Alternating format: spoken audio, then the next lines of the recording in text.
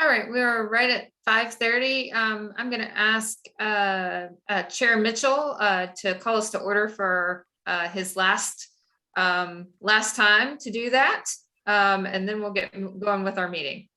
I'm sorry, what are you asking me to do? Call the meeting to order. Oh, go, great. I thought I was done. Welcome to the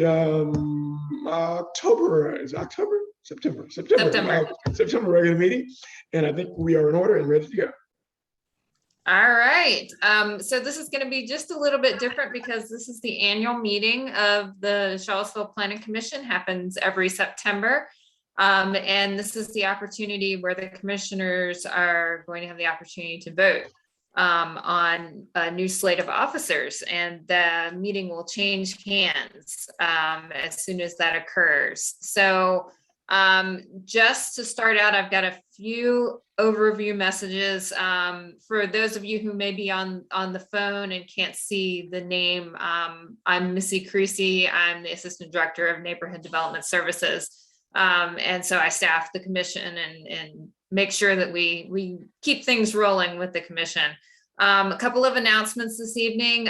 First one is for raising of hands during the meeting. When the chair calls for the public input sections, right prior to that, if there are any hands that are up, those will all be lowered. And then as soon as the chair calls for public engagement, folks will have the opportunity to raise their hands at that point. And that gives everyone an even playing field for getting in line for speaking. And please note that we will have an opportunity for everyone to speak definitely during the public hearing. We did want to clarify that we have two pretty large items this evening. And so we're going to do matters from the public until 6 o'clock when we receive our council majority. And then we will stop the matters of the public and do that following our discussions later this evening. That'll allow us to get to the public hearing. And then work through the work session item, and then there'll be an opportunity for public comment at that time. So just some logistics there to help, and the raising of hands, that's already listed in the chat for all participants to read, and I'll put some additional information in there concerning how we're handling matters from the public as the meeting progresses. But at this time, typically the commission would give reports, but it seems like it would make sense to move forward to the annual meeting part and then backtrack to the reports if all the commissioners are okay with that. All right, seeing lots of head nods. Sorry about that. We will start the annual meeting by having a report of our nominating committee.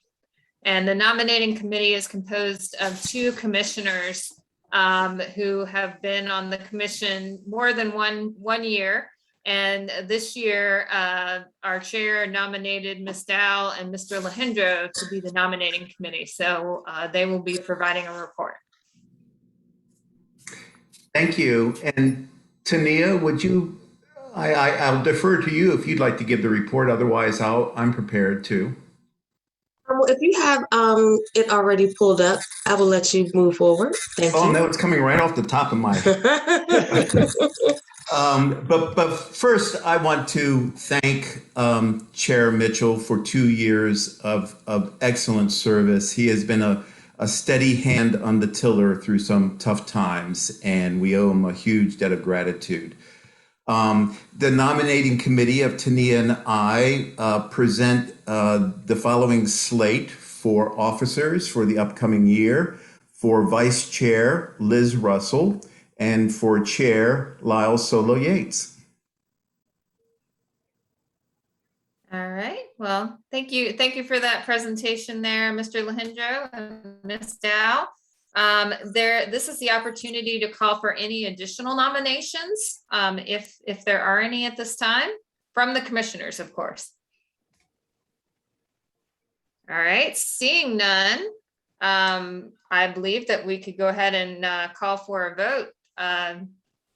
One of our commissioners would need to call for a vote for that slate of officers. I so call for a vote. And I second.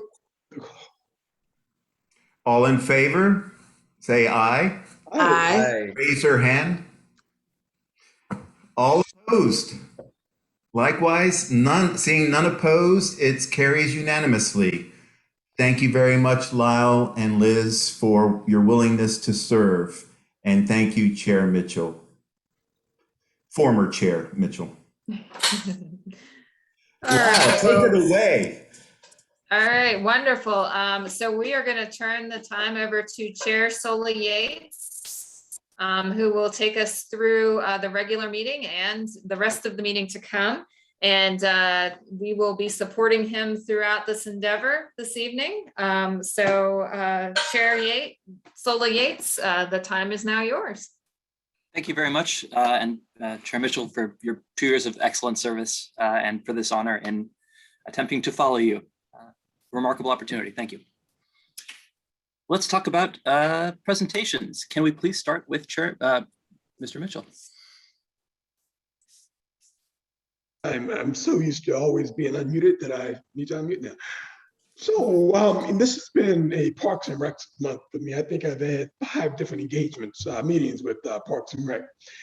And actually, Jody, I'm going to let you talk about what we did this weekend because you seem to have so much fun doing that. So I'll leave that to you. But Jody and I spent the weekend with a couple of folks from Parks and Rec, and he's going to talk about that. I want to talk about one thing that's very important to us because this is what we do, and that's the capital improvement budget for Parks and Rec. The direction that we've been given in Parks and Rec, and I think most of the departments have been given, is not to ask for anything new in the capital improvement budget unless it is an emergency or unless it is an absolute need. We've got at least 4 things that fall into that category. The first is the drainage in McIntyre Park.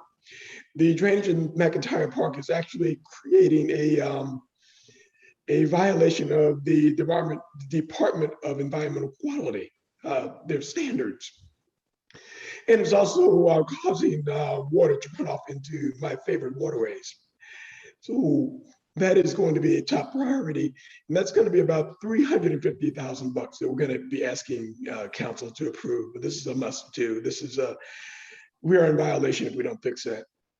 The next top thing is Honesty Pool. That's the pool at Mead Park. Been out of use for a couple of years, and we think it's going to take about $400,000 to bring that back online.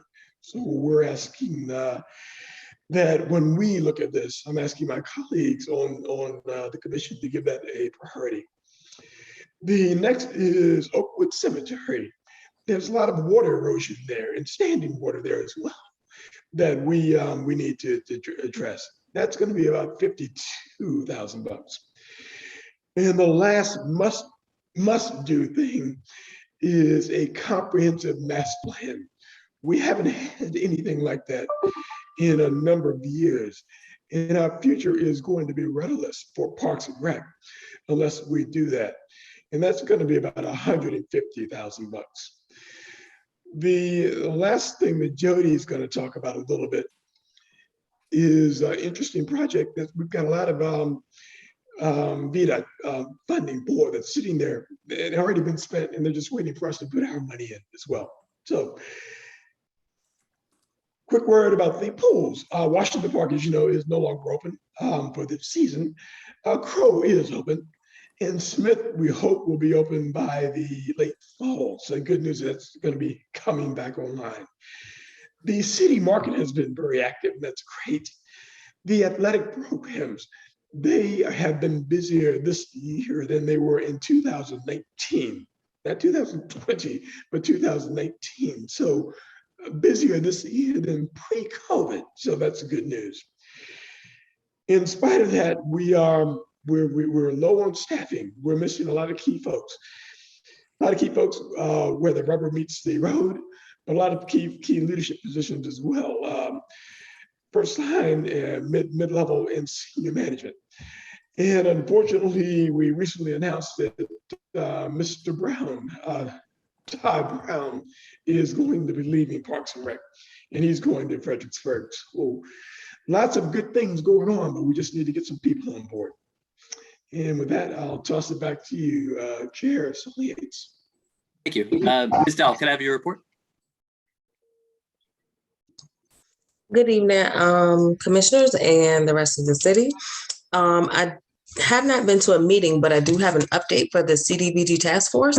August 16th, HUD approved the environmental review and the traffic safety signs have been ordered. So that is definitely a good update. And then I will be attending the school CIP committee meeting, which will be Tuesday, October 26th from 9 to 11 virtually. And welcome. Mr. Habab, can I have your report? Yes, I have not been to meetings yet, but I'm going to attend the Citizens Transportation Advisory Committee meeting tomorrow. That's it for me. Mr. Lahindra?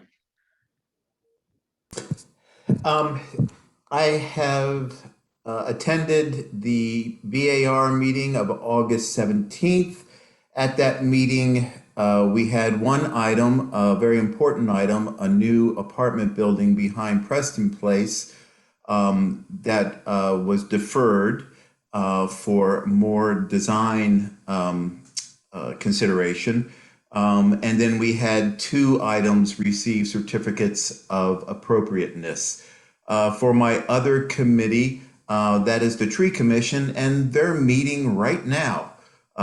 They clearly don't want me to be at their meeting for some reason. They keep doing this to me. So, and as for the walk in the woods, I'm gonna ask Hosea if he wouldn't mind sharing that experience with you. Hosea, I was in the back of the line. I didn't catch much of what the discussion was in the front, and I lost a lot of brain cells on that grueling bike ride back from that walk.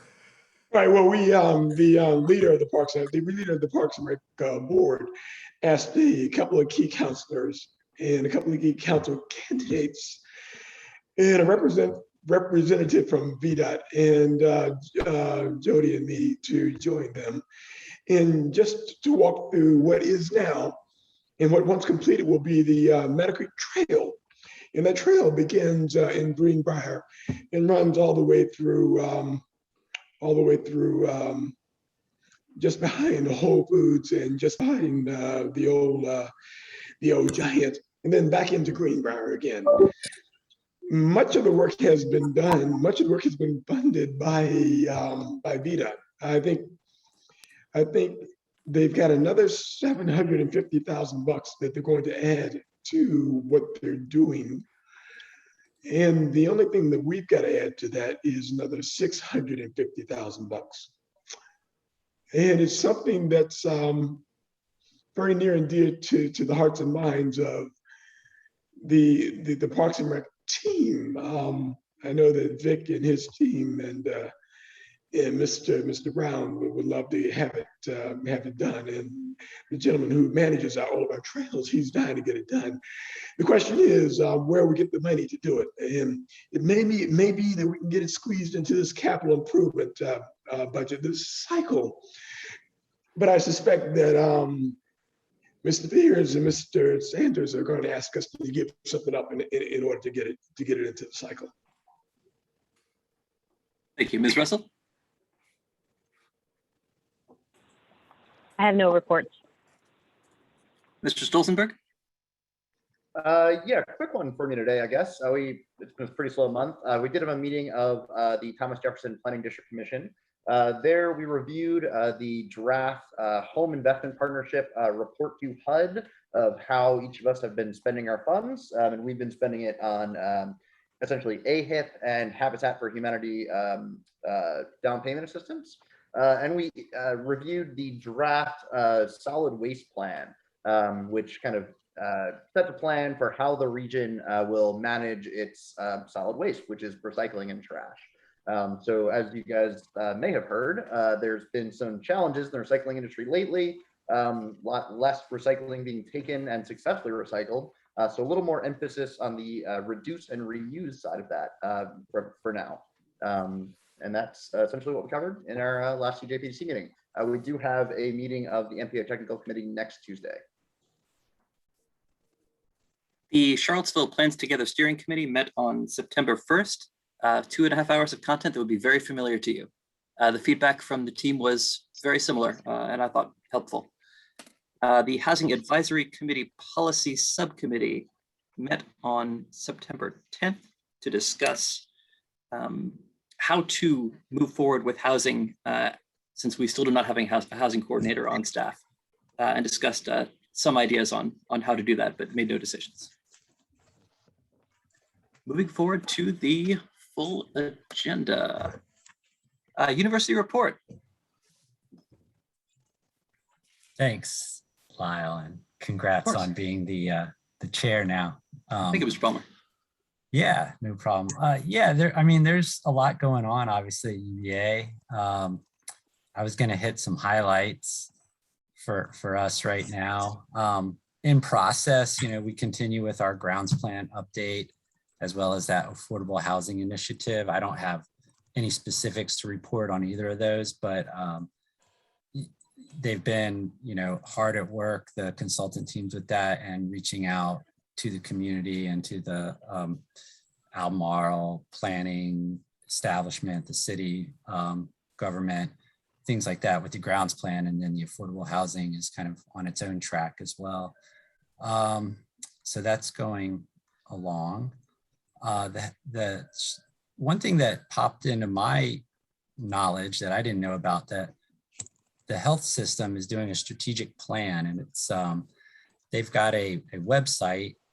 So that's the hospital and such. And they have a website that I was gonna stick into the comments section if the community cares to comment, has any comments on any aspects of the health system. It would be a good opportunity to do that. So.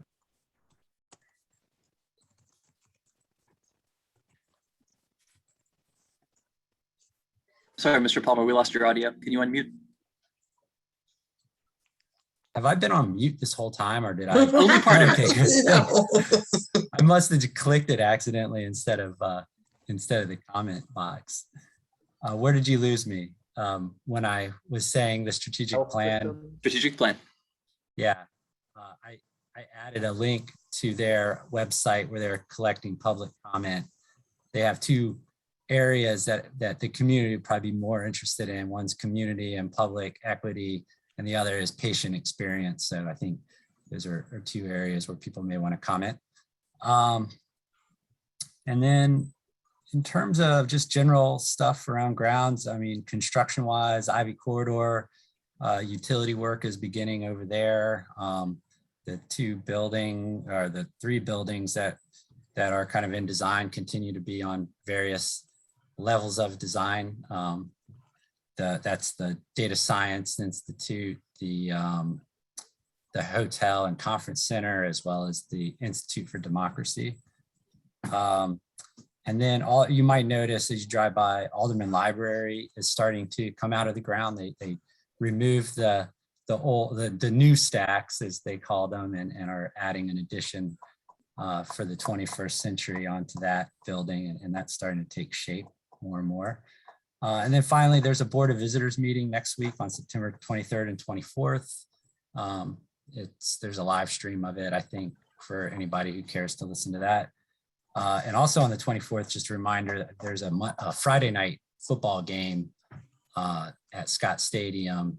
So you may notice heavy traffic on Friday. So that's all I got.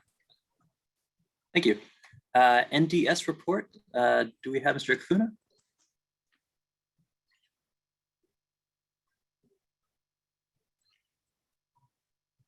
Ms. Chrissy, I think. Sorry, I was on mute. Problem. I wanted just to give a reminder of the meetings that we have coming up over the next couple of weeks, just to make sure everyone has those set. September 21st, which is next Tuesday, we have a work session starting at 5 o'clock, and it'll be our continued review of the comprehensive plan.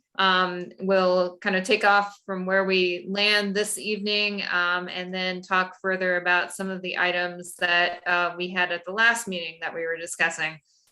We are currently scheduled at our regular meeting on October 12th for the comprehensive plan public hearing.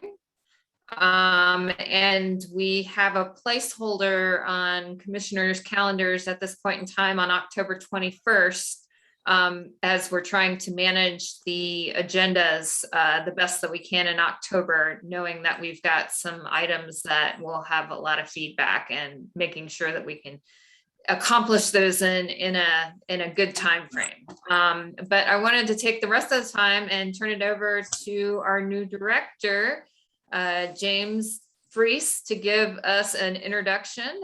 So you guys can hear a little bit about him, and we'll kind of go from there. So James.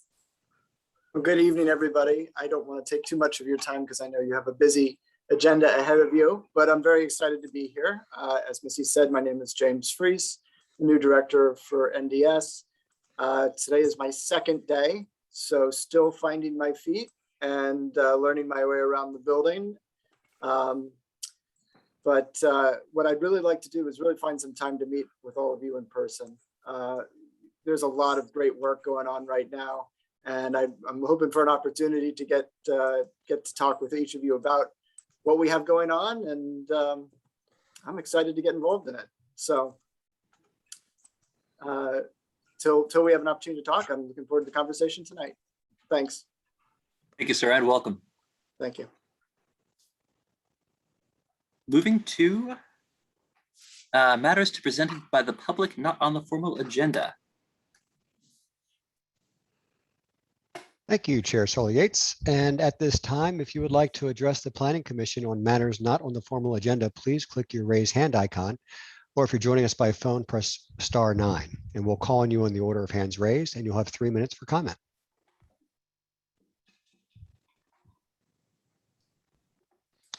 Looks like we do have one hand raised. Benjamin Heller. Mr. Heller, you're on with the Planning Commission. You have 3 minutes. Hi, thanks for having me. I'm calling from McIntyre Park, and I can report happily it is not flooded. Seems well drained. So good news for now. I just wanted to chime in on an environmental question, related to the comprehensive plan. And it's just, I have a concern about whether there's not more analysis potentially required for that to know whether the impacts are going to be as positive as we want them to be, or potentially, fall short. And, I think it just, if we all know that if we were building a city from scratch, with the goal of minimizing greenhouse gas emission, we would build dense. But we're not building from scratch. And the impact is going to depend on decisions that economic agents make, partly in response to your ordinance.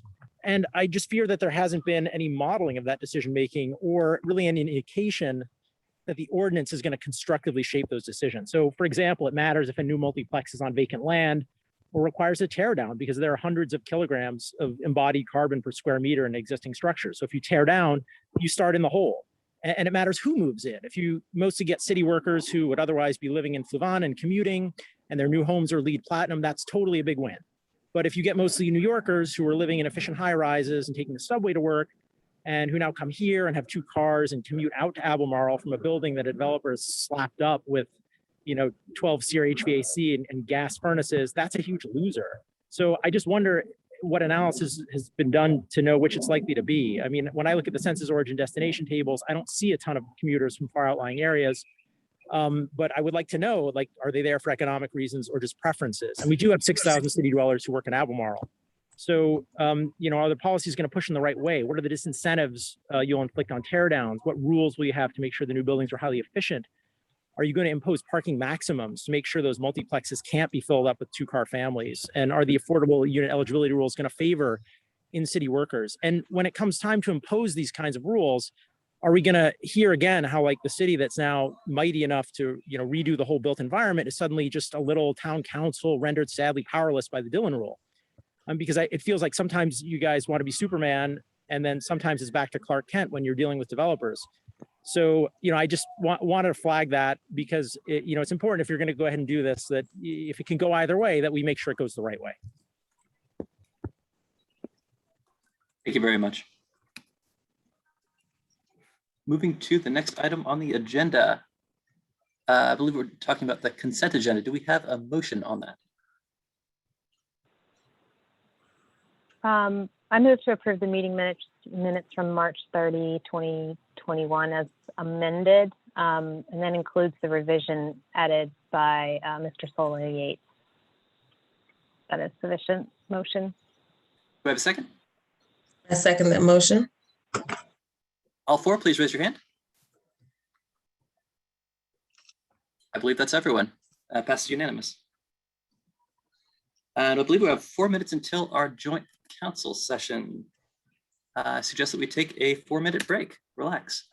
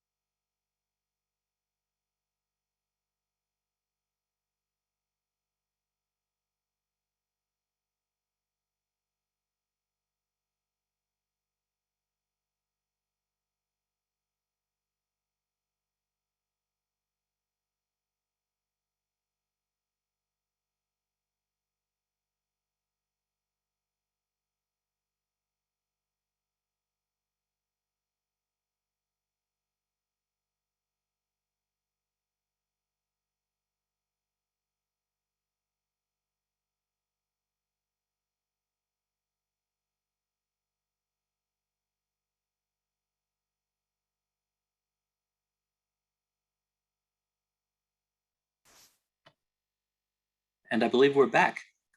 I count 2 counselors. Am I close? I think we have 3. I see One. Councilor McGill, Payne. Oh, no, 4. Hill. This one just saw another.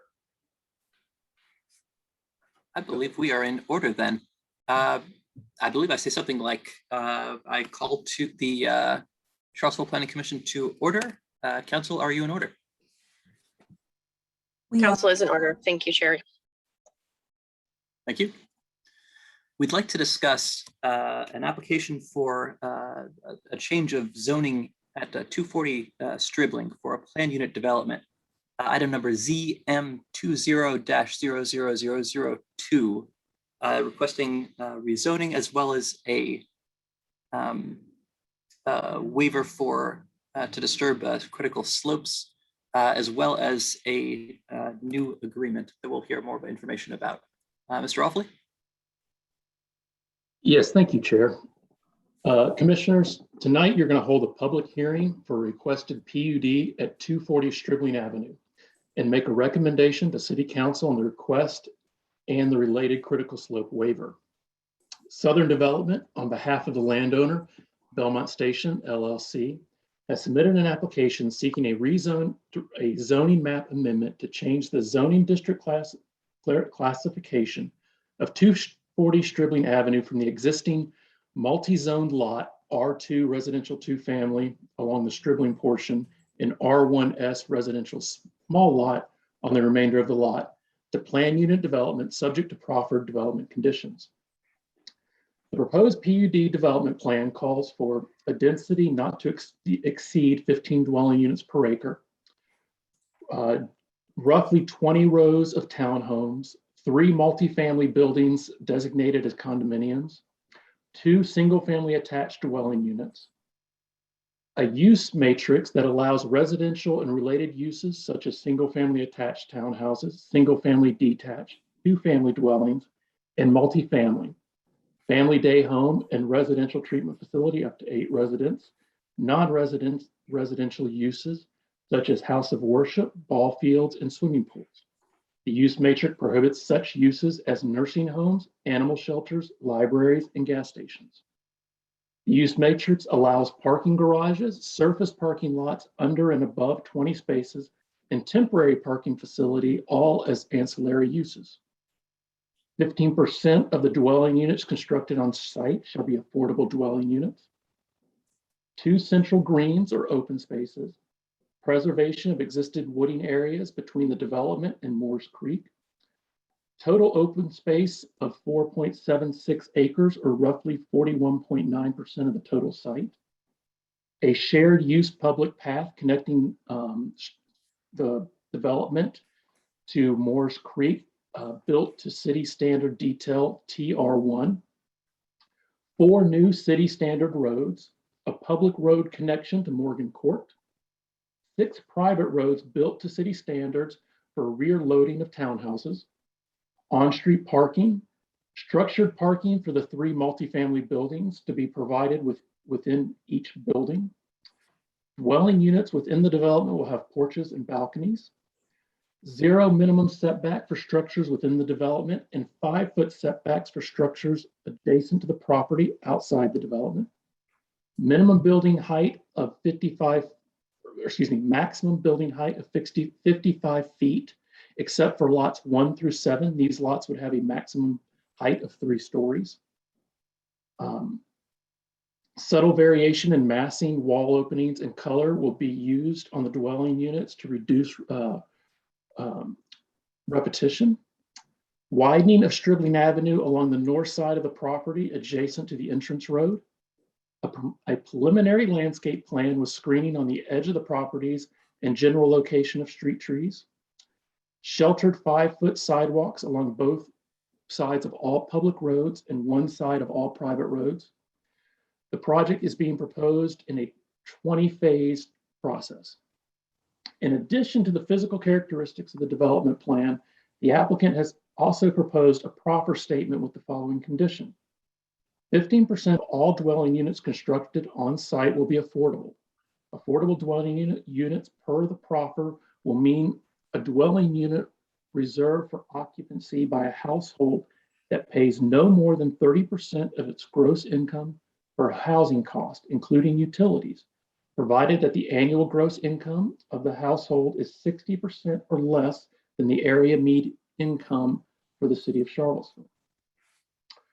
Of the affordable dwelling units, a minimum of 30% will be reserved for rentals to low and moderate income households for a period of at least 10 years. Of the affordable dwelling units, a minimum of 30% will be reserved for ownership by low to moderate income households for a period of at least 30 years.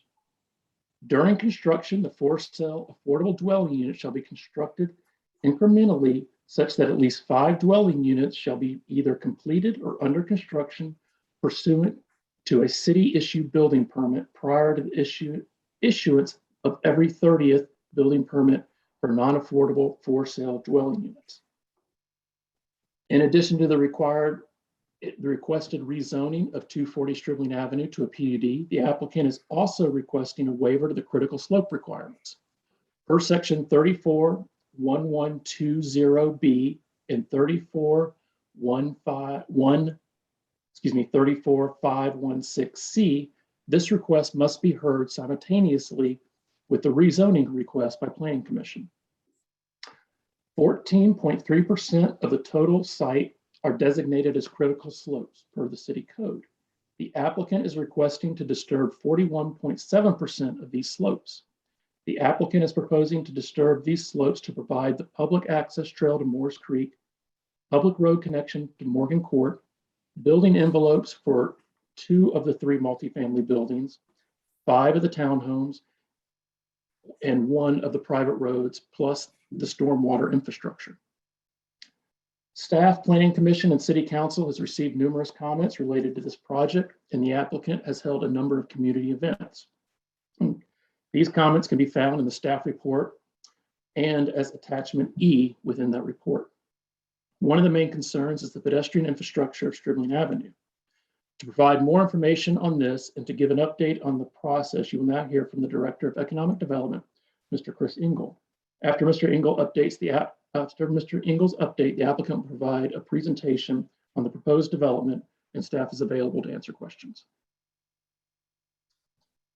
Okay, good evening. Thank you, Matt. My name is Chris Engel. I'm the Director of Economic Development for the city, but tonight I'm here on behalf of the city manager.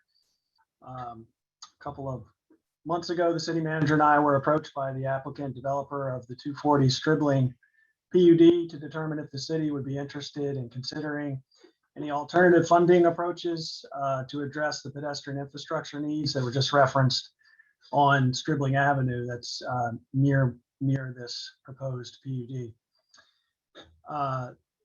The approach that we're going to outline for you today models a previous approach the city has used for economic development projects, thus my involvement as well as the city attorney to negotiate this infrastructure funding agreement. I do want to be clear that this agreement is not part of the rezoning request, but it does impact the area nearby and is certainly of interest to many in the neighborhood.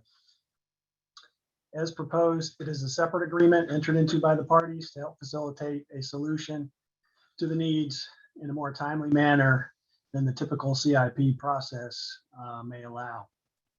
In its simplest form, this agreement stipulates that the developer provides up to $2 million in funds to construct the needed improvements, and that is likely in a time frame that is contemporaneous to the PUD development to create some efficiencies there.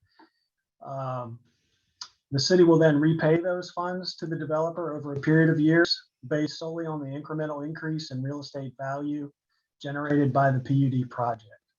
So as the new units arrive and are assessed, that increase is what is used to pay back the developer for the $2 million that is essentially provided upfront to do the improvements in advance and in conjunction with the new PUD. So to be clear, this project has not been designed, it has not been engineered, has not been bid or estimated. It's been estimated, but has not been bid by a formal contractor. So many of the detailed questions that people might have as to what it might look like, just can't be answered as of this moment. So there's obviously work to be done should this agreement and the PUD move forward. But a few of the details that you may be interested in. The agreement covers sidewalks and associated utility and stormwater infrastructure for approximately the length of Stribling Avenue from its intersection at JPA to the city boundary. A preliminary survey, and a preliminary engineering have been completed by the developer.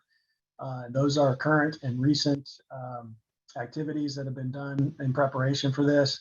That did result in a cost estimate for these improvements in the range of $1.5 to $1.6 million.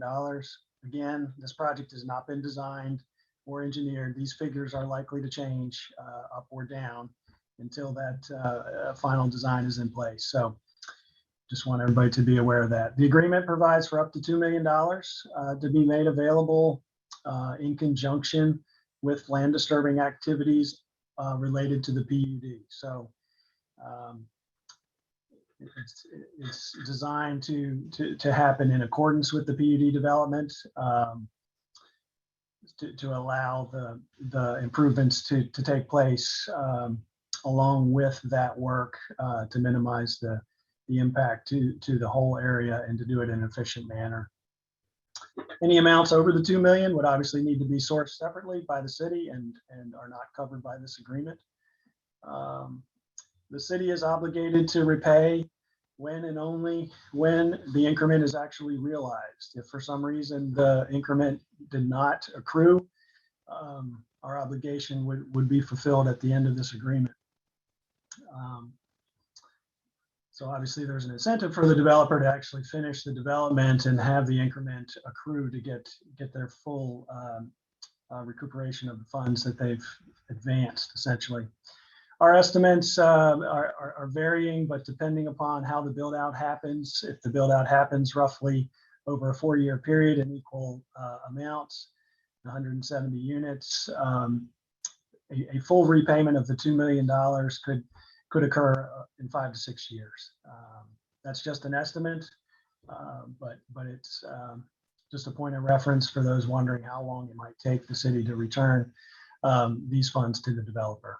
So once again, this agreement is in draft form. We did provide it yesterday to interested parties in the Planning Commission. The key elements have been agreed upon by the parties, but until it's approved by City Council, it's obviously not final and would obviously have to be executed by both parties to be official.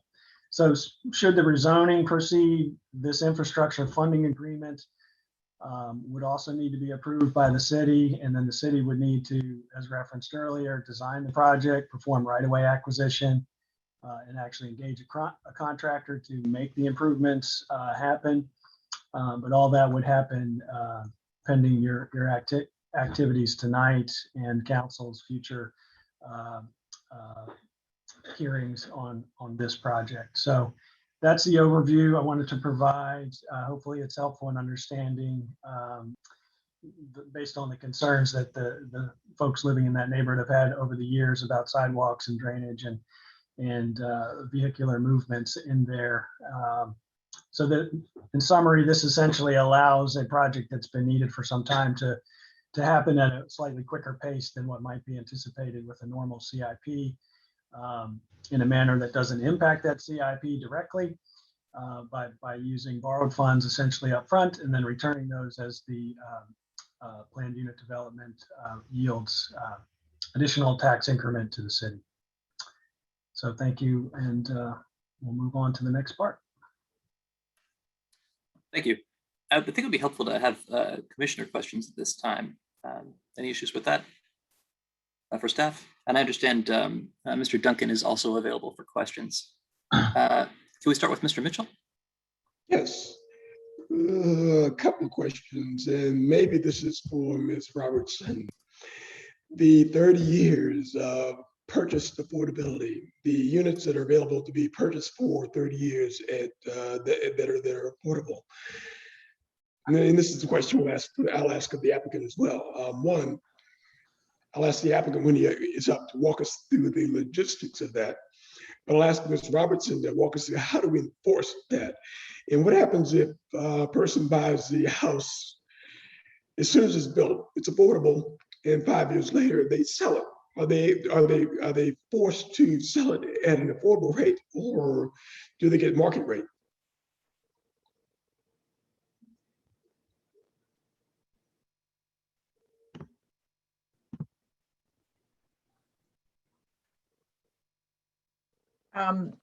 So would you like me to go first? Yes, yeah, I mean, Or the applicant? we'll wait till the applicant gets up. The applicant hasn't presented yet. Okay. So this is an issue that we're seeing over and over and over again, because particularly in relation to for sale units, there is no internal consistency of policy with the city as to whether or not the city is looking for committed units at a particular location. So a particular unit would remain affordable for 30 years, or whether the city would like people who purchase that unit for the very first time to be able to realize some benefit from it, but later sell it for fair market value. And so until we make some policy decisions in connection with hopefully the new zoning ordinance, we're sort of left with a bunch of different provisions. So number one, if the city's current zoning ordinance in section 3412 requires a developer to provide a certain number of units, those required units are subject to the provisions of the city's existing regulations and housing policies. And the existing regulations do specify that deed restrictions be recorded. Now, people don't like those. That people who favor allowing people who purchase the home to be able to sell it at a certain point in the future don't favor restrictive covenants, at least not ones that don't allow for the property to be sold at something that resembles fair market value. But to whatever extent we have regulations, those regulations requiring the covenant apply to the standard operating procedures. And Rory just posted a link to those procedures in the chat. They're lengthy and they deal with a number of things, but the short answer is those regulations do require individuals to record a deed restricting the use of the property in relation, but that's only in relation to the required number of units. So in a lot of developments that you see coming through, that might only be 1 or 2 units. If the developer, in addition to any required units, is voluntarily just offering additional number of units, then whatever promises you are receiving are only as good as what your application materials describe.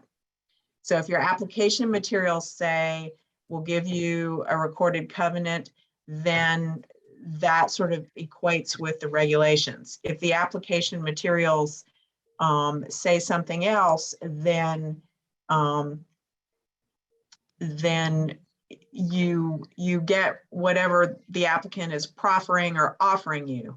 What I'll note in connection with this particular application is that if you look at the provisions of the proffer statement in paragraph 1C, the applicant is saying that the obligations set out in the proffers will be set forth within 1 or more written declarations of covenants, so that everyone who buys property from the developer well, we know that we have the proffers going forward, and those are zoning ordinance provisions. But with that recorded written declaration, that means that everybody who purchases that land from the developer will be on notice as a result of some declaration of covenants in their chain of title that they may be purchasing a piece of property that has to remain usable as an affordable unit going forward, consistent with what the proffers say. So it's important that you all, in making your recommendations, are comfortable with what paragraphs 1A and 1B of those proffers say. Because they may, to the extent that there are units which aren't subject to section 3412, the applicant, is setting forth in those paragraphs what they're willing to do. But the other thing that I will note is that the provisions of paragraph 1B do make reference to your existing regulations. And so to that extent, the applicant is promising to administer all of the rental units in accordance with the provisions of your existing regulations. And as noted, Rory has pasted a link to the regulations in your chat. All right, I'll yield back because I don't want to take up other commissioners' time. I do have other questions. I'll just make a philosophical statement. Seems to me that it defeats the purpose if a low-income owner can't build their wealth by eventually, maybe after 5 years or so, being able to market that property at fair market rates. I yield back. Well, before you yield though, I just want to note that that's a big policy decision that the city has to make relative to for sale units. Because if you're saying at the time of a rezoning that something's going to remain affordable for 30 years, that scenario you just described means that the property is affordable during that 5 years, but it will go away at the end of 5 years. So that's a perfectly legitimate policy choice if the city chooses to make it, but it's not real clear in any of our, regulations or requirements at this point, which preferences you may have depending on what type of unit it is and what the goals of a particular applicant may be. Long-term affordability in rental units is a good thing. Long-term restricting of a low-income person's ability to build their wealth is problematic. I yield back. Thank you. Ms. Dow, questions?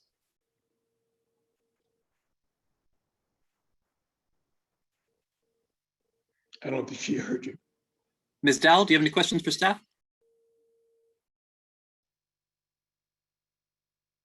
Mr. Habab?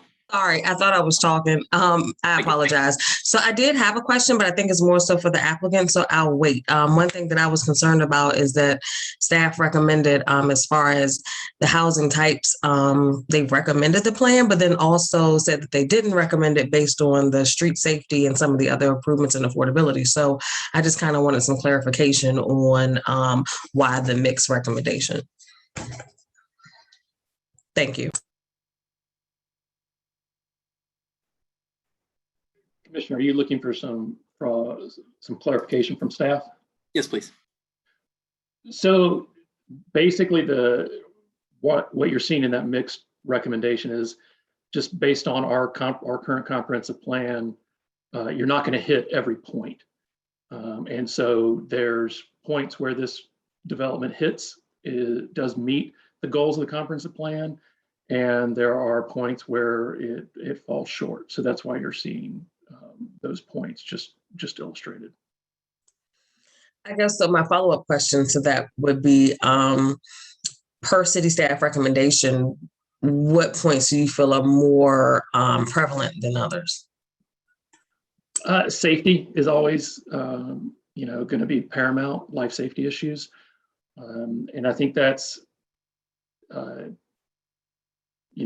main thing. And then it is hard to judge the way our current comp plan is it doesn't weigh different goals. So it's a little hard to say. I think commission has a legitimate discussion on certain these things, what they feel are goals that can be reached through this plan or not. Thank you. Mr. Bob, questions for staff? Thank you. First question, I guess I wanted to follow up on the affordable dwelling unit point. My question was, if it's kind of slated for the 60% AMI, we're talking specifically about the home ownership one, for example, and then that person gets a raise and they make 65%.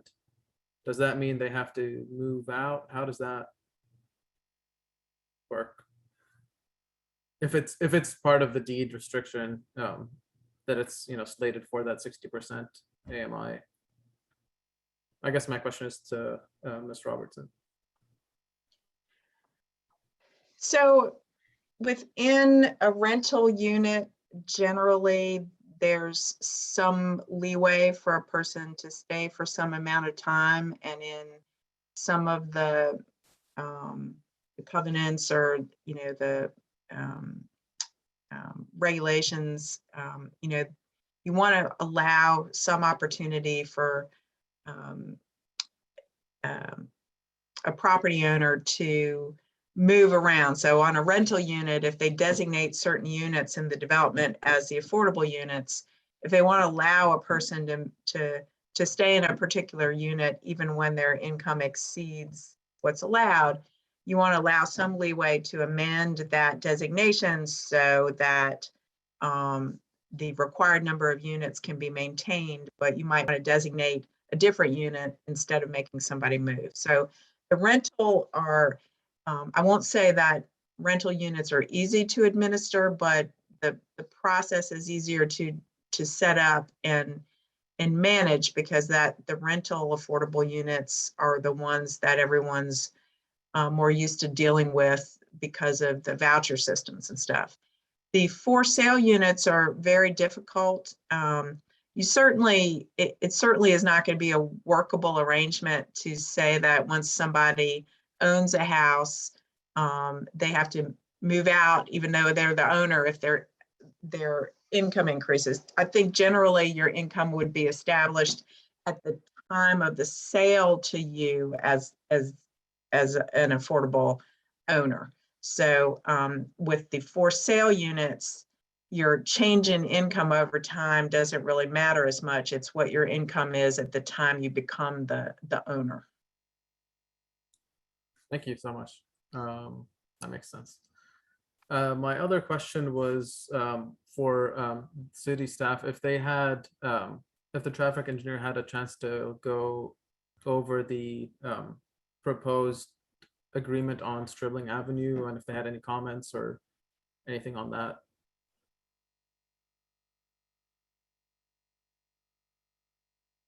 Since I think a big issue was from the staff report was that safety of that street as it is right now for the development. I was wondering if they had any insight on that. This is Jack Dawson. I'm the city engineer, not the city traffic engineer, but we saw the agreement the other day. I did not see the design. My concern is probably that that estimate is a little light, to probably very light. And to tie it back to some questions I think maybe were in the pre-meeting, it isn't just a sidewalk, it's essentially a streetscape, because when you touch a road, you have to bring it to code. That road is not 20 feet throughout. So if you have an 18-foot wide road and you need to bring it to 20 feet, then you're excavating, doing CBR tests, compacting stone underneath just to widen the road before you build the curbs. When you curb the road, now you're concentrating water. And so even though there's not a significant impervious increase, all of the water that diffused through sheet flow onto various people's properties will be concentrated in various places. And there is not the infrastructure to support that, whether it's existing storm drain infrastructure, open green infrastructure of any kind. And so we've have a couple different estimates because this has been lingering around primarily through the community CIP development process or neighborhood development process. It's not a priority for the city regarding sidewalks, and stated before, we only have $650,000 in our account now for sidewalks for CIP with only $100,000 maybe projected for the next couple of years.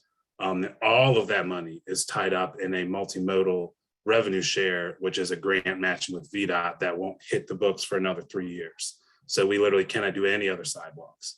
And so again, we do have a few very general estimates on there. The last one that we conducted was 2.9 million, and that was just a sunset. So there's a significant design endeavor and construction endeavor in order to facilitate this. So I would be remiss if I didn't say that that was the primary concern, is the cost. We have not reviewed plans, so there's no, I can't, if the sidewalk gets built, it would be to code with minimal variances based on existing conditions. So the issue is how you get from where we are now to that, evaluate it appropriately and pay for all that, because it is not an insignificant undertaking.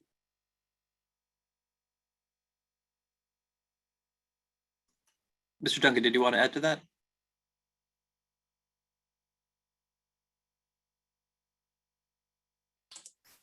I don't think Brennan is on the call tonight because he asked me if he should be here. We didn't see that plan, so he doesn't have too much to speak to. So Thank you.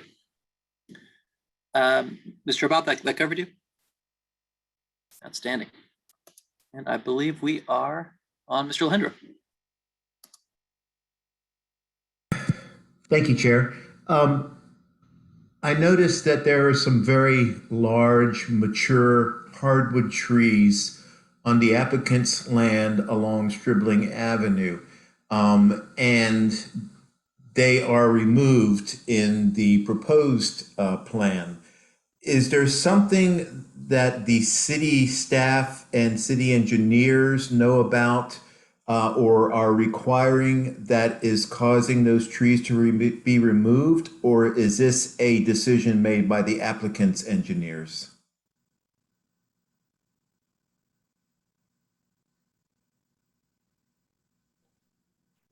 Commissioner, I'm not aware, we're not at site plan level. So again, this is more at the land use level. So this would have been any decision, I believe would have been the applicants, unless they were following a guideline in the zoning code as they're preparing the plan. But off the top of my head, I don't know of any reason other than just construction reasons. Okay. Yeah, from engineering, I'm sure there's a requirement that they build sidewalk along the frontage of Stribling there, as well as dedicate some right of way to increase that right of way to basic standards. So if those trees you're talking about are 8 feet beyond the existing property line, they almost certainly would be removed based on building the sidewalk there for Stribling. But short of that, our comments, our review process are what you'd read in the report, essentially. So we have not had any comments or feedback beyond that for this project in its current form. Okay, thank you. I'll save that for the applicant. Ms. Russell? Thanks. I had a question about Morgan Court. We talked in the pre-meeting a little bit about the question was, what's the threshold requiring 2 points of ingress and egress? And it was generally, communicated that 50 units triggers that requirement. And then Matt, you noted that was unless 2 access points would create an unsafe condition. So I don't know if Mr. Dawson, you can clarify or speak to that a little bit. I'm sorry, this is in regard to the status of Huntley or the 2 connections based on? This is the 2. So I want to generally understand,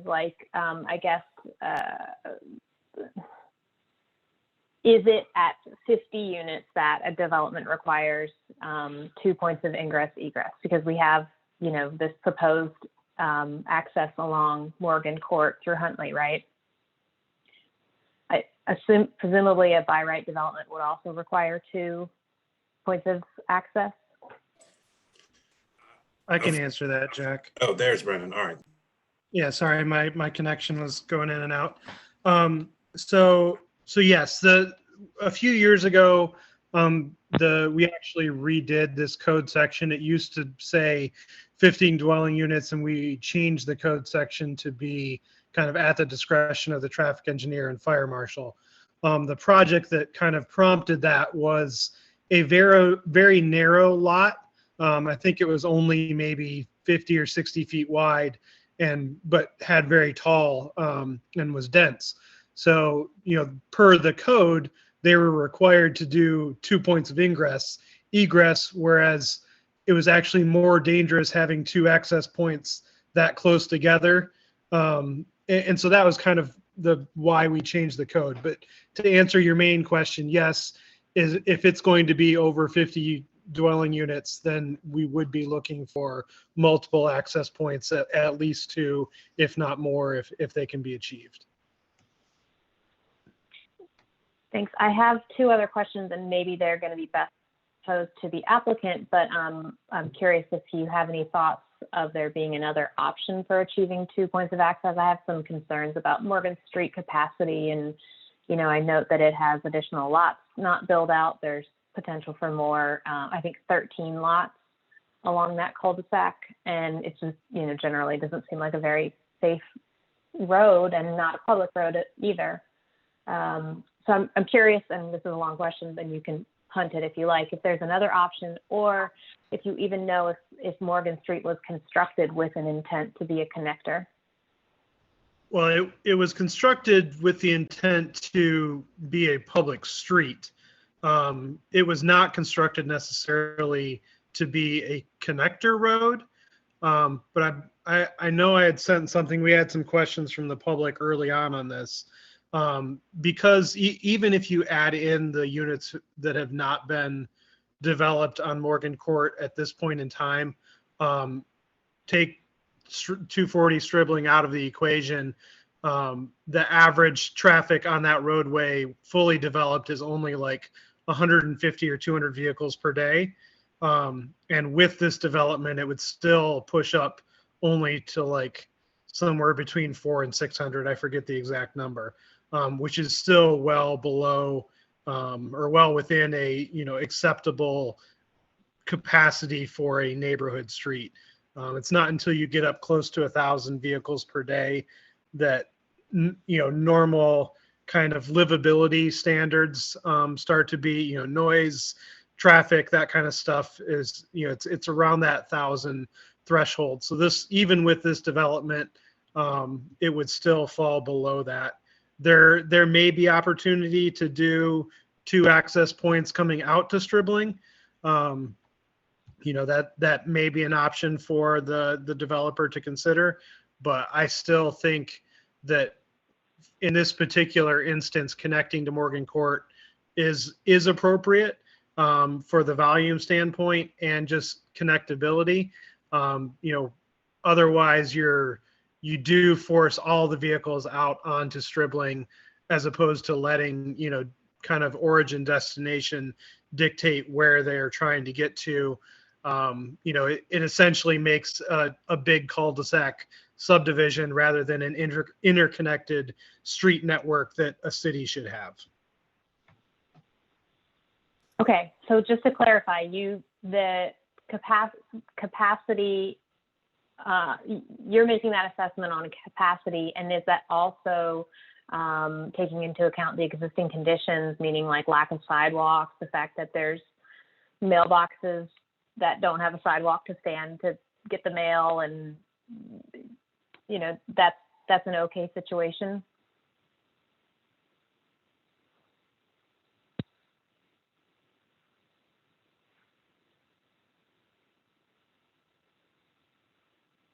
Maybe his connection is gone. Yeah, I'm not sure what happened to Brendan's connection there, but to jump in there, Brendan looks at it from the traffic connection standpoint. And so while it would be much better to have sidewalks there and have all the mailbox accessed by sidewalks, et cetera, the road still serves the function as being a public city road with vehicular and pedestrian connectivity. So while it's not an ideal situation, it was, in theory, designed to be a local street and carry those traffic loads. How it was designed and built and the result maybe leave some to be desired for sure. But the point is that it is a local street, and that's the purpose of a local street, is to provide connectability to large parcels in situations like this, so that there can be both behavior and activity. Okay, I have one more question, and that's actually, you know what, I can ask that to the applicant. It's about the connectivity to the Morris Creek or to the RTS, and I just don't understand how that's happening, but I can ask that to the applicant. Mr. Stolzenberg, please. Yeah, thanks. And sorry, just to be clear, I think that all the mailboxes are up on Huntley Ave, which has no sidewalks. No, they're I was there this morning. There's a whole row of them on At the corner, right? Morgan. No, Okay. like near the playground area on Morgan Court. Okay. All right. Well, I guess I have a couple questions. I guess we lost Mr. Duncan, but maybe quickly for Mr. Dawson. So was this second connection driven? Oh, he's back. So Mr. Duncan then, was the second connection driven by staff asking the applicant for it? As I recall, last time they were talking about it as an emergency connection and didn't really have strong opinions either way. Yes, it was driven. It was a request of staff. Gotcha. And then, you know, I see looking at the 2013, the adopted comprehensive plan, how it talks about encouraging new street connections and increasing network connectivity. Is that kind of the general theme? Is that what's driving us to ask for these additional connections here? Yeah, So I mean, So I'll speak to that a little, Brennan, just because there's, when you look at a by right development, so the traffic engineer, city engineer, you know, they're looking at it through their lens of their discipline of that capacity, as Brennan spoke about. When you're looking at a conditional rezoning or SUP, we're looking at other factors too, like the comprehensive plan. So yes, there is that factor that the need for connectivity in the comp plan is also driving staff's request to have these connection points, in addition to the other requirements by traffic. Gotcha. And then is it like unheard of in the city for a cul-de-sac to turn into a connected street? Now I can think of several roads, you know, Fairway, St. Charles, I think Riverside, that have what looked like they were cul-de-sacs at one point and then were extended. I don't know when those happened, but is that like something unusual in the traffic engineering world? Normal? Okay. All right, thanks. That answers my traffic questions. Next, I guess I'll jump on what Commissioner Mitchell said about the for sale, like resale, I guess. Of course, I lost my standard operating procedures. But as I recall, the very essentially last line of the standard operating procedure, Schedule 2, which governs the for sale units, which I think is on page 14 of that document. It says the CAU commitment will describe how resale of CAUs will be handled so that the term of affordability can be satisfied. And separately, it says like minimum 10 years. So I guess, are we saying that like the applicant is saying 30 years, and that's what kind of creates this problem where probably within 30 years, most homes will be resold. And then I guess it seems like that proper doesn't explicitly say that they have to be resold at an affordable rate, but if they aren't, then the developer has to provide an additional for sale unit at an affordable rate somewhere else in the city. And so then it's a safe assumption that the developer is somehow going to make the owner sell it affordably. Is that a reasonable interpretation of that?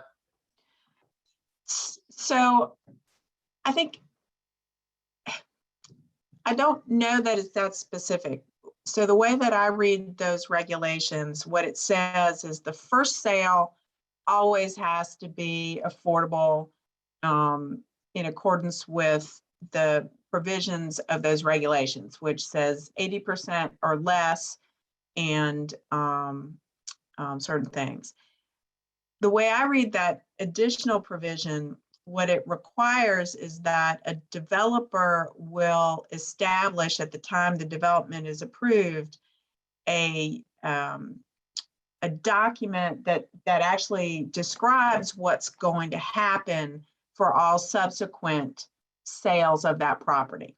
So I think that provision was specifically there to leave some flexibility. So the developer might say, hey, I want to partner with this nonprofit and this is the model that they use. Or it leaves some room to say, we want people to be able to sell and make some money, but we still would like it to be a resale, at a certain level. So it leaves some room for people to make proposals for the city's consideration. But remember, these regulations go with section 34-12. And by the time that somebody is asking for a building permit, we want them to tell us what the plan is. So either you're going to keep them affordable for no less than 10 years, but if someone's proffering 30 years, that might be the commitment.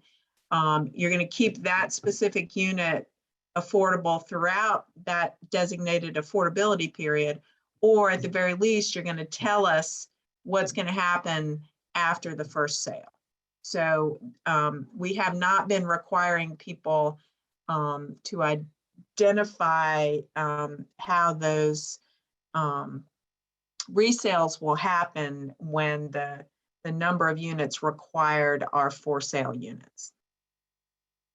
Gotcha. Okay, I think I get it. All right, my last question or set of questions is for Mr. Engel about the performance agreement. I guess help me understand why this performance agreement is better than the initial offer from the applicant to just give us $500,000 worth of cash in cash. So if I'm understanding this correctly, the city collects the tax increment regardless of whether there's an agreement or not, right? Because if there's any construction, the tax assessment will go up and we'll collect more tax revenue. And so then it's just a matter of allocating money to make the sidewalk improvements actually happen. So we could, in the counterfactual, allocate that money in the CIP, take out bonds that will be 20 years and roughly the same interest rate, maybe a little bit higher, and then pay off those bonds with the tax revenue we get. But instead, we're essentially taking a loan from the applicant and directly allocating the tax increment money. But in the counterfactual, we would have had $500,000 cash too. So what are the benefits there? And the one I see is that even if they end up not constructing the project, we still get that money from them and basically never pay it back. Are there other benefits? So let me just jump in real quickly before Chris starts. So the first scenario you described just talks about the city's capital improvements process. That's exactly the definition of a CIP program. You prioritize and identify what projects you want to do. You project what revenues you're going to receive from tax revenues that year, and you apply those revenues to your priority list. And so in that first scenario, it's not really a TIF. It's just how you normally are supposed to do a CIP. And so I'll let Chris take over from there because I don't want to confuse people too much. That was a very fancy way to say, yes, that's exactly what the city normally does, but how we do it is called the CIP. Right. Yeah, I think that's a good point. I guess I was saying we would mentally earmark the extra money to pay for that in the CIP, which would move up in priority because this is all happening and we have this extra revenue. But I guess nothing explicitly ties it together. And maybe that, Mr. Engel, is what the advantage is that there's a direct tie between these two things. Well, that's certainly part of it. The other part is the pressure on the CIP with regard to its capacity. And this circumvents that in a manner of speaking because the developer provides those funds up front and the city doesn't have to carve it out in next year's CIP. But we get some time to pay that back, and we get additional revenue from the development to help pay that back. So that, I think, is the benefit there. And the other you mentioned was, if for some reason the development doesn't materialize, our obligation ends with whatever increment does occur within the period of the agreement. Okay, wait, so you said we don't have to allocate in the CIP, but I thought earlier, or by email, I heard that we still have to allocate it in the CIP just with this extra source of revenue. So are we saying that like it doesn't count against our bonding capacity for our debt rating because we get it from them? There's a couple of components to it. Part of the design work would still have to be done by the city. So there would still have to be a CIP project, and the design component would have to be accommodated there. The funds that the developer is proposing are for the construction of the improvements. So that's where that would come from. So we'd have to time all that out with respect to how the developer intends to develop. And there's a drop dead date that the funding must be provided by in the agreement, if not sooner, if land disturbance hasn't happened sooner. So we would have to kind of time all those out so that it works appropriately, and that would impact at least one of our CIP budgets on some level. And we don't know what that number is for design costs yet. Okay, so that's just for design though, and then potentially eventually cost overruns, as Mr. Dawson said. But the flip side of that, right, is if we're saying the tax increment will pay it off in 5 or 6 years, probably based on what we expect it to be. If that cost goes a little high, even though we didn't get that money from the developer, it significantly reduces the amount of bonding capacity we have to use for it. And that 7th and 8th year or so, if it's a 20% overrun, would pay it off, 40% overrun. Yeah, in theory, that's correct. Yeah. Okay. All right, let's keep it moving. Mr. Palmer, any questions for staff on this? No, I don't have any questions. Thanks. Outstanding. Can we please hear from the applicant? Good evening. Mr. Mitchell? I'm sorry, please continue. I think we're supposed to be talking about the critical slope in the actual application all at once, right? Because we have 2 votes, but we're going to review them all. And we didn't talk much about the critical slopes. I wonder if I can ask just a couple of quick questions about that. I so grant. Okay. Looks like Mr. Dawson is very cautious about the application, as he typically is, and that's a good thing. But it looks like the folks from the other side of the house are not as concerned. The environmental sustainability division are pretty happy that the applicant is going to be able to keep 73% of the phosphorus out of the water, that based on the things that they're going to do. The question I've got for Mr. Alfie is, on page 8 of his staff report, he walks us through 8 different recommendations that I think would make him comfortable. I want to make certain that those 8 recommendations, if implemented and embraced by the applicant, would make Mr. Alfie comfortable with the issues relating to the critical slope. So those recommendations really came out of engineering. So I will defer to the city engineer on those with questions to the recommendations. Yes, so I'd be happy to speak to that. If you recall, we've obviously, typically when I'm here in front of the planning commissions to talk about critical slopes, and you may recall last time I was in front of y'all, it was associated with South First Street. We had the whole conversation about the difficulties of overlaying engineering review and with a planning process prior to design. That was a little bit different because it was mid-project. And so we had all the details we needed to go with. This takes us very much back to a very general ideas of how to safely handle the water here. These are have evolved from my experience doing this over a couple of years to essentially what's boilerplate at this point. I believe there was a concept level plan for resident patrol in the package, which I did look at when I put this together, but these are primarily essentially boilerplate advisements to how best manage a project like this to avoid detrimental effects to the critical slopes and the environment around it. It's not a guarantee. And if you read it, the wording about recommendations was very carefully crafted with the help of Mr. Alfieri here, so that it was not, it's if you feel that it meets finding number one, then this is the bare minimum that should be put on. So I can't say, I don't know how the project will be designed or built even at this phase. So this is the best we can do. And typically it is very difficult for you to, at this point, say this is going to be a good thing. It's this early in the day. So we're pretty much having to go in good faith that if they do these things, they've done the best they can, at least until you get to the site plan review. Correct. Okay. Okay. All right. Thank you, Mr. Chair. Of course. Mr. Armstrong, thank you for your patience. Just a little bit of complications going on here.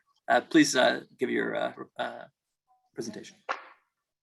That's fine with me. And you all have actually covered a lot of my presentation in great detail already, so I will try to move as quickly through it as I can. I'm Charlie Armstrong. I'm with Southern Development. Also on our team here in the Zoom are Kevin Riddle of Mitchell Matthews Architects and Clint Shiflett of the Timmons Group. You've seen this project before in 3 Planning Commission work sessions. And it's been a very deliberate 2-year listening process to get to this point where we're asking for your formal recommendation. The community's feedback and your feedback have helped us craft what we think is an excellent project now. And if we can get the presentation up on the screen, thank you. And just go right on to the next slide. So I want to spend a few minutes talking about that process. I'll be brief. When we first looked at the property, we first considered what can be done by right without coming to the Planning Commission or Council. It's smart for us to know what our baseline is and the by right is a viable plan financially, but it is not what we want to do, nor is it what we think the city needs most. By right on this parcel will be about 46 lots, mostly large lots, single family detached homes, some of which are nearly an acre in size. It would potentially trip up to that needing a connection to Morgan Court, but that was not something we analyzed in enough detail to look at. Next, we considered an R2 rezoning. This concept would be roughly 68 duplex lots. You all looked at this. We think it's better than by right just because of the density, but it's still a very suburban feeling concept, no real design appeal. I kind of came to you the first time we brought this feeling a little sheepish about bringing it to you. You didn't like it. We didn't really like it either, and neither did the neighbors. This was all in August of 2019, about 2 years ago. And through that, the Planning Commission told us very clearly you wanted to see something more dense and less suburban. So we engaged Mitchell Matthews Architects, and they developed this early concept for a PUD. We brought this to the community and then to you in January and February of 2020. The Planning Commission at that time unanimously indicated they like the PUD approach and like this concept, but said that the condition of Sterling Avenue was a hang-up. We showed you this high-level comparison of by right versus PUD at the time, highlighting some pros and cons of each. I think most of them are self-explanatory. We don't need to revisit them too much. We're not evaluating by right tonight. We came back to the Planning Commission and the community a 3rd time in September last year, this time on a Zoom, with most of the project specifics you still see tonight. At that work session, the Planning Commission again voiced support for the PUD, but again, told us that the $500,000 we were offering at the time for Sterling Avenue improvements might not be enough. I clipped this screenshot from the minutes of that Planning Commission meeting because Mr. Lehendro summed it up very well, talking about how much he likes this PUD proposal because of its layout, design, and thoughtfulness, but he could not approve it without ensuring that Stribling gets sidewalks. And that was a common theme at that meeting. So I want to go through the major themes we saw in the community feedback. That feedback's in your packet. And you will no doubt hear additional viewpoints tonight, but three main themes stood out very prominently from the hundreds of community members we engaged during the 6 feedback sessions. Those themes are that most people are in favor of density and affordability. People are concerned about a road connection to Morgan Court, and improvements to Stribling are needed and long overdue. I pulled out 4 example letters from community members. This first one is favorable to density, and notes the importance of improvements to Stribling, and comments on housing history and housing need. I hope I'm giving you enough time to skim this briefly, but these are in your packet, so I'm just highlighting them. This next slide notes the need for housing and affordability, mentions concerns about Morgan Court, and notes the need for improvements on Stribling Avenue. And the next one, same themes here. And we can just scroll on through. And this final example is the formal letter about the project from the Fry Spring Neighborhood Association. The Fry Spring Neighborhood Association board voted to support this PUD proposal, but their caveat was if and only if we in the city figure out how to make the improvements to Stribling Avenue happen prior to completion of the PUD. So that is what we've spent the last year figuring out, and more on that in a few minutes. You've already talked about it some. Now I'll introduce Kevin Riddle of Mitchell Matthews Architects. He's going to spend a couple of minutes on the design goals and methods. Kevin, let us know when you'd like your slides advanced. Yeah, sure. Hi, I'm Kevin Riddle with Mitchell Matthews. I'll just talk briefly about our general design strategy. Charlie approached our office a couple of years ago to reconsider the design of this neighborhood. And we began by evaluating the potential for more homes here. And as we did, we realized this goal could be coupled with the creation of a network of open spaces. We could increase the amount and variety of community greens or common ground than you would find in a conventional development. And then better still, we could go further and also de-emphasize the presence of motor vehicles and of exposed surface paving here. We realized that more housing, if thoughtfully arrayed, did not have to compromise the greater neighborhood environment. In fact, it might be essential to enhancing it. To accomplish this, we decided that a compact arrangement, more urban than suburban, had real potential and made sense. When you look at the following illustrations, we hope you'll see a few of the merits of this approach. Here in this bird's eye view, the proposed neighborhood is shown within the red property boundary, if you can make that out. In this view, you can see that a significant belt of bottomland at the south and southeast of the parcel is left largely undisturbed. On the west side, behind the 3 multifamily buildings, this belt continues around and to the north. So by focusing street and building construction at the middle of the site and at the Stribling end, a large swath of woodlands, one that includes many of the site's oldest and biggest trees, remains.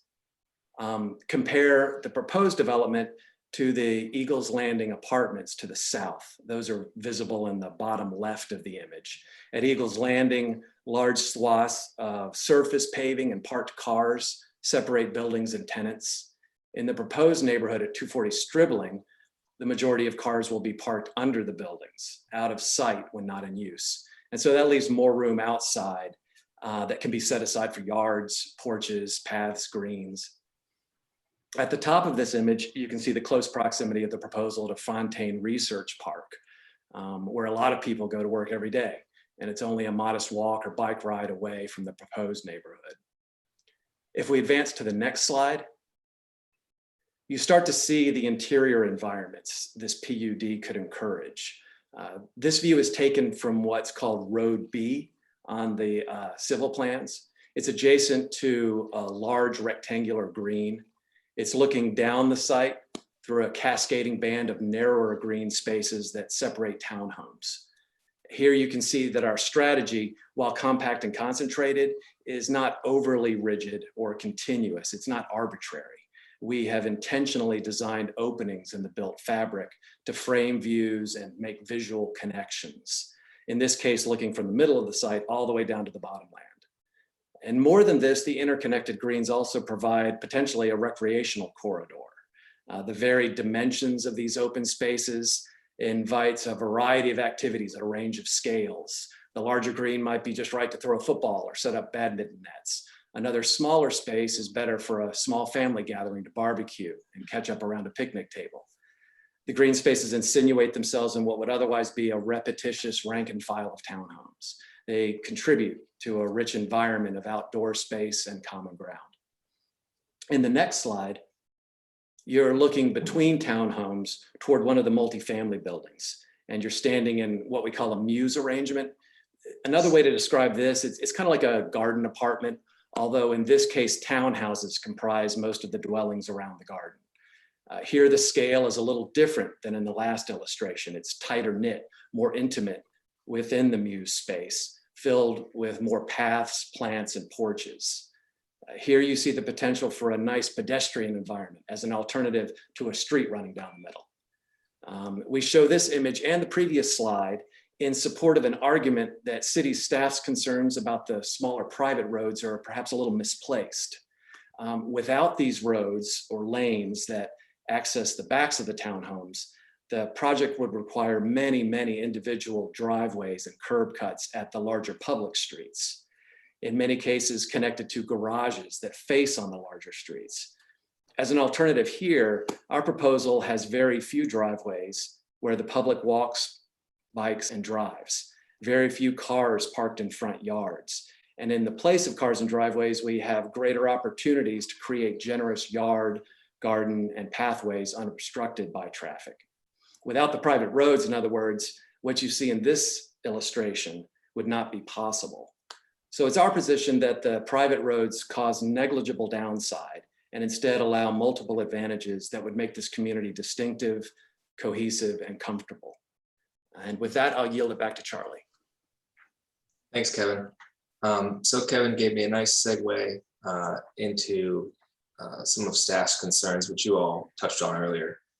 One of those was the private roads. I think he explained that exceptionally well. That's very intentional to relegate those to a secondary status.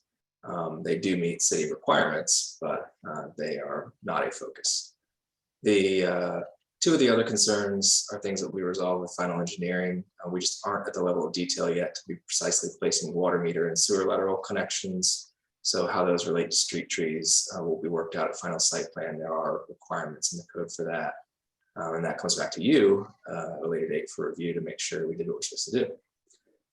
We're also considering adding a 10-foot maximum setback for townhomes from those roads, which would give some additional code flexibility to eliminate those conflicts. If you all have any concerns with that, feel free to let us know. The fourth staff concerns about Morgan Court. The fourth and the fifth is about Sterling Avenue. Morgan Court is a secondary entrance. You all talked about it already. By design, it won't be the most convenient or fastest way in or out of this PUD. And we think a secondary connection is good planning practice, but if the city wants to restrict that entrance to emergency access or one-way traffic or something like that, we're willing. One-way traffic in whichever direction will create the least use is absolutely fine with us and might be a good compromise solution that discourages daily use, but allows it to be a good connection. Since it will be a city street, the city can make that decision. We are very happy to leave that in the hands of the city engineers to decide. Affordable housing, we've got a robust affordable housing proffer here, 15% below 60% AMI. Lisa answered the question earlier about what happens if the unit is allowed to sell at market rate very well. We, or an affordable housing partner we bring in, would have to include a mechanism in their deed and the covenant so that in the event a homeowner sells at market rate on one of the ADUs, there's some equity recapture provision in the covenants sufficient to create a new ADU elsewhere within the city. Paragraph 1C of the proffer toward the bottom of that paragraph deals with that. We want that low income owner to be able to participate in the opportunity for wealth building that comes with home ownership. Buying a home doesn't mean much if you don't get to participate in that. So for rental, as income increases, it was mentioned earlier, it's true, they may not qualify any longer for a subsidized unit for people who are below 60% AMI, but there is a grace period of a substantial amount of time to allow them to find a new rental if they do get a raise or a new job, or otherwise have an event that changes their income qualification for the rental unit. But again, if a low income person buys one of the homes, they own it. They live there as long or as many generations as they want to. Next slide. So it's true. Figuring out a way to fund these improvements was a major challenge for us, and it's the primary reason for the year gap between today and when we last presented this to you. There's no question about the need for this. Funding has always been the barrier. City staff has requested funding from council in each of the last few CIP cycles, but council has never been able to allocate it. Those numbers for the CIP cost estimates taken directly from those CIP requests is there on your screen now. If council had been able to allocate that money, the sidewalks on Sterling would already be in the works, but they prioritized other things. So the dollar amount that the agreement covers is the highest of any of the city's own CIP estimates. And it's 30% more than a third-party engineer's estimate. So both the city CIP estimates and the third-party engineers indicate that $2 million covers all of the costs of sidewalks and the needed drainage improvements.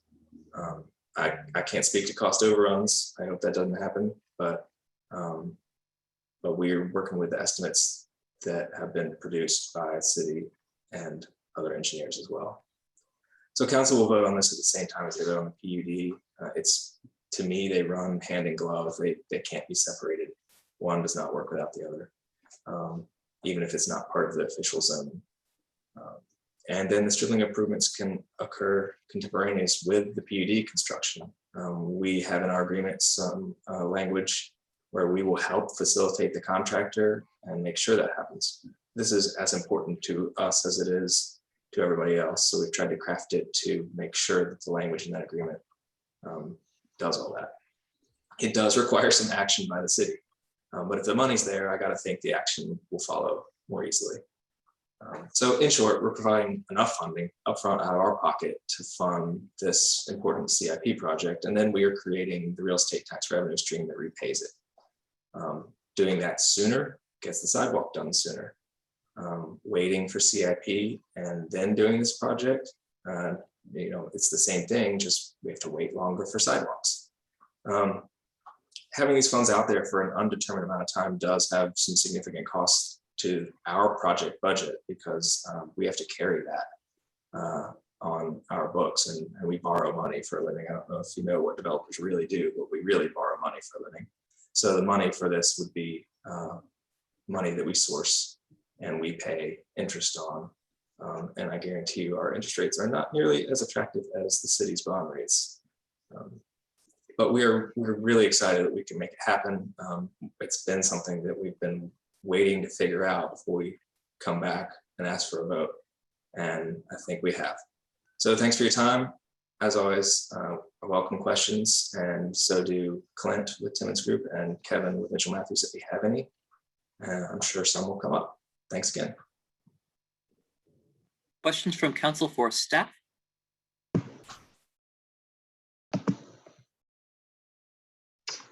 Most of the questions I have been raised for staff.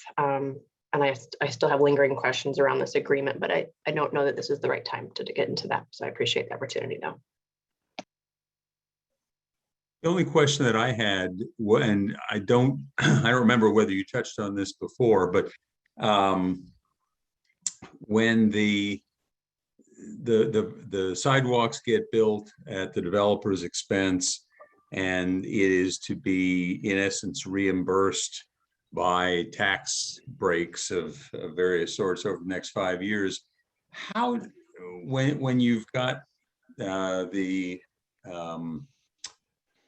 the ownership at that point is among potentially many people, how are you going to distribute that? That may be in the agreement, I just haven't seen it.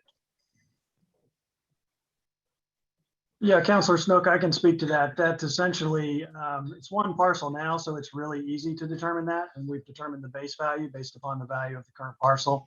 Once it's platted and subdivided into multiple parcels, we will work with the city assessor to essentially use our GIS system to determine the collective value of the improvements. And then that will give us the difference between the base value and the improved value. And then that will be the basis for the repayment. And that will change each year as more units are built. But And so you're sort of allocating it unit by unit, tax break by, I mean, it could be 100 different parcels eventually that have some sort of tax break at some point. Yeah, well, it's an improved value based upon the investment that they're making, and we'll coordinate with the city assessor, whatever he assesses that value at, will determine the rate of the payback. It doesn't really affect my opinion of the project as a whole, but it struck me as something I was curious about. Yep. That's all. Thanks. And most of my questions were asked. It sounds like these may not be entirely knowable at this point, but the two questions that came to mind that I had are, one, trying to assess the likelihood that there will be cost overruns in terms of the cost of these improvements. Realistically, will it be 2 million or will it be higher than that? And then two, echoing the question Commissioner Alejandro had about the tree canopy on the site. I've walked that site and just curious what, if anything, can be done to try to minimize the loss of mature trees and tree canopy and green space, which I think is a serious risk for that site.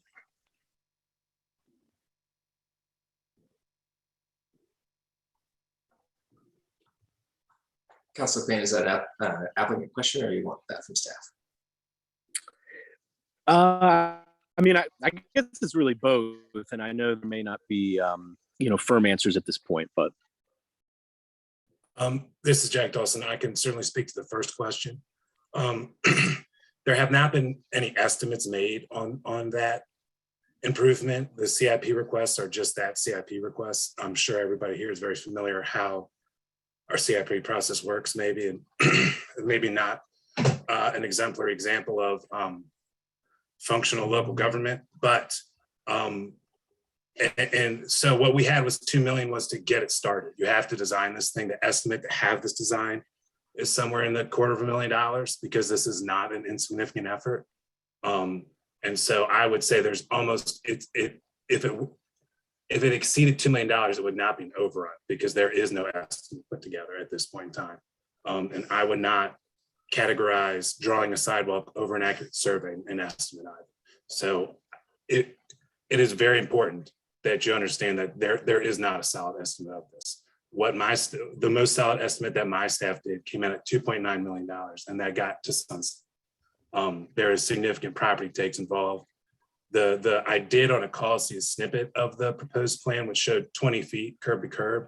You can't park on 20 feet street, which would eliminate all of the ad hoc, Charlottesville style parking that people do there now. Can't drive over a curb to park in your yard.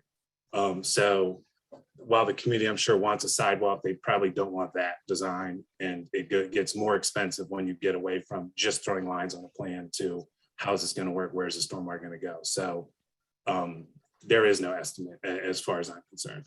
And my general estimate will be higher than $2 million. So it would be almost a certainty that that amount would be exceeded. Thank you. I have no further questions. Did we have an answer for the tree question?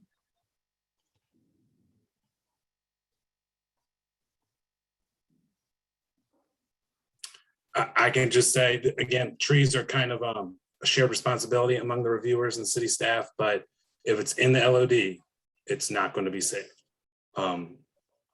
That's how it works. So if you see any of those plans and there's a tree in there, I mean, you can see they're obviously cramming a lot of stuff in that little area. So if it's in or near the LOD as shown in those plans, it's gone, and there's very little we can do about it. Okay, back to regular programming.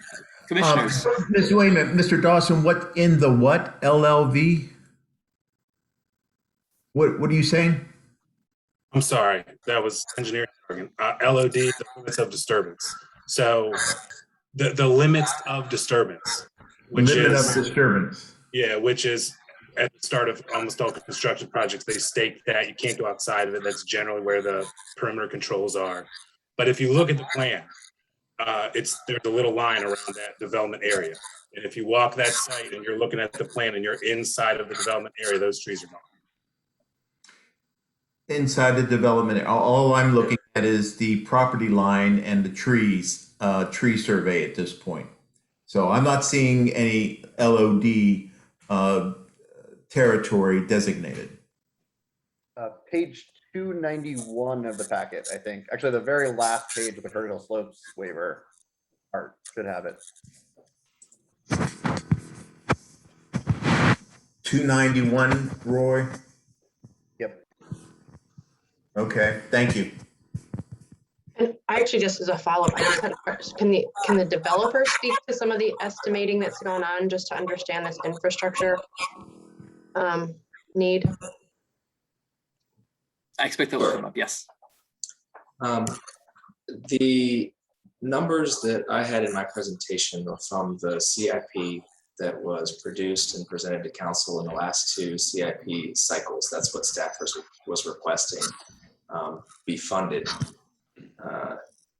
And so those are the numbers we used. This 2.9 number that Mr. Dawson just referenced is new to me as of right now. That's not a number that I've ever seen published or ever heard. And we've been talking with the city and been in this review process with the city for months and years. So I would have hoped that might have come up, but if that's a published number or if there's something behind it, I'd love to review it. What we did to make sure we were in the right ballpark, or that the CIP estimates that the city did itself were in the right ballpark, just to give us an extra degree of certainty, was to hire an engineer, a third-party engineer, to do their own cost estimate. That involved a lot of survey work to survey the entire corridor. So anybody who lives there has seen the ribbons over the past 6 months or so, and then use that survey to come up with a preliminary plan. Yes, it's very preliminary. It's not a design for construction at this point, but it gives an idea of what will be required, what grading, what new sidewalk area, what new storm drainage, and also what right-of-way amounts over the length of the corridor might be needed. And then the engineer put a cost estimate to that using whatever their industry standard estimating is. And Clint Shiflett with Timmons Group is on the call and probably can speak a little bit more detail as to that process, which led them to the number that they came up with. Clint, are you here? Yeah, sure, Charlie. I'm happy to chime in. I'm Clint Shiflett with Timmons Group, civil engineer that assisted on this preliminary engineering endeavor for the corridor improvements. What we looked at is kind of as a basis of design is a minimum street width, a street section that would meet the Streets Network guidelines, as well as the standards and design manual. In this case, as I think Jack noted, we use a 20-foot wide pavement section, standard curb and gutter, and sidewalks on both sides of the streets.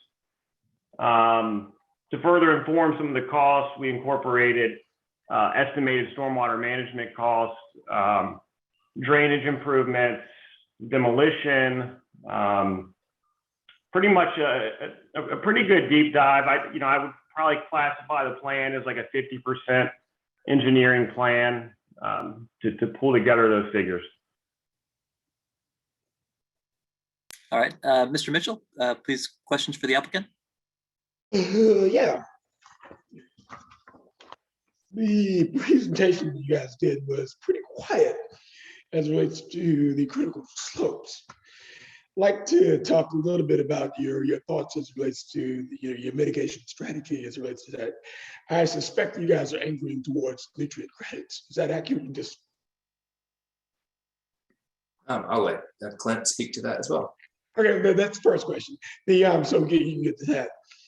The second question is maybe you guys can walk me through what it is you're going to do to keep 73% of the phosphorus stuff out of our creeks. It looks like that's something you presented, but I'm not certain what your game plan is to do that. So the whole mitigation strategy, if you can kind of verbalize it for me, that'd be great.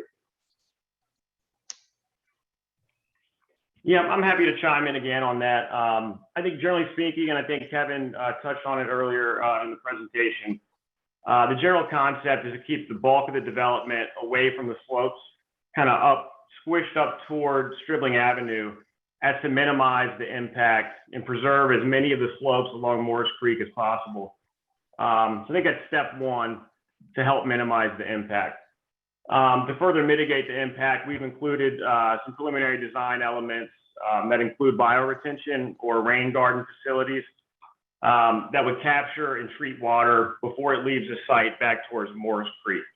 So that is the primary way in which that 73% that you mentioned would be removed, would be through those bioretention facilities.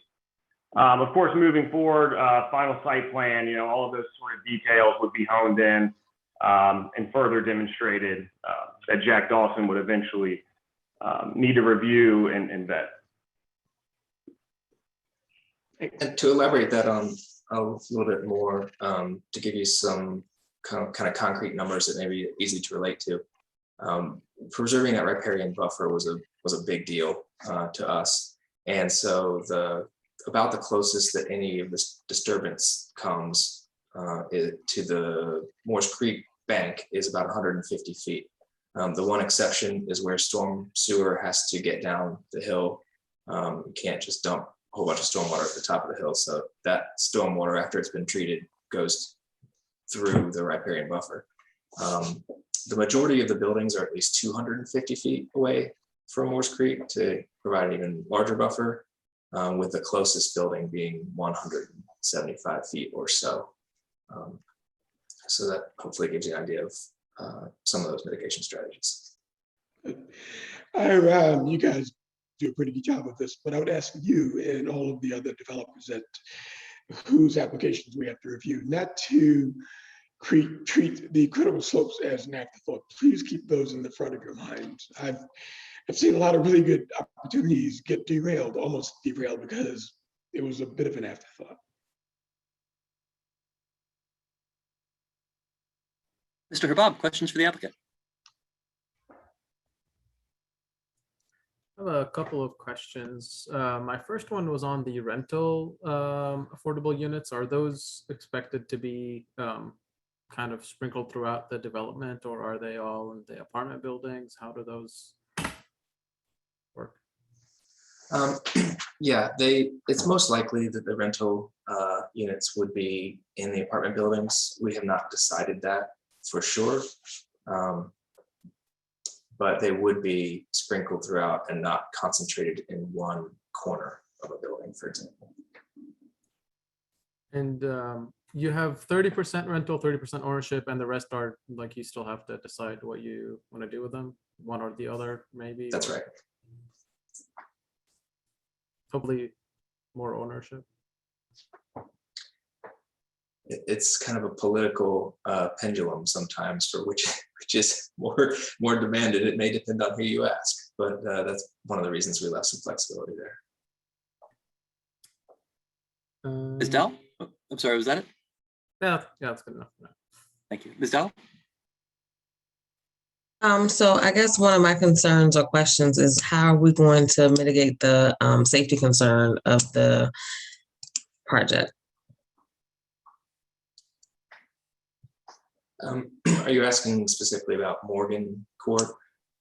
I'm just asking in general. I guess for me, it was kind of, and I've already stated this to staff, to have a split recommendation. So while I do think we definitely need more affordable housing, we need mixed housing types. That's a perfect place for, as far as access for density. But I also have an issue with if we're creating this new density and infrastructure, if we don't have the infrastructure to maintain it, we don't want to have unsafe projects. So I guess I was just speaking in general. What are we, if this was to pass, what are you going to do to be able to satisfy the safety components of the project as far as your roads are concerned? My interpretation of those safety concerns were because, well, number one, Stribling Avenue, because it has no sidewalks. And the reason staff, I think, had, and maybe Matt can speak to this, but I think the reason staff had that concern in their staff report was because the funding agreement for the sidewalks is not actually part of the zoning application that Matt reviewed. So I think looking just at that zoning application, he couldn't say that Stribling would be made safer. Taking the sidewalk funding agreement into account, I think that position is probably very different. Morgan Court is a little different. One of the reasons that traffic and fire rescue staff are requiring that connection is for safety. Absolutely. Traffic on that road, it is a narrow road. Anybody who lives there has safety concerns anytime any additional cars are put on the road they live on, and that's understandable. So one of the things I mentioned earlier, which we should discuss further, whether it's now or at the site plan stage before the site plan comes back to y'all, it doesn't matter to me, is whether that should be a one-way road or whether staff wants to reconsider and just make that emergency access. But I'm kind of at the mercy of the city ordinances and the staff requirements on that. And we are happy to go along with anything that they suggest as far as how Morgan Court gets connected. Thank you. Mr. Offley, did you have a clarification on that? Well, I guess the clarification would be, yes, staff reviewed this in the context of a land use decision. Different departments within the city were looking at the sidewalk agreement. I would say I don't think staff's recommendation would change unless there was a fully guaranteed project in place to upgrade Stribling. Not just the funding in place, but an actual plan that was ready to go. Thank you. Mr. Lehender. Sorry, last thing are we in comments or only questions? Questions, please. Okay, I'm done. Mr. Lehender? Questions. How to put this in a question? I'm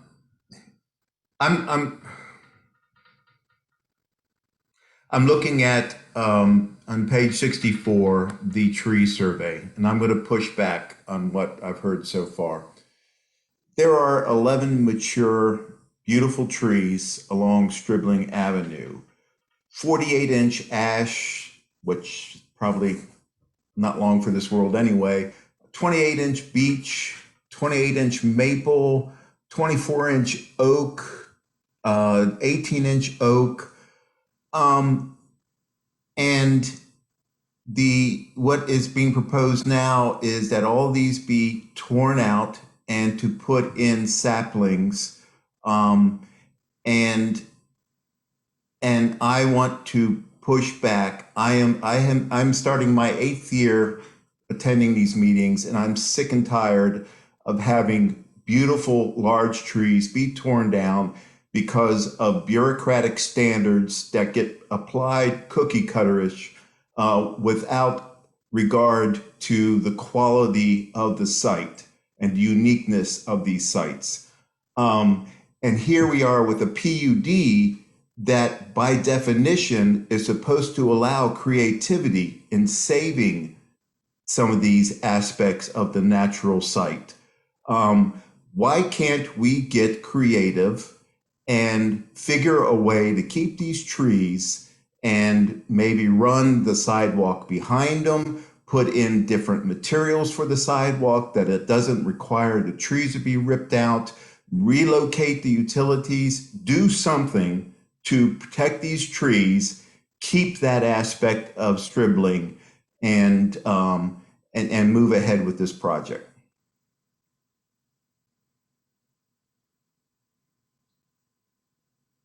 For any engineer.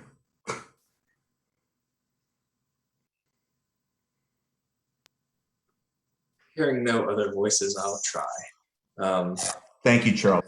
I'm not an engineer, and I agree with you on a lot of this. And I have to go home every day to a forest ecologist in my home. So everything I do, I put an extra little lens on it to make sure I can still go home every night to my wife. The trouble with what you're saying is that PUDs do not allow modifications to the dimensional requirements of the code. We used to do that back in the early 2000s when PUDs were first kind of being tried out, but then that got tightened down so that by doing a PUD, I can't change what the required street width is. Even though I could set different setbacks on the lot, I can't say, well, the sidewalk will only be 4 feet, or the utility easement will only be 8 feet. Those are not allowed changes through a PUD. Another thing that's a little bit more philosophical answer to your question is a lot of the places that we really love were places that were developed and replanted a long time ago. North downtown, people see these big trees along North downtown and don't realize that if you look at historical photos, it was clear. So nobody wants to talk about waiting 50 years for a mature tree because they're beautiful right now. But it's one of those trade-offs to providing new housing in a dense form, because you really do have to use the upland areas of the site to the greatest extent to put that density in there. I'm not making a value judgment here. I'm just kind of telling you how, as a developer, I'm not attacking. No, I know. Your engineers necessarily. I'm asking both the city engineers and your engineers to work together to figure out a way to save these trees. And so, I mean, I'm sorry. I just hope we're around in 50 years to be able to see the. Me too. And I'll tell you, the big beech trees right along the front, if you look at how the stripping right-of-way is, the right-of-way juts in at our parcel. So it's much narrower at our parcel. And those trees, if you look at if you continue the right-of-way on that tree survey page you're looking at, straight across, those trees would be in the road if the road were consistent along there. So I don't think, I'm not going to mislead you and say we'll try to save those. I don't think we can.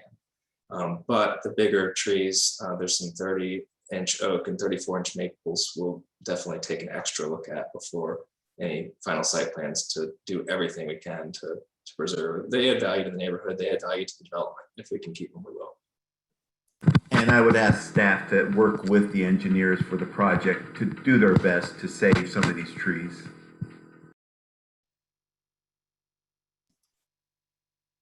Ms. Russell, questions for the applicant? Yeah, thanks. I had a question about the connectivity. It says that there's a page, an exhibit that talks about tying into City Path towards Sunset Avenue. Presumably that would go through Huntley. Can you explain how that would be accomplished and sort of what your thinking is there? Yeah, absolutely. So we do not own the property that runs all the way up to Stribling along the bike ped master plan proposed route for that trail. But everywhere we do own, we are putting that multi-use trail in the location that it's called for on the bike ped master plan and stubbing it to the property line so that eventually it can go directly to Stribling. If you're looking at the plan, it's kind of the bottom left corner of the plan there where we just don't own that parcel. In the meantime, we are connecting a paved path from that bike ped master plan trail location up to our new streets so that connectivity will exist from Stribling down our new sidewalks to that new trail. Now going out the other way, going towards Sunset along Morse Creek, that goes through the Huntley neighborhood. So there's an existing trail there in various condition along some of the way. I don't know that it's entirely complete. But there is a trail going off site all the way over the sunset. Thanks. Mr. Stolzenberg? All right, thanks. I've got a few different questions, but I hope they'll be rapid fire. So first, private streets, staff raised concerns about their connectivity or lack thereof. Obviously, they're stubbed out to give access. My question is, if the adjacent property owners in the future want to extend those streets in order to continue this pattern of development onto their properties, granted they have critical slope problems of their own on one side, are you going to allow that, or are there going to be spike strips prohibiting those private streets from being extended? Gosh, that is a stumper. I have not thought of that. The way the preliminary plat looks right now, the private road goes all the way to the property line.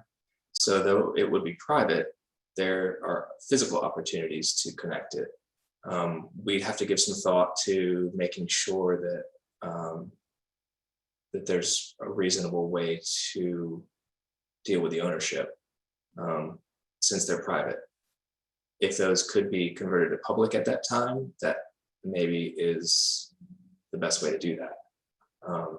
That the connecting owner would request those be converted to public. It's a process, but I can't give you a full answer because that's the first time I've thought of it. Okay. Next question, the open space, especially the central greens, will those be public or limited only to residents of the development? Right now, they're envisioned as for the residents of the development. If that is something that the commission and council thinks would be a good pocket park, we got to talk about maintenance obligations. It wouldn't be fair for the residents of this development who pay to maintain those to have 500 residents from the rest of the city come and use them and have their maintenance costs goes up. But if there's something the city wanted to take on some kind of parks maintenance of, we'd be open to that. But that hasn't been discussed with parks. I mean, I would disagree that it would be unfair. I don't think people are going to come from across the city to see a pocket park. Maybe some of these residents along Stribling might go take a look. To me, I mean, that seems reasonable despite it being privately owned. Next question, construction sequencing. So where do you see we've heard concerns about construction traffic in relation to the development of these sidewalks. So at what point do these sidewalks get developed in this plan? How much construction traffic is going to be going along before that happens? And is there any way to mitigate that, like having them use the gravel road off Fontaine?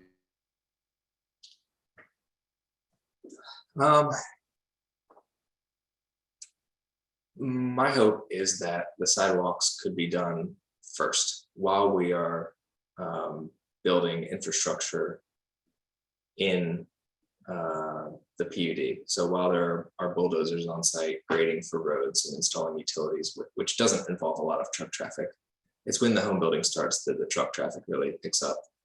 And in order to do that, there is some reliance on the city to have a full plan in place for those sidewalks and be ready when that time comes. We got plenty of time because it's going to take at least another year and a half to get a final site plan approved for this site, just to do all the engineering and resolve all the details. So there's plenty of time to get that design done, but it does rely some on the city to jump on it.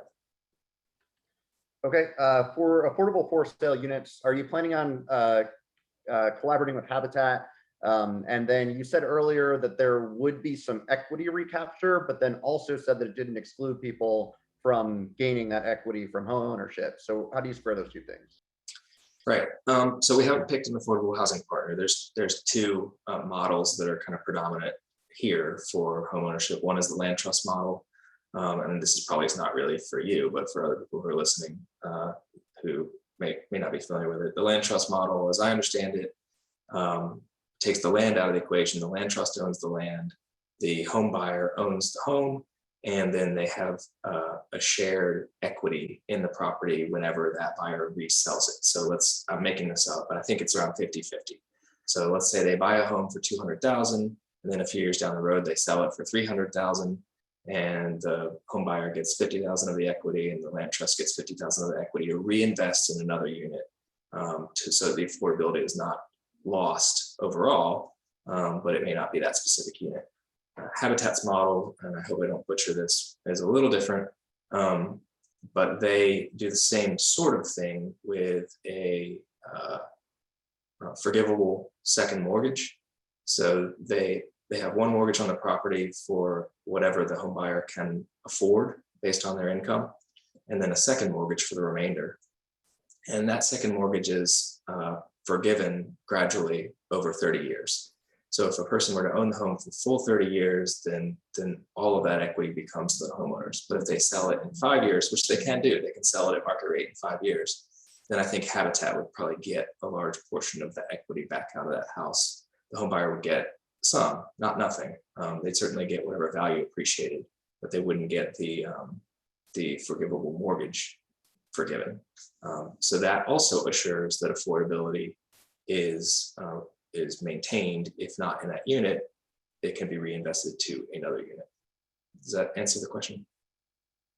Yep, I think it does. Chair, do I have one more question in me? Quick one. Very short, please. All right. I see you're doing about 73% on-site treatment and 27% nutrient credits. What's to stop you from making your bio-retention slightly larger to get the rest of it?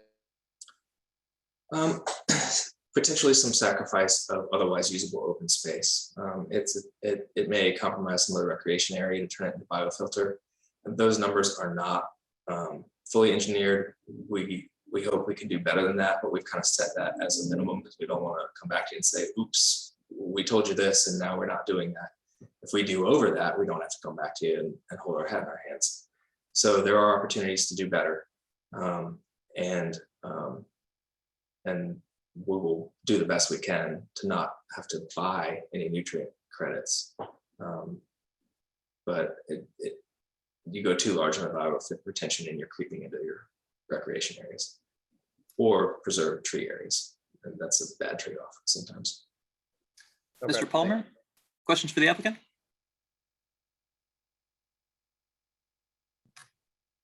Just one, going back to the sidewalk discussion on Stribling. Maybe it's for the applicant, maybe it's for staff. The disparity in the cost estimates, did Southern Development, did that estimate include right-of-way acquisition, or is that strictly like construction? And is that perhaps the disparity between what we heard from city staff? Clint, you still here? Yeah, Charlie, I can speak to that. I believe the number you're citing, Charlie, includes a 20% contingency fee. We did break down the acreage, or in this case, the square footage of each of the right-of-way takes necessary from each of the parcels. We did not include an estimate on that right-of-way, but we did include a healthy contingency on our overall cost estimate, which we think would cover that. Thanks. Council, questions for the applicant?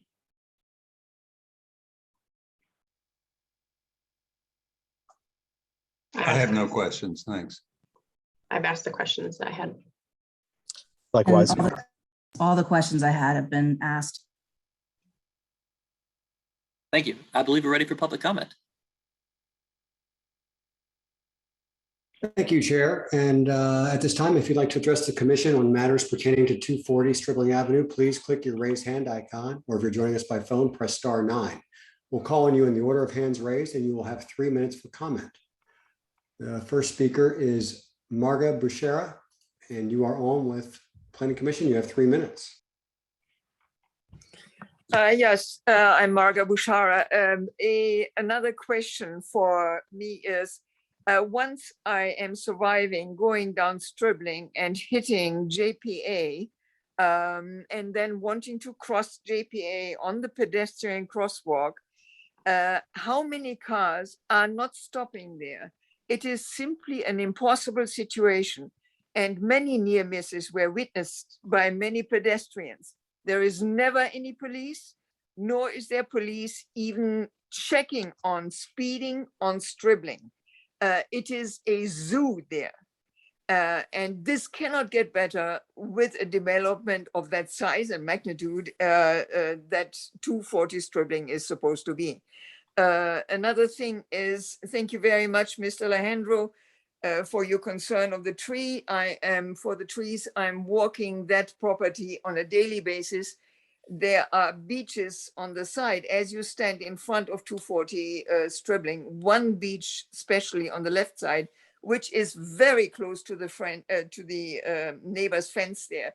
I don't see any reason why that tree cannot be salvaged, although it is marked for being taken down. It is a disaster. The whole thing is a disaster.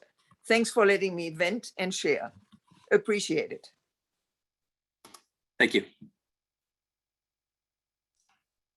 Next, we have Jason Halbert, followed by Chris Meyer. Jason, you're on with the Planning Commission. You have 3 minutes. Thanks, Joe. Thanks, Planning Commissioners, old friends on here. I want to thank you all for your service, especially in this time. It's a tough time for everyone. I appreciate what you're all doing. Hosea, I'm talking about you. I'm seeing you, and Lyle and others. I'm the co-president of the Neighborhood Association. We took a formal position with a 10-page letter to you all and City Council on this matter in September of 2020. The concerns we've raised then still stand today. I appreciate what Charlie and his gang have done.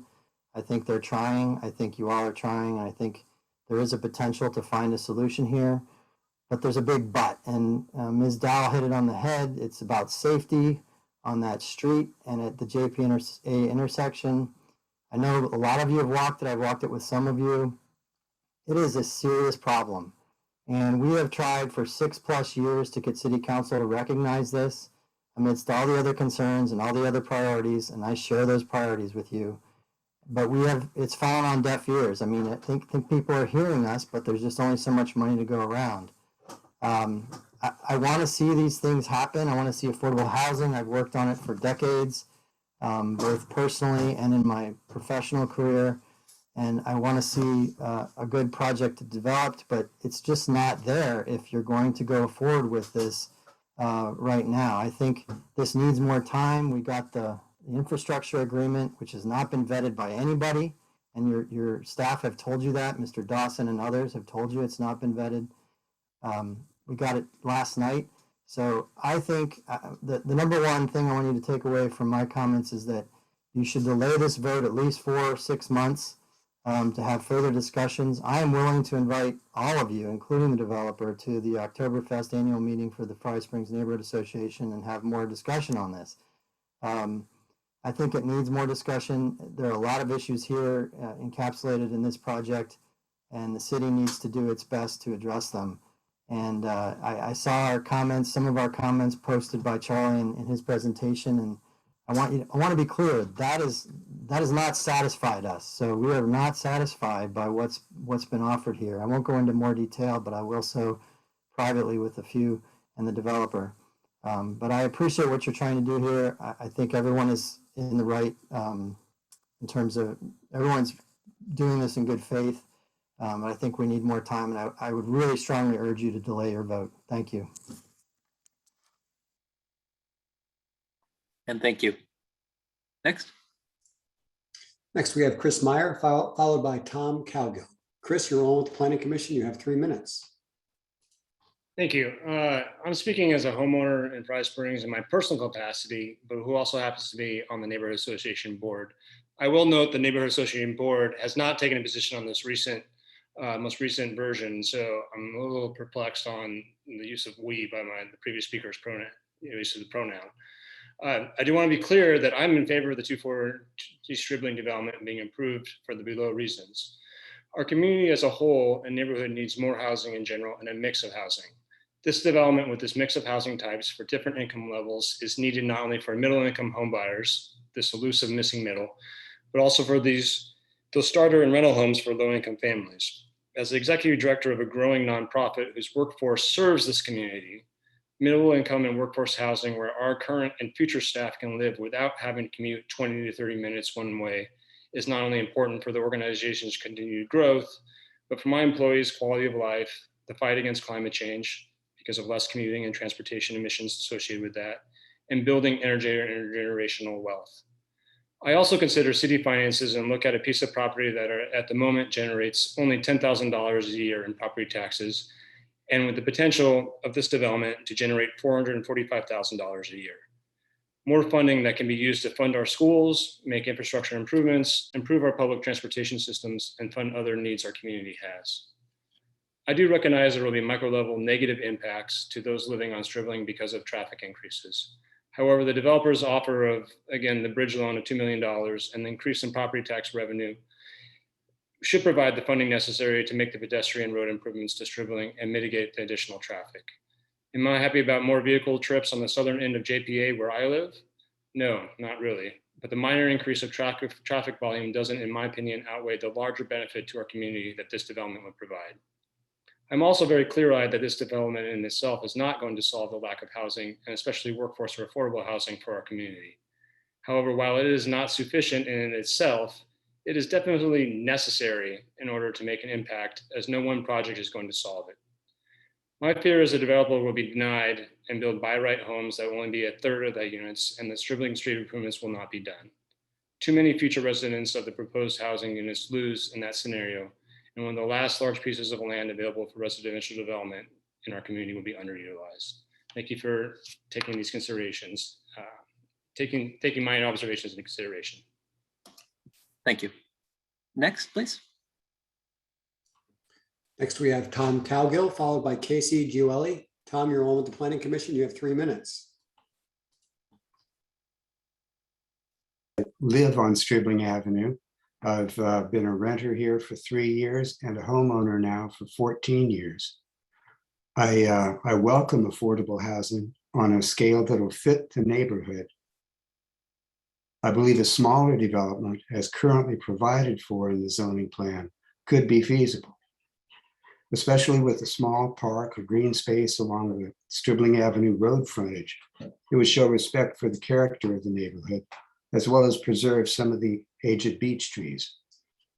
The smaller development, by right development with road improvements, might be able to safely handle moderately increased traffic. But this larger request for massive development on a small street is disrespectful and reckless.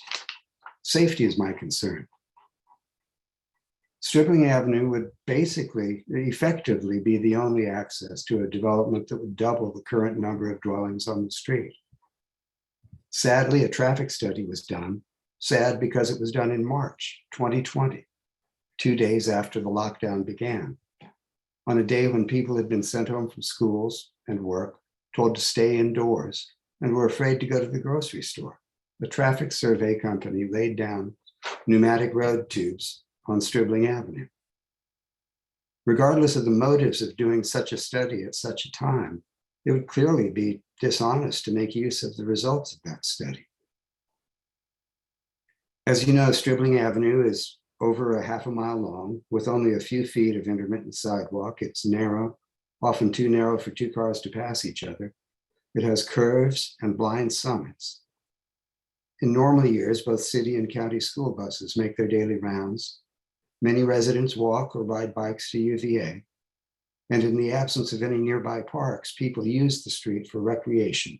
Runners, cyclists, people walking dogs, parents pushing prams.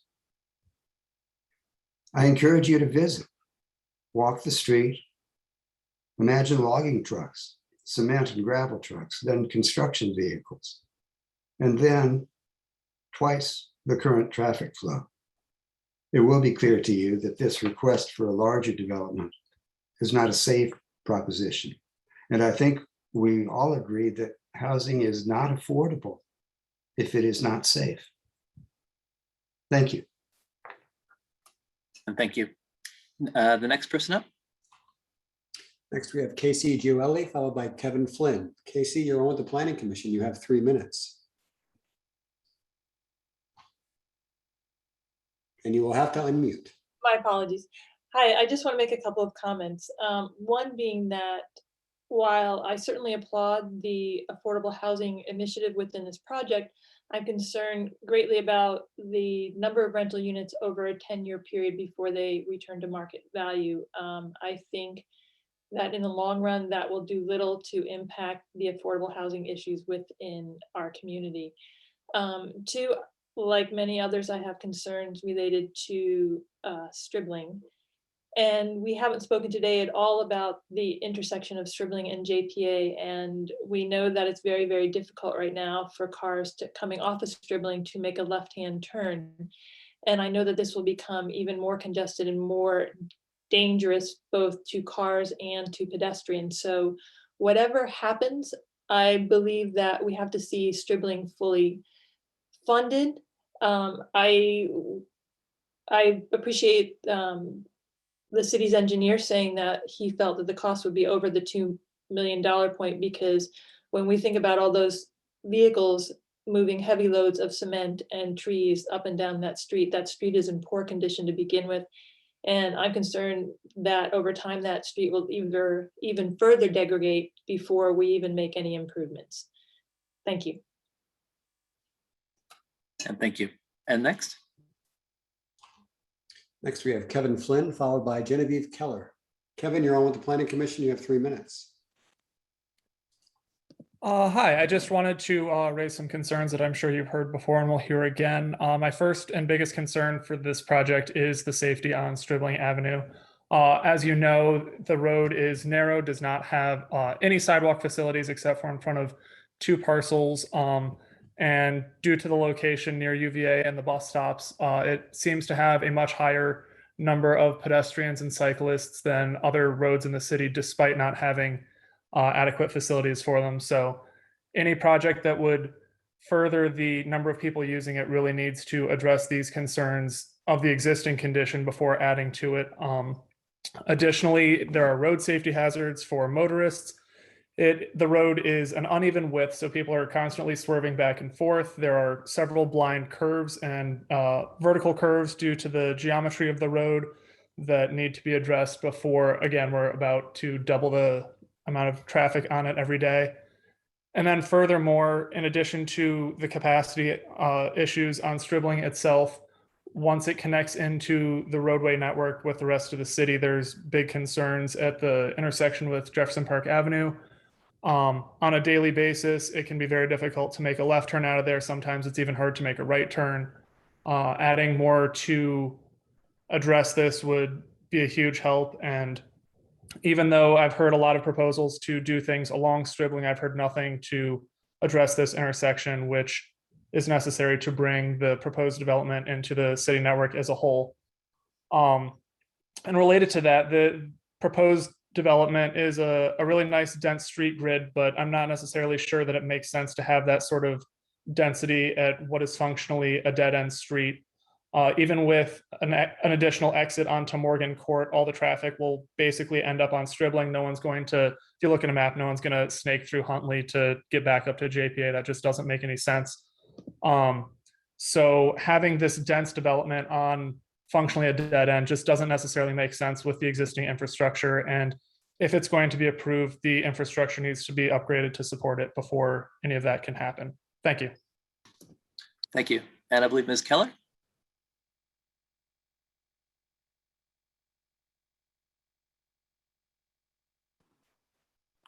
Sorry about that. I was muted.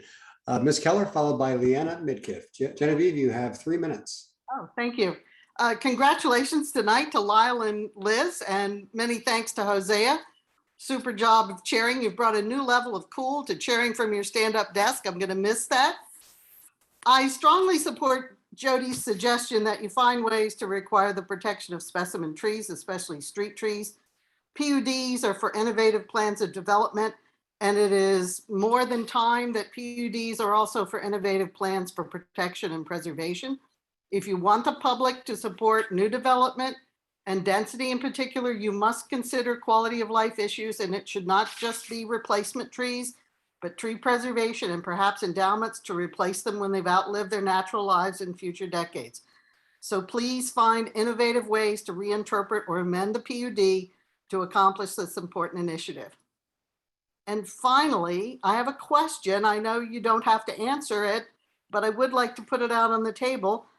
I don't know a lot about this kind of development, and I don't understand how the ADUs will be offered for sale. And I wonder if you could clarify that. Is this a sale that's separate from the sale of a purchase of a primary structure? And if so, how will that be accomplished in terms of ownership? And thank you very much for all you do. Nice to see you this evening. Thank you. And next? Next, we have Leanna Midkiff, followed by Dawn Hunt. Leanna, you're on with the Planning Commission. You have 3 minutes. Hi, good evening. Thank you. So many good, well-spoken folks, so I'm going to do my best. I've lived in this neighborhood for 30 years. I've raised my children on JPA. It's always been a balance to have your stroller on a sidewalk on one wheel. That was always something I had to accomplish. Now that I'm older, I run sometimes on Stribling. Kind people stop their cars so I don't have to jump into people's front yards. It's that narrow. So, and again, I won't repeat what everybody else has said about JPA because that intersection is just quite tricky at best. I do worry about the trees. I love walking through there. It's beautiful. I don't know of a single development in our area that's happened in the last 10 years where all the trees haven't disappeared. They don't survive. They can't survive all that digging at their roots. They try. I do believe people are trying, but it doesn't seem to be successful. And some of these trees, you know, I have a tree that was 100 years old. It's just nothing can replace a 100-year-old tree. So I hope we can do things to keep them. So my thought would be a smaller development. I love the idea of affordable housing. I've worked for 25 years with people with disabilities, and finding housing for folks is important. What I noticed is there's no bus stops anywhere near this place for folks that do have limited incomes and maybe don't have cars to be able to even hop on the bus. They're going to have to go all the way down to the other end of JPA or down to Cleveland. So if this is truly something that you all want to embrace, then let's look at that as well. Thank you so much. Thank you. And next, please. And next, we have Dawn Hunt, followed by William Abrahamson. Dawn, you're on with the Planning Commission. You have 3 minutes.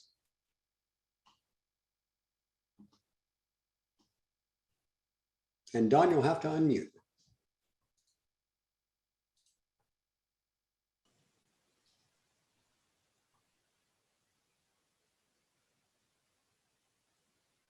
Dawn, are you there? Let's try and come back to Dawn. Okay, and next we have William Abrahamson. William, you're on with the Planning Commission. You have 3 minutes. Thank you very much for everyone on the commission for your time and attention. One thing that struck me today is there's really 2 applicants at the table tonight. One, of course, is Southern Development, spoken eloquently by Charlie. The other is the city. There's 2 parties to this agreement. If the city was sitting at the table and their project manager was there, I've asked them many questions about their process. And as a resident, we have 2 partners that we're looking to work with. One is Southern, one is the city. What is the process going to look like for this sidewalk redesign? When was the last time the city did a half-mile streetscape work on its own without an outside consultant or VDOT money? So what do we as residents have to look forward to as a process? The comprehensive plan is proposing medium density from JPA extended to Sunset. Is that or is that not going to account for street side parking? What kind of traffic calming measures can we look forward to? These are part of the discussion that we have many questions about.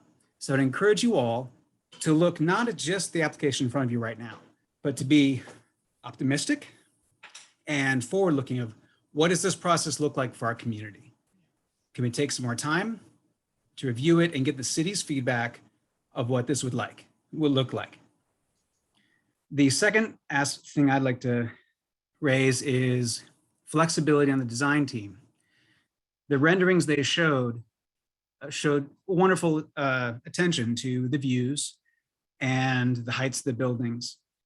And yet the many, many rows of townhomes appear to be causing difficulty for preserving trees, some of the road design, and especially pushing that LOD farther and farther out to the critical slopes. Is it possible for additional levels of design, higher height or density, different building type, closer to Stribling to allow more flexibility in that plan? Just a thought. That's something for the city staff and the developer to come back with, but it could add opportunities. The last item was simply about the access to the Moores Creek. And I was curious if, I didn't hear it say it in this time, if that was an easement in partnership with the Rivanna Trails, or if that was simply a public easement from the developer. Thank you for your time. And thank you. Next, please. Next, we have Catherine Bruce, followed by Paul Josie. Catherine, you're on with the Planning Commission. You have 3 minutes. Good afternoon. Can everybody hear me okay? Perfect. Thank you so much for taking the time again. I've been on a couple of these meetings, and I'll say it again. I think the scope is too large for the space. We're all about affordable housing. I work in higher education, and closing achievement gaps is part of all of the things that we do. But if we're not setting our new residents up for success, I think we're failing the system, just like we would be anywhere else. The affordable housing piece, I'd like to mention that the last 2 affordable houses that were set aside in Huntley just sold for over $500,000 this year. That was a plan, obviously, that went wrong, and it's impacting, I think, all of us around here, right? We want affordable housing, but if the rules and regulations aren't set in place, it's not going to be helpful. Traffic patterns. We've talked about Stribling. I think we've all beaten the drum on Stribling. We've talked about JPA. Ms. Russell has talked quite a bit about Morgan Court, which we certainly appreciate. I'm on the top of Huntley. So as you're coming through Morgan Court up to Huntley, have you been on the side of Sunset when it connects up to Jefferson Park Circle? That is a steep hill. There are blind spots everywhere. And if traffic is going to be coming through Huntley, it's eventually going to hit Sunset, which then hits JPA and the Circle. And it is extremely dangerous. I have a stroller and 3 dogs. I would gladly take video of what the traffic patterns are like on either road, but I can't because of the distractions and the safety concerns that already exist. I also feel like Jason's suggestion earlier about holding off the vote would be helpful. If we're going to put affordable housing in where people need to get to work and daycare, even with sidewalks, which doesn't seem affordable for the city, bus stops are not close by. And I don't think after 2 years of negotiations that we're there yet in order to be able to vote on this. And I think pretty much everybody in the Huntley community would stand in front of Stribling 240 with all of our dogs and kids and have something to say if this continues without better consideration moving forward. So I know that this is a big project. We appreciate your listening to us, but I think more consideration needs to be discussed. Thank you so much. Thank you. Next, please.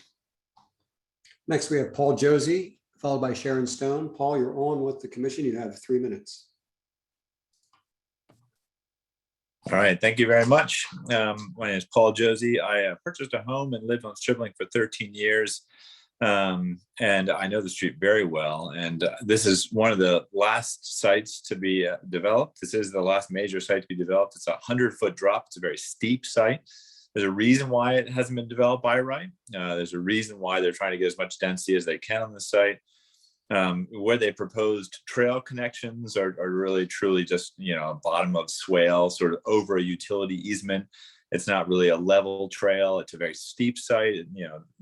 Anyway, there's lots of issues with the site, and I appreciate Mrs. Keller's points about innovative tree preservation and innovation. Currently, the design, as it looks like it shows, it's hard to see without a real true plan, but the way the grading is, the tree preservation extents aren't really saving many trees. They're sort of cutting in as much as possible. So I don't really, but that's aside. I think the main point I want to get to here is the safety of the existing residents on Stribling Avenue.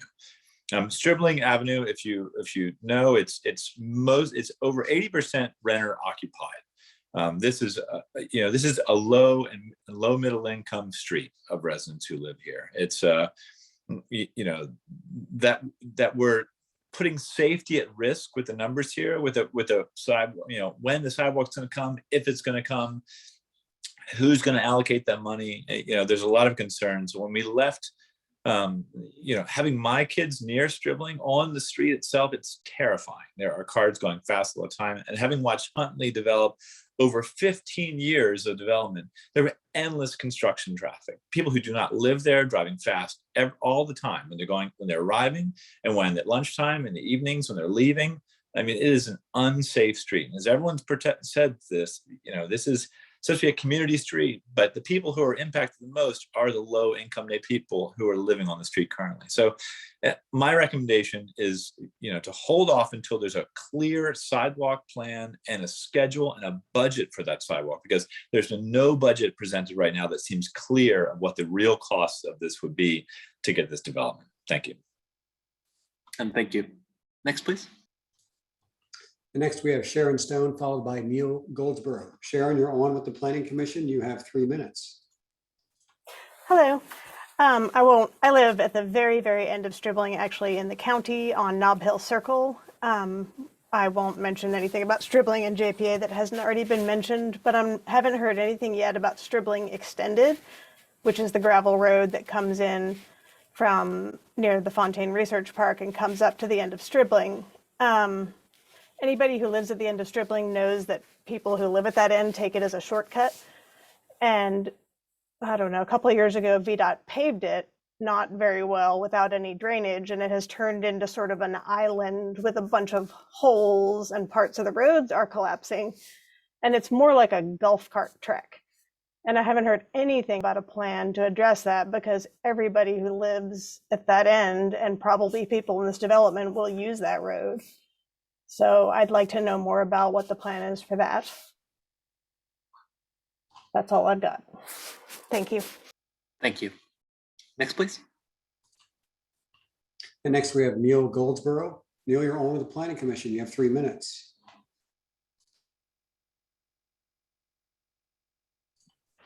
Can you hear me? Good. I'm a resident of Huntley, and no one's spoken, only one person's spoken a little bit about the hill up Sunset Avenue by the Seventh-day Adventist Church. My traffic pattern is that I try to avoid the intersection at Stribling and JPA. So I take the hill up Sunset to get out on a JPA, and it's a whole lot easier and a whole lot safer. If, as you all have said, traffic is going to quadruple or quintuple when this development comes in, then there'll be other people like me who will decide we're going to go up Sunset Avenue's hill to get out in the JPA. And that is a very dangerous hill and a curve, as you've heard. More dangerous, I would think, in some ways than Stribling. At least Stribling has a line of sight if you're going up and down that hill. So you may want to look ahead, because there'll be lots of people who will take the safest, best, easiest, quickest way and find themselves going up that hill on Sunset. So you may want to think about doing something with that. What, I don't know, but just be thinking ahead as to what the traffic will do. They probably won't go out of Morgan Court, but go down Huntley and up Sunset Avenue like I do. Thank you. Thank you. And next, please. And no other hands are raised currently, but if you'd like to address the commission on matters pertaining to 240 Stribling Avenue, please click your raise hand icon. Or if you're joining us by phone, press *9. We do have a couple more hands. Martin Quarles, you have 3 minutes with the commission. Thank you very much. To my great dismay, I've lived over here in this neighborhood for over 15 years, and I appreciate. I use the. I'm going to put quotes around this: the sylvan character of this property, and the 240 applications refer to the sylvan character of the property and how they're going to retain it. And I have to say that is just utterly untrue. As Jody pointed out, they're taking down all the significant trees. And the riparian buffer will be impacted by the stormwater retainage. And I walk these trails all the time. I own property adjacent to the supposed trail, which is a utility easement. And the trails down by Moores Creek are in absolutely terrible condition due to unmitigated erosion from Huntley, because Huntley was poorly planned and poorly approved by the people in power at that time. And I look forward to maybe not repeating that by adding to insult to injury with the Carsgrove 240 properties. And it seems like my big lament is that this seems like a fait accompli. Everybody's only arguing fine points. I think in the big picture, it's the wrong product in the wrong location, and it does not serve the community, and it does not meet many of the bullet points of the commission's stated goals.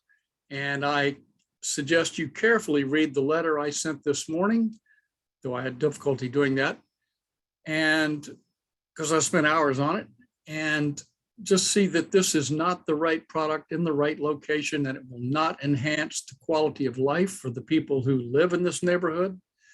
It will only decrease the quality of life. Thank you very much. Thank you, Mr. Quarles. Additional public comment, please. And we were able to connect with Dawn Hunt. Dawn, you're on with the Planning Commission. You have 3 minutes. Welcome.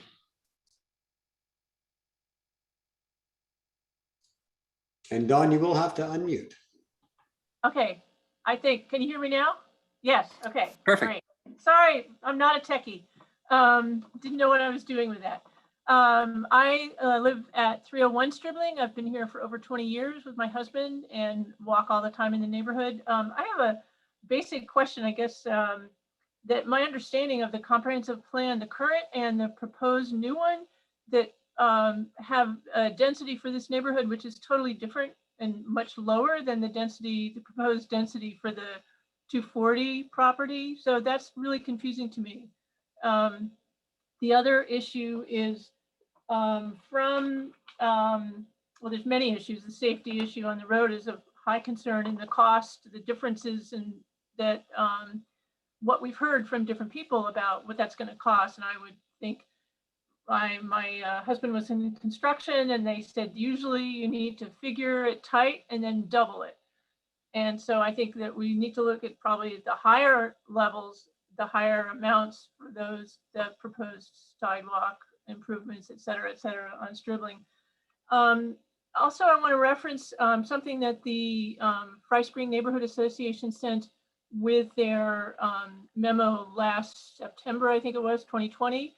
But they quote, I think it's an EPA assessment, and they quote the scores for 240 Stribling Avenue for walkability, which is 19, this is currently 19 out of 100, and the score for the transit accessibility is 28 out of 100, and the score for the bikeability, I guess you would call it, is 33 out of 100. So I just, all those numbers are so abysmal, and then if you quadruple those, the numbers, and if you quadruple the number of people who are going to be using Stribling, I would think those numbers would go down to almost zero. So those are my concerns. I do appreciate all the service and the time that you all put into this, and please consider those things. Thanks very much. Thank you. Any additional public comment? We have one other hand raised, Andrea Hawks. Andrea, you're on with the Planning Commission. You have 3 minutes. Yeah, hi. Thanks so much for taking my call, I guess. I have opened a Dropbox folder, I guess. I have a file called Stribling Disasters. I'm going to invite anyone who wants to contribute photographic or video content of what's actually happening on Stribling if you guys don't want to actually come visit and see the safety issues yourselves. My email, I'll just say it right now. So if you want to email me, it's andreahawks@gmail.com. And I have a giant file of photographs that depict the hazards on Stribling Avenue. Thank you. And thank you. Last call. Additional comment? We have John Marshall. John, you're on with the Planning Commission. You have 3 minutes. Hey, good evening, everybody. I'm John Marshall. I'm a homeowner on Stribling Avenue. I really appreciate your diligence in carefully considering this PD application. It sounds like we're all aware of the need for a sidewalk on Stribling, but I do want to reiterate how difficult it would be to install a sidewalk on Stribling. And it's high likelihood to cost way more than $2 million. The street is very narrow. People's houses are very close to the street in some places. People's yards slope steeply down from the street to their houses in some places. So there can be literally nowhere to put a sidewalk without pushing people's driveways into their houses or eliminating their parking area altogether. You also have to build up people's front yards, cut down several old hardwood trees, and then you'd also have to figure out what to do with stormwater, which there is nowhere convenient for the water or its plumbing to go. So I think it's a bit of a trick for the developer to say, here's $2 million you can use after you approve the PUD, because once you start engineering the sidewalk, you're likely going to find it will cost several more $1 million, if it's even possible. The land drops off a cliff to a railroad track on one side of the street, and there are critical slopes down to other neighborhoods on the other side. So it really might not be feasible to manage the stormwater at all. Given all of that and the numerous safety concerns that have already been brought up, I do highly encourage and ask you to wait for a sidewalk to come first and then consider the PUD. Otherwise, the city might have its arm twisted into spending several $1 million it wasn't expecting to spend to make the very complex sidewalk and water drainage system, or even worse, the development would happen and then you find that the sidewalk is not feasible or affordable. Then you'll have a massive safety problem because you will have doubled the traffic on a street that is already known to be unsafe. I think that typically safety infrastructure comes first and then the construction. I ask that you follow this precedent and please do not jeopardize the safety of our residents, the children, the seniors, and our pets that very often walk in the street. I feel that it would simply be irresponsible to approve development without safe sidewalks coming first. Lastly, I want to give a sincere thank you to Mr. Lahindro for caring about the old trees. The residents of Stribling certainly share that sentiment. That street has a unique charm and historical character that comes in large part from those trees. It would definitely be a huge loss for all of us to lose those trees. So thank you again for your care in them. That's all for me. Thank you. And thank you. Any additional comments? Yes, next we have Stephen Cole. Stephen, you're on with the Planning Commission. You have 3 minutes. Hey, how's it going, everyone? My name is Stephen Cole, and I live at 238 Stribling, adjacent to 240. My concerns mirror all of those here, to include the mature tree removal, erosion concerns due to slope waivers, safety, and lack of public transport. The mature trees are endangered and aren't only just along Stribling, but also the trees that are on the property lines. The plans proposed goes against what the Tree Commission fights for, which is maintaining the tree canopy and fighting against its constant degradation as represented by their most recent report to the council, which I believe was last year. Erosion is currently a major issue along Morse Creek due to the critical slope waivers that were granted to Huntley, leading to what is now a swampy area, increased silt going into Morse Creek, and a sinkhole that is developed between Morse Creek and Huntley along the trail. Also, with the current water drainage issues on Stribling, I personally had large amounts of water coming in my basement, like many residents on Stribling, due to the water runoff as is, which cost me about $15,000 to address, and it's still not fixed. In addition, the traffic study was done at a very unprecedented reduction in vehicle and pedestrian traffic during COVID. Schools were closed, people sent home from work, restaurants and community resources closed, and many university students leaving the city. I resonate wholeheartedly agree with Jason's statement that this vote should be delayed at least 6 months to discuss it and take careful consideration. I appreciate the time and hard work of all of you who work with the city and on the council in helping our community deal with this. Thank you. And thank you. Additional comment? Chair, I see no other hands. Thanks to all. I believe we're ready for the commission to discuss this issue. Statements, please, starting with Mr. Mitchell.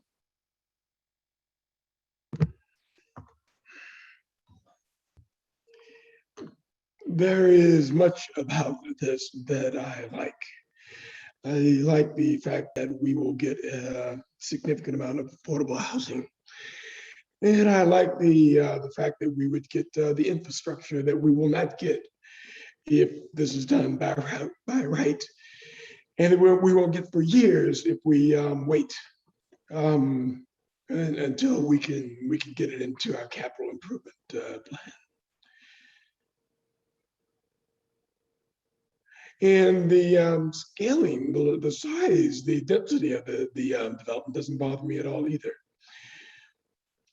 But I think it could use a little more baking. I think there would be value in sitting with the engineers, sitting with the economic development people, Mr. Engel, and working out the details and logistics so that we know exactly what this is going to look like when we're ready to move on it. Mr. Armstrong is right. One without the other. The PUD without the infrastructure won't work. You've got to have them both. And I'd like a little more baking to happen before we're asked to make a decision. I'd like, again, more details on what the sidewalk is going to look like, what it's going to cost, the logistics of doing that, when's going to happen, how it's going to happen, so that the city staff and the developer can come back to us with a unified proposal, and then we could vote on it. I do believe that if a little more thought is given to this, then the issue raised by Mr. Leandra could also be addressed. I think if a little more thought is given to this, then my worry about what's going to happen to Moore's Creek could be given a little more thought, and a clearer articulation of the protection of the environmental issues might be made. This is great, and this is significantly better than anything we've seen as it relates to this. But I think a little more thought would be of value. I'm not willing to wait 6 months to do this, because I think we're near. But again, a little more thought and a unified proposal with the staff and the developer would make me feel a lot more comfortable about this. Thank you. Ms. Dow?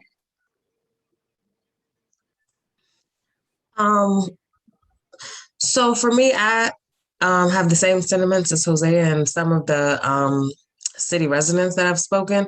I do want to, and that's why I asked earlier where we're in comments or questions. I do want to say that I think I commend them for the affordability of the PUD. Giving housing at 60% AMI and lower, providing housing for people who are at 60% AMI or lower is something that we don't really see often. So I do want to commend them for that. My biggest concern is the safety risk that this PUD proposes. I know that we definitely need affordable housing, but do we want to put the people at risk to give them affordable housing? Like one of the citizens said, is that really affordable housing?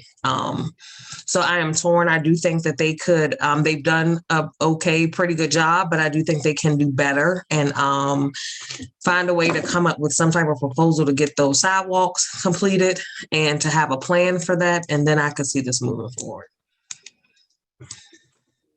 Thank you. Mr. Habab? Thanks. Like everyone was saying, I think my biggest concern would be with the Stribling completion of those improvements in relation to the project. I don't know if it's by a certain phase of the project instead of the end of the project, or if there's a way to get a better price estimate on that too, with more details that doesn't end up running up the cost of it. So if, we don't want to end up in a position where the city has to find money to finish the improvements of Stribling Avenue, because who knows how long that will take. The other points I have are, I really appreciate the the proposal, I think it accomplishes a lot. We need the density, we need the affordability. I would like to see more of the ownership units be affordable than the rental ones. I mean, it's all good, but just my 2 cents. Because for those, we're going to lose them after 10 years. And for the ownership ones, they tend to be more family oriented too, to house larger families. And last point, I think I understand that there's more to come out from the site plan process in terms of the trees, but I think we need to kind of, maybe there's a way to highlight the trees that could be saved with the existing development that are currently, there. And I just want to note that the areas that are being preserved now are the very steep areas that are probably harder to build in anyways. So I think there could be more effort in that end. But that's it for me. And Mr. Lehndra? There's a lot I like about the project. I think it goes a long way towards satisfying comp plan guidelines or goals. And I think I like the design. I think it's a great start for the PUD.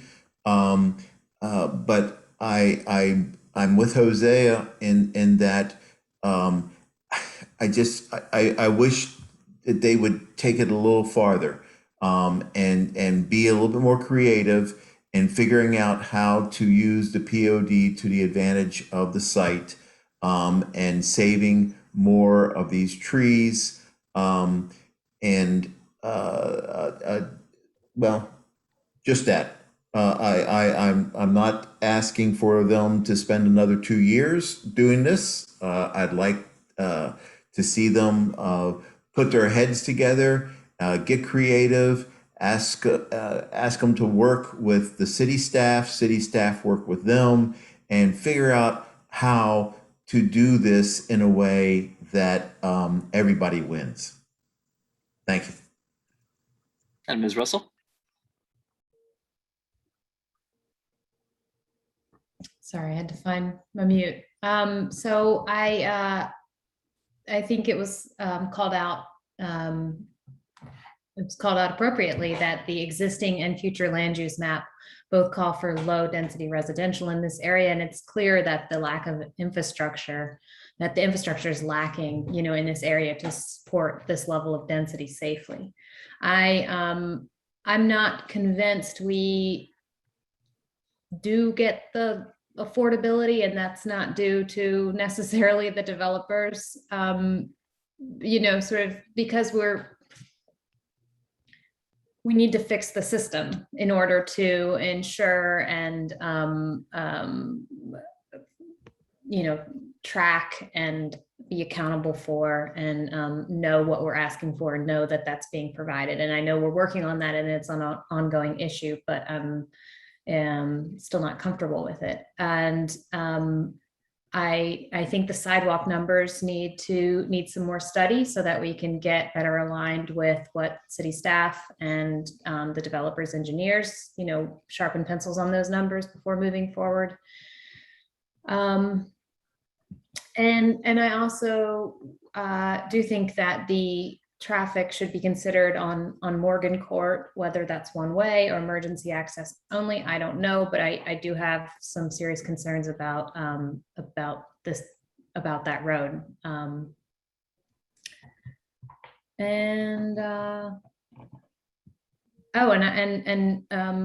Being flexible in the PUD process, I don't know to what degree we can tweak that, but obviously it would be great to be creative and retain those specimen trees if possible. That's all. And Mr. Stolzenberg? Yeah, I remember just a couple of years ago in a work session of this commission being told by the city manager that it was very reasonable to cut our funding for new sidewalks by 75% because we had so much in the account that we could hardly spend it. And now we're hearing from our engineer that all of that is booked for different projects. We still have just $100,000 a year of new sidewalks in our CIP.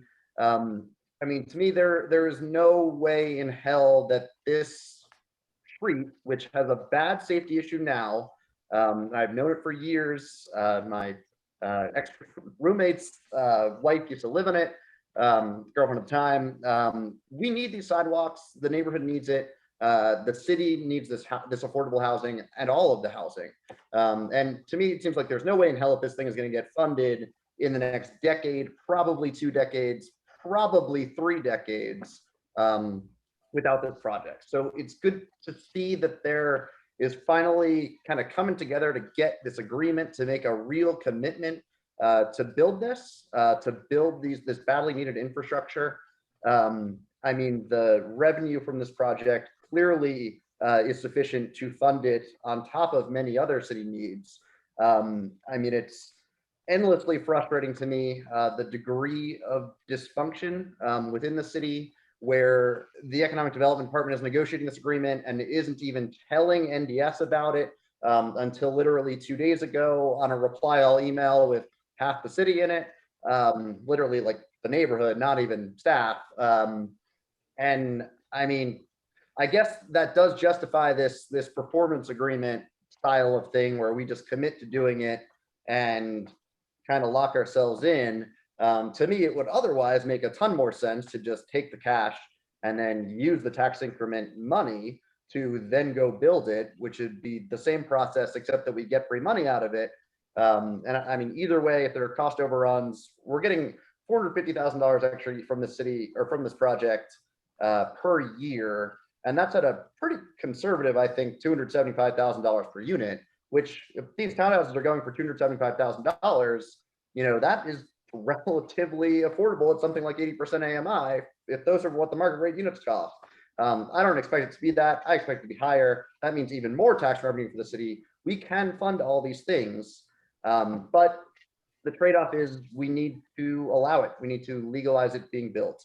And if we're going to say no to housing here, which it doesn't sound like we are, but you know, this is one of our last big greenfield sites. We need to use it as well as we can. And if we're doing it in a way that gets us 42% of the site preserved open space, and then also getting plenty of homes on it, that's reducing the pressure for change in built out sections of the city. So again, we need to make the most use of our greenfield sites and our brownfield sites, or we need to be planning for a lot more change in our already built out residential areas. To me, that's an obvious choice. And I think this plan is pretty good. I think there have been some helpful suggestions made today. I think it'd be great if we could save some more trees, especially along those boundary lines.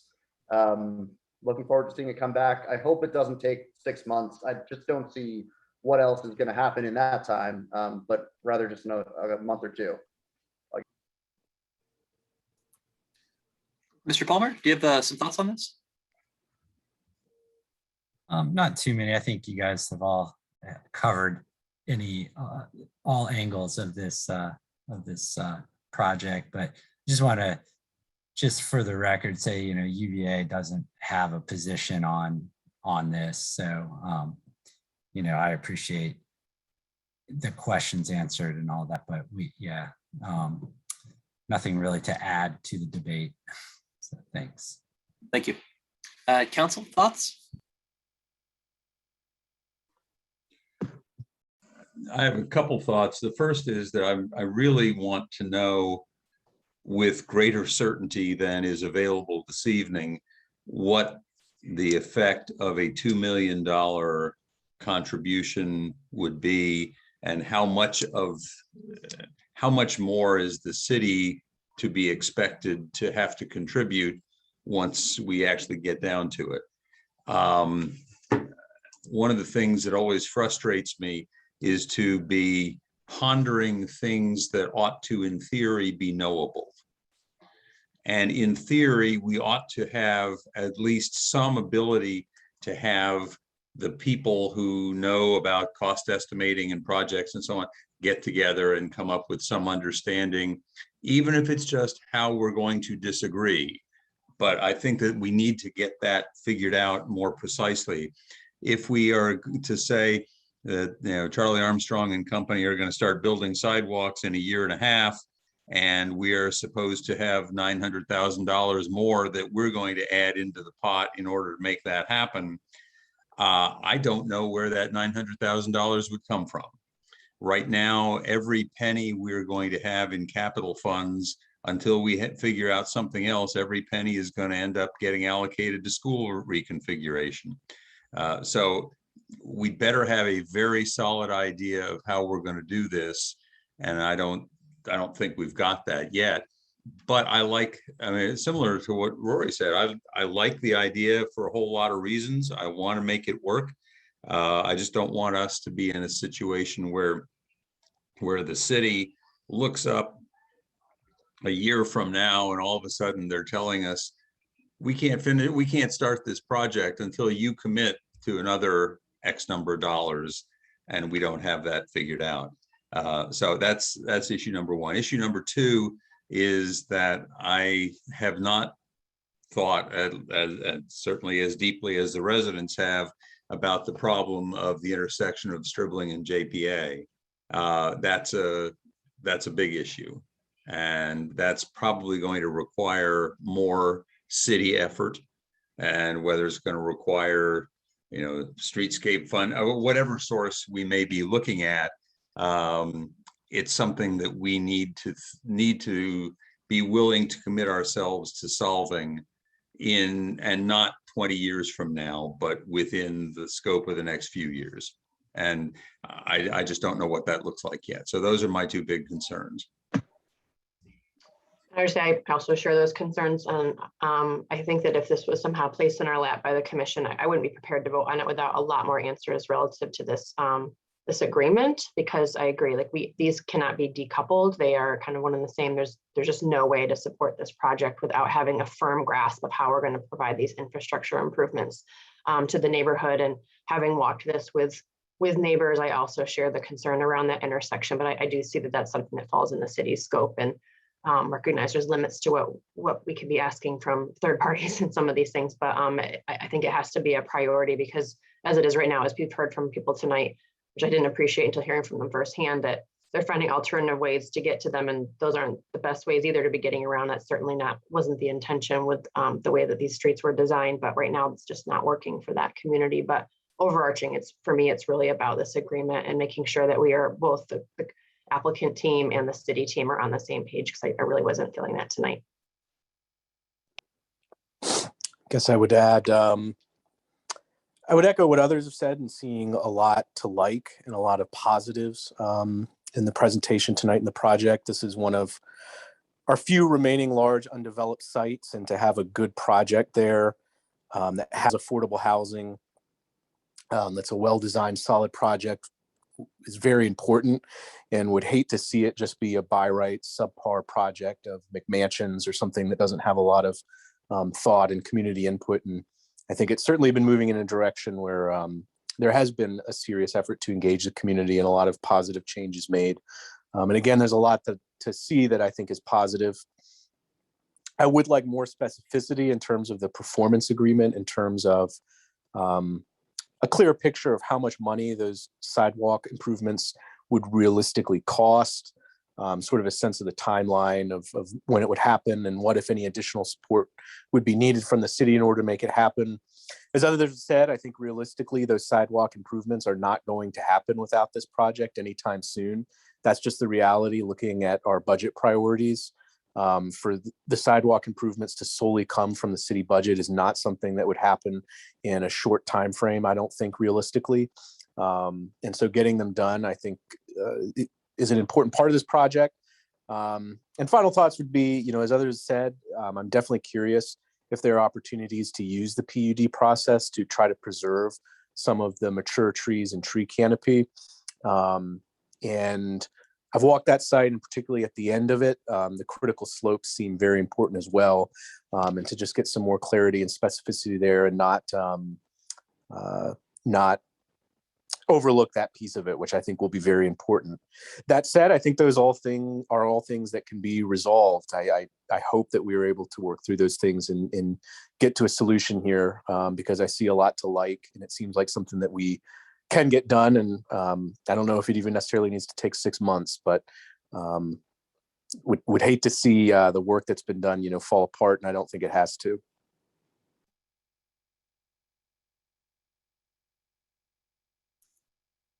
Ms. McGill, did you have any thoughts you want to share? Again, everything has already been shared that it was on my mind. So I don't need to reiterate. Thank you. And thank you. As I was listening to the discussion, the thought occurred to me: Charlottesville is the poorest rich city and the richest poor city in Virginia. We can do so much, but also very, very little. I've heard a lot of good thoughts here. Do we have some thoughts about a possible motion that we could vote on? Well, Mr. Solo Yates, Chair Solo Yates, I'd be interested in hearing your opinion. I don't think you've expressed it yet. I've been a very big fan of this project for a very long time. I see many important benefits. I do see some things that are not quite done. The agreement I found out about, I think yesterday. I haven't had a chance to read it. It sounds like a lot of good work has been done, but I do understand that many are calling for more time, and I do understand that there could be some benefits to that. Seems to me, based on the feedback, especially that we've gotten from council, that the applicant would benefit mightily by taking a pause and letting this thing bake a little bit more, and tightening the partnership that they've got with staff to work through some more details. I wonder if the applicant would like to speak, Mr. Chair. Mr. Armstrong, do you have something on your mind? I have a lot of things on my mind.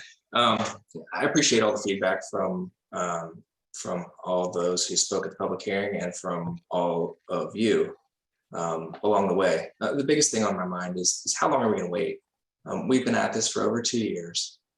We have been evolving this plan and trying to get to a point where it's something that can move forward, and have been very diligent with that. To tell you that a $2.9 million number thrown out tonight as a sidewalk estimate was a blindside would be an understatement. I can't tell you how many phone calls and emails I've put into various city departments and staff to say, what are your estimates? What do you have? What work have you done on this so far? Because it has been on the CIP list for a long time. Sidewalks has been something that's been demanded. So the bike ped plan has a number. Bike ped coordinator gave me background on that. The CIP, 2 versions of that have a number, and the engineering department and public works gave me information on those along the way. So I'm not sure where that's coming from. We heard in one sentence there is no estimate, and in the very next sentence that it's $2.9 million. So and I'm not sure, honestly, folks, if I came to you tonight and said that the number we're offering towards sidewalks was $3 million, which I'm not, where would the goalpost be now? They do seem to keep moving. And at some point, we have to consider that we have a lot of our capital already tied up into this project. And we have to produce something with that, because we have 40 employees who depend on us bringing in enough revenue to pay their salaries. So we can't just kick this can down the road for the sake of making it perfect. At some point, we have to stop that and say it's either good enough or it's not. And then we have a decision to make. I'm not going to ask you for that tonight.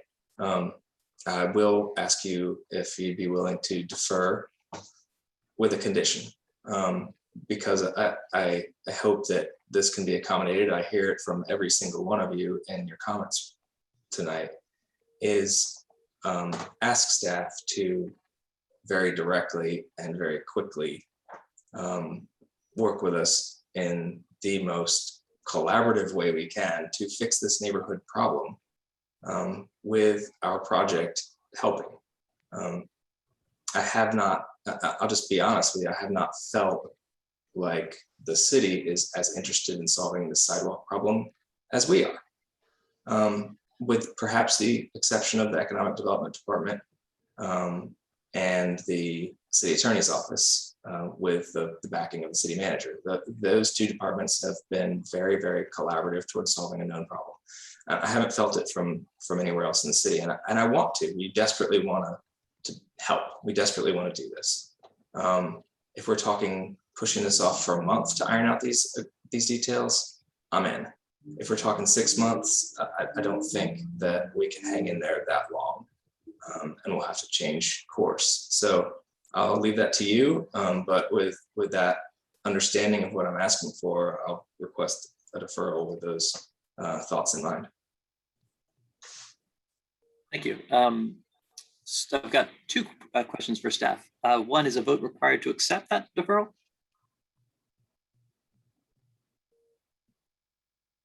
It would be ideal for you all to do that, just for procedural purposes. Thank you. Second question. I don't think staff can guarantee a 1 month turnaround. Can you give me a sense of what is possible?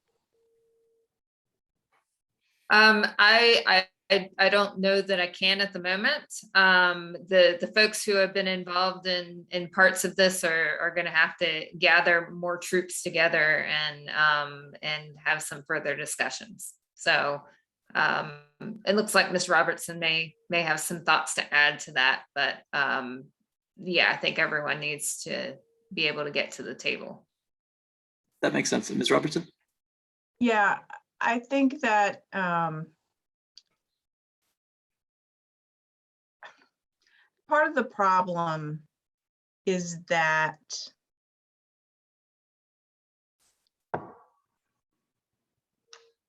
it's not an easy task to scope a project and assign a dollar figure to it on a short-term basis. Mr. Armstrong and his team did quite a bit of work, and that was,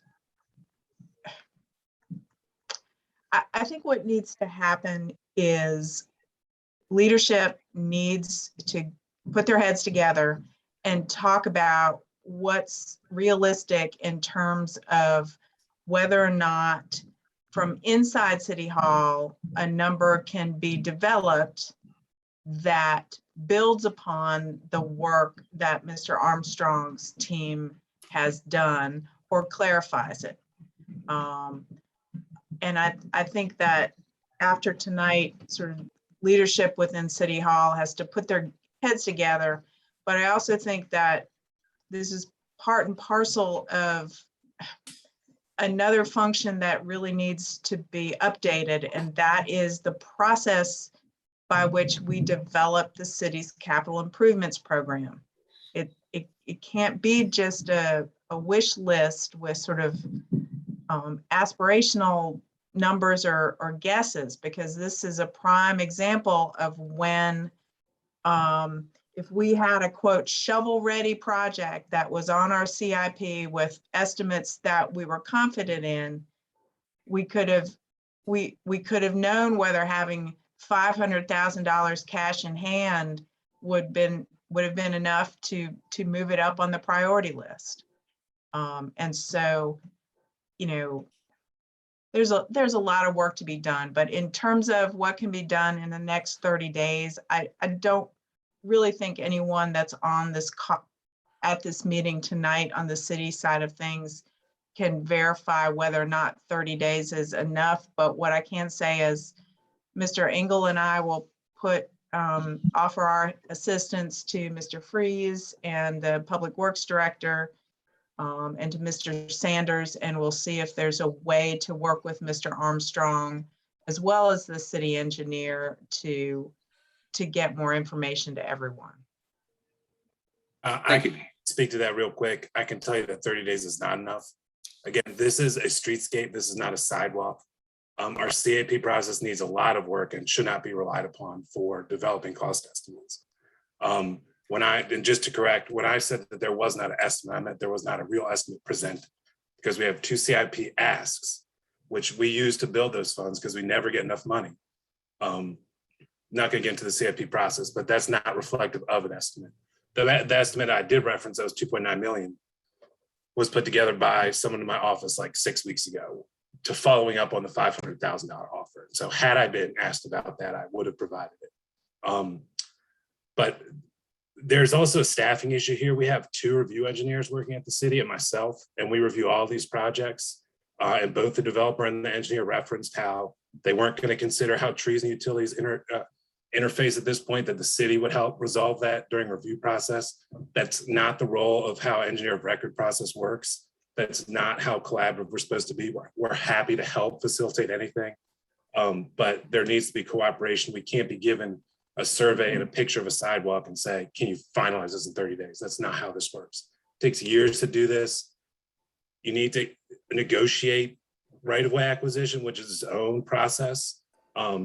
There's lots of compliance issues involved in this, environmental research, all that stuff. And so 30 days is quite an ask for our staff to develop a cost estimate. Yes, that's not feasible. Thank you. Mr. Mitchell, Yes, I would like to make a motion. please state that motion.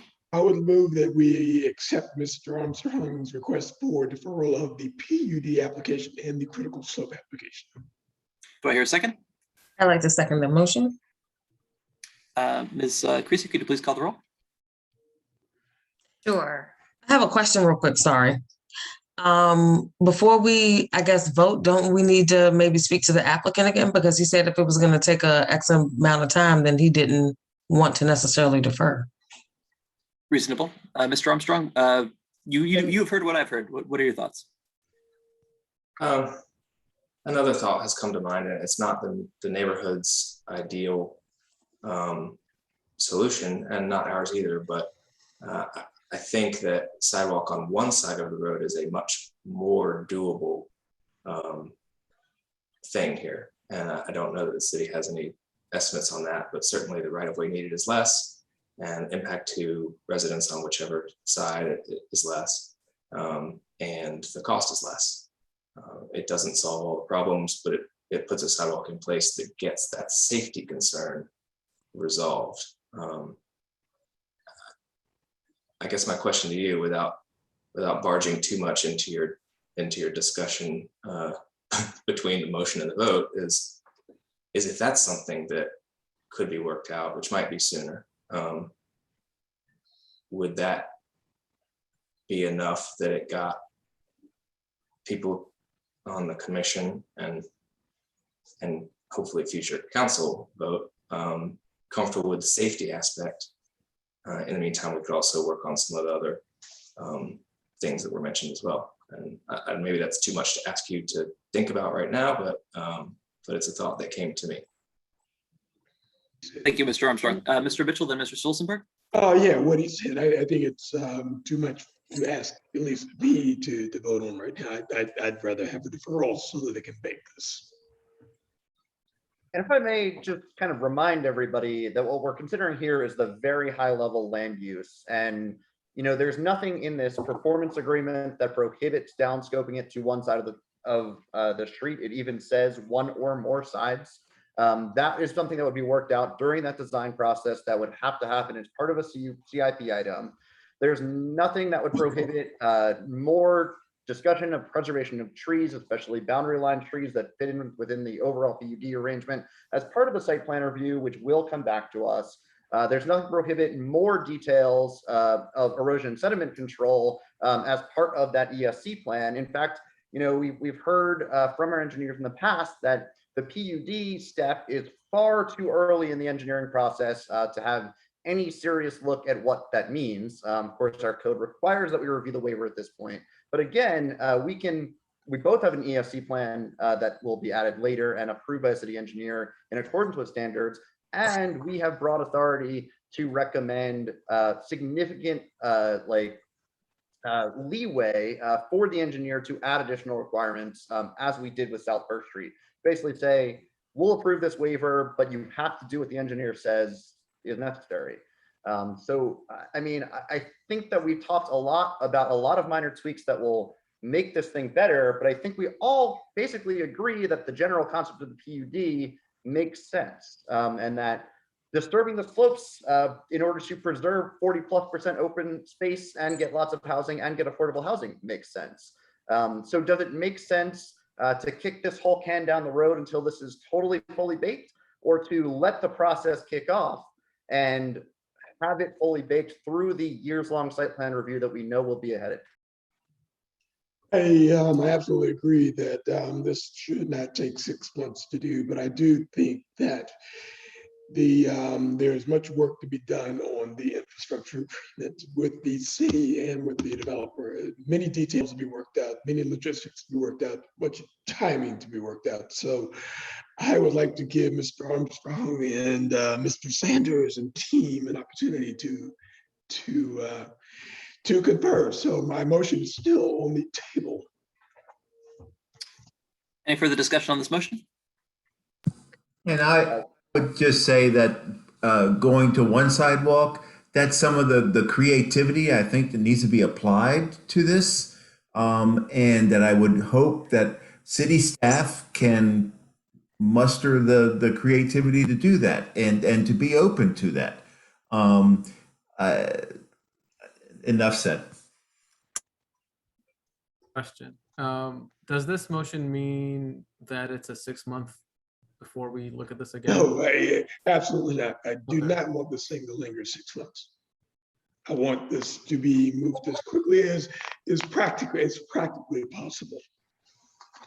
So the question is, was the applicant agreeing only to a month or something indefinite? I am amenable to indefinite, hearing what the commission has requested as far as timeline. Indefinite is not the answer long term, but I appreciate your flexibility, Charlie. We need to move this thing along, but I appreciate your flexibility. I see Mr. Freese on. Would you be willing to give your thoughts on this? Thank you, Mr. Chair. I was actually going to ask the same question that the city attorney just asked, Mr. Opperson just asked, as far as timeline. I was curious whether the deferral required some mention of timeframe for deferral. But I will add on that I am more than happy to work with the developer and his team and pull together our team here on the city side to look at the solutions we need to come up with. Thank you, sir. Any further discussion on this motion? Ms. Creasy, would you please call the roll? Sure. Mr. Lahindra. Aye. Mr. Mitchell. Yes. Ms. Dow. Aye. Mr. Habab. Aye. Mr. Stolensberg. No. Ms. Russell. Aye. And Mr. Solly Yates. Yes. I believe we are resolved on this issue for tonight. Thank you to all for your work on it. Thank you all for your time. Thank you, Charlie. I believe we are prepared for the next item. How are we feeling? Do we want a short break? 5 minutes is what I'm feeling. Council, you are welcome to relax. Does that mean we relax for 5 minutes or relax forever? Forever. We don't have to stay anymore. Indeed, you are free as you wish, but you're welcome to join us. We enjoy your I company. usually keep it on then, just so I can keep hearing. So thank you. Of course. 5 minutes.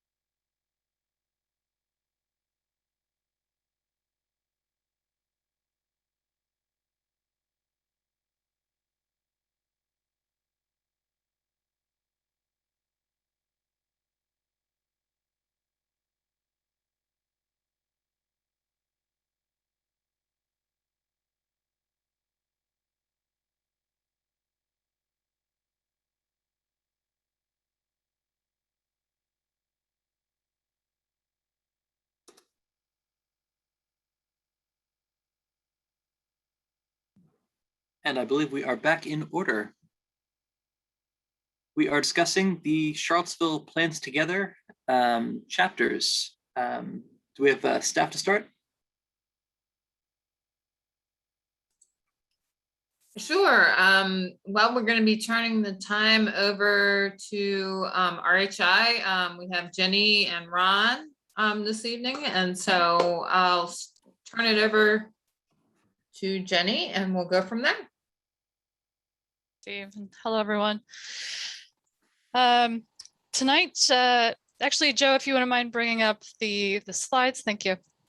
So for tonight, we are planning to walk through a couple of things. If you want to go to the next slide, and I'll note you'll mostly be hearing from me. Ron is here. He's around and he can pop in as needed, but you'll mostly be hearing from me. My apologies. on that. But in general, what we're looking to do tonight is go through a few things listed here. First thing we'll do is give a brief overview of the topic-specific chapter updates that we've made. As I've noted on here, it's a high-level overview.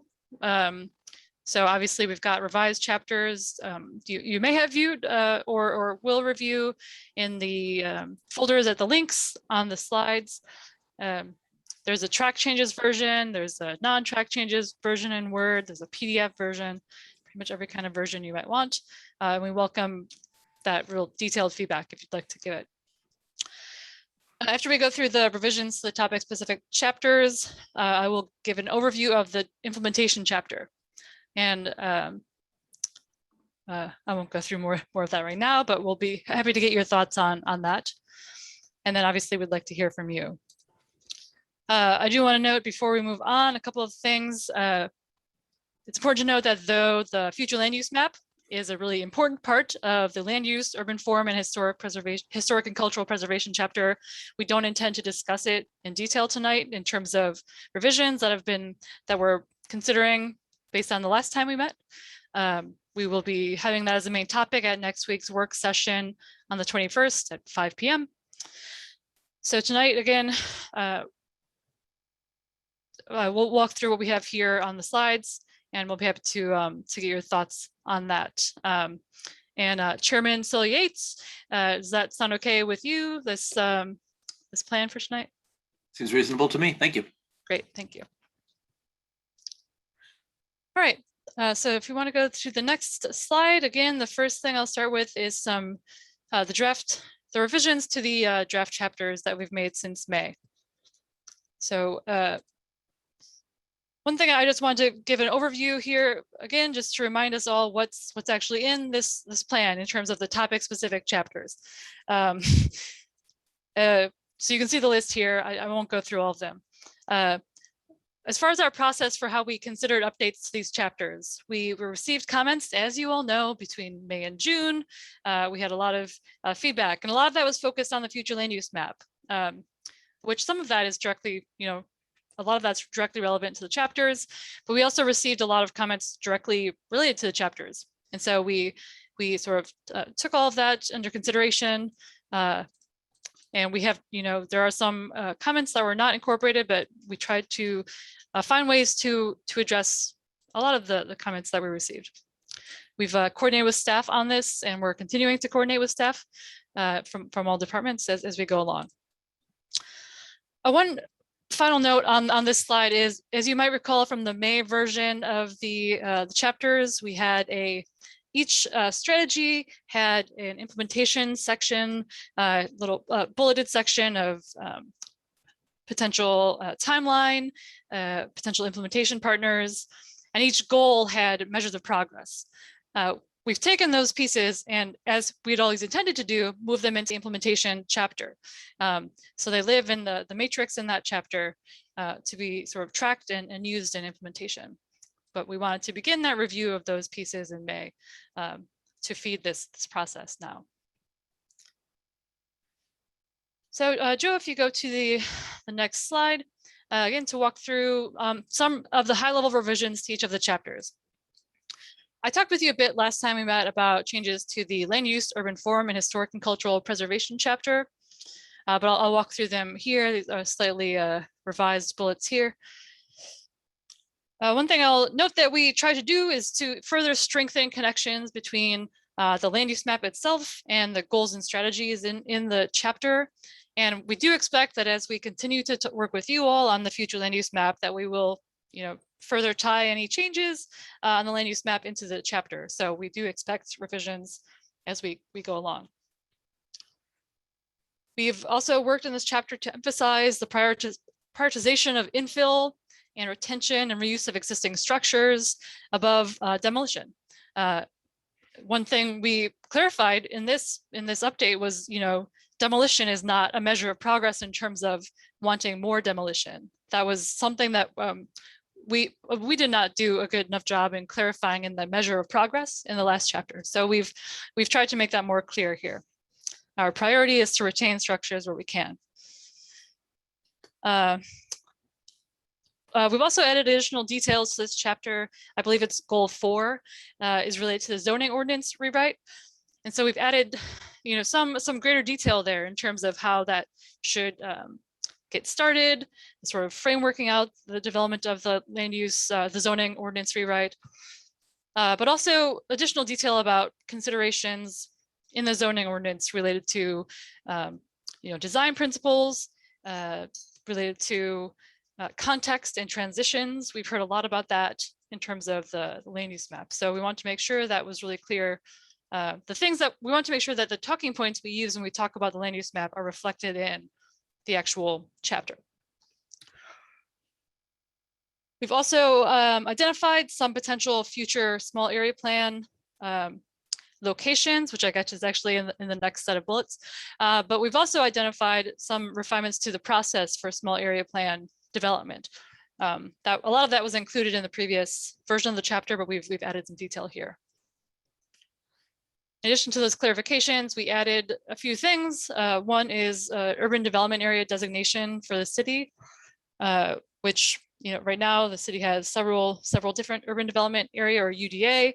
UDA is designated, but the city would qualify for the entirety to be designated. So we've proposed to do that. As I mentioned, we added some potential new small area plan locations. And then forthcoming, when we've got the final version of the future land use map, there will be the introductory section to this chapter will include a description of the future land use map. Until now, that's lived, or it continues to live mostly in the discussions we've had and presentations, but that'll be a part of the document as well. Perhaps with more detail than in previous plans, actually adjacent to the map where we can. There's also some, as you might recall, there's some appendices that come with some of the chapters, and we are working to finalize updates on those as well. Thanks, Jeff. You go to the next slide. I think the land use chapter, the previous chapter, has some of the most extensive revisions. So these next few chapters will be a little perhaps quicker for me to sum up. In terms of the housing chapter, we made major revisions to that chapter to get to the May version to incorporate the affordable housing plan recommendations. And so there were some major changes made at that point. You can see here the changes we made since May, which were largely fairly minor, relatively minor. We added some explicit support for a range of housing typologies, supporting a range throughout the city. We did work as well to update some of the language around unhoused citizens and how the plan can support them, including not only looking to provide housing for people where they would like it, but also just making sure that housing is available, a measure to track that. We've added greater emphasis on the need for staffing support and sustained funding. These are things that come out of the affordable housing plan. They are things that you all are very familiar with, but we want to make sure it's clear in the document and it's prioritized, as you'll see in the implementation chapter. And then, as I noted with the future land use map, as we continue talking with you all and sort of finalizing this draft version of the future land use map, we do expect there might be some continued tweaks to this chapter as well in support of that. The other thing we added that was sort of wholly new at this point was an introduction to this chapter that had some additional information about connections between the affordable housing plan, the future land use map, and affordability in the city. We thought it's an important piece to have not just live in an appendix, but have it be prominently located. And we do anticipate as we move forward, making it even clearer in the document how not only the three efforts we're working on, which are the future land, the affordable housing plan, the comprehensive plan, and the zoning rewrite, how those work together, but also how they are connected to other ongoing processes in the city. If you go to the next chapter, please, transportation. With this chapter, we have heard a lot about transportation in our process as well. I know I was listening to the conversation earlier tonight. It continues to be a topic of conversation, how people can safely travel. So that's something we want to make sure continues to be reflected in this plan. We've added additional emphasis beyond what was already in there in the main version to consider implementation of the future land use map in terms of where development is happening. Considering that when it comes to prioritizing transportation improvements, making sure that they go hand in hand as much as possible. We've added some clarification around parking considerations, which we know is also a topic of conversation and one that is also identified for the zoning rewrite to consider parking. We've added some additional coordination with the forthcoming zoning rewrite between the transportation, how that's connected to the zoning rewrite, just some language in the plan for that. And then we had heard some desire for potential additional public involvement related to planning for non-motorized travel. Particularly, we heard about bus travel, but we also, recognizing the level of interest in bicycle and pedestrian facilities, have added that as well. I'm sorry, just a couple more things to speak. Thank you. We added, in addition to sort of clarifying information that was already in there, we added a couple of other things. One is the idea of potentially tracking areas of concern not reflected in crash data. Right now, the previous version sort of called for identifying areas of need based on crash data, but as we heard from some folks, that might not be completely reflective of where issues are, issues where people don't try crossing a road because they know they can't, for example, trying to find a way to track those. And then we've added a sort of appendix to this chapter that has a list of priority projects from the bike ped master plan and the streets that work plan. And that is a large part of what is effectively the transportation master plan for the city, which in the case of Charlottesville is a combination of the bike ped master plan, the streets that work plan, and other additional small area plans and similar that include transportation improvements. With the environment, climate, and food equity chapter, in terms of clarifications, we added some increased emphasis on the need to consider impervious surface changes and green infrastructure throughout the city. Again, that's reflective of what we've been hearing, and the city already does this, but just want to make sure it's very clear in the plan that if we're thinking about development and climate change, or even just addressing sort of current stormwater issues, we want to make sure that was reflected. And then I believe it was maybe at the last meeting with you all, we did hear some recommendations about additional strategies for financing or other initiatives related to green banks. So we have added those as sub-strategies, and the city, in coordinating with city staff, they have been considering these initiatives as well. And so we heard some comments about that, but it has already been on the radar of staff. And so we wanted to make sure that was reflected. And then we added, in addition to the existing food equity, food access, urban agriculture strategies that are already in the document, as drafted, we added some additional coordination related to thinking about food regionally as that proceeds.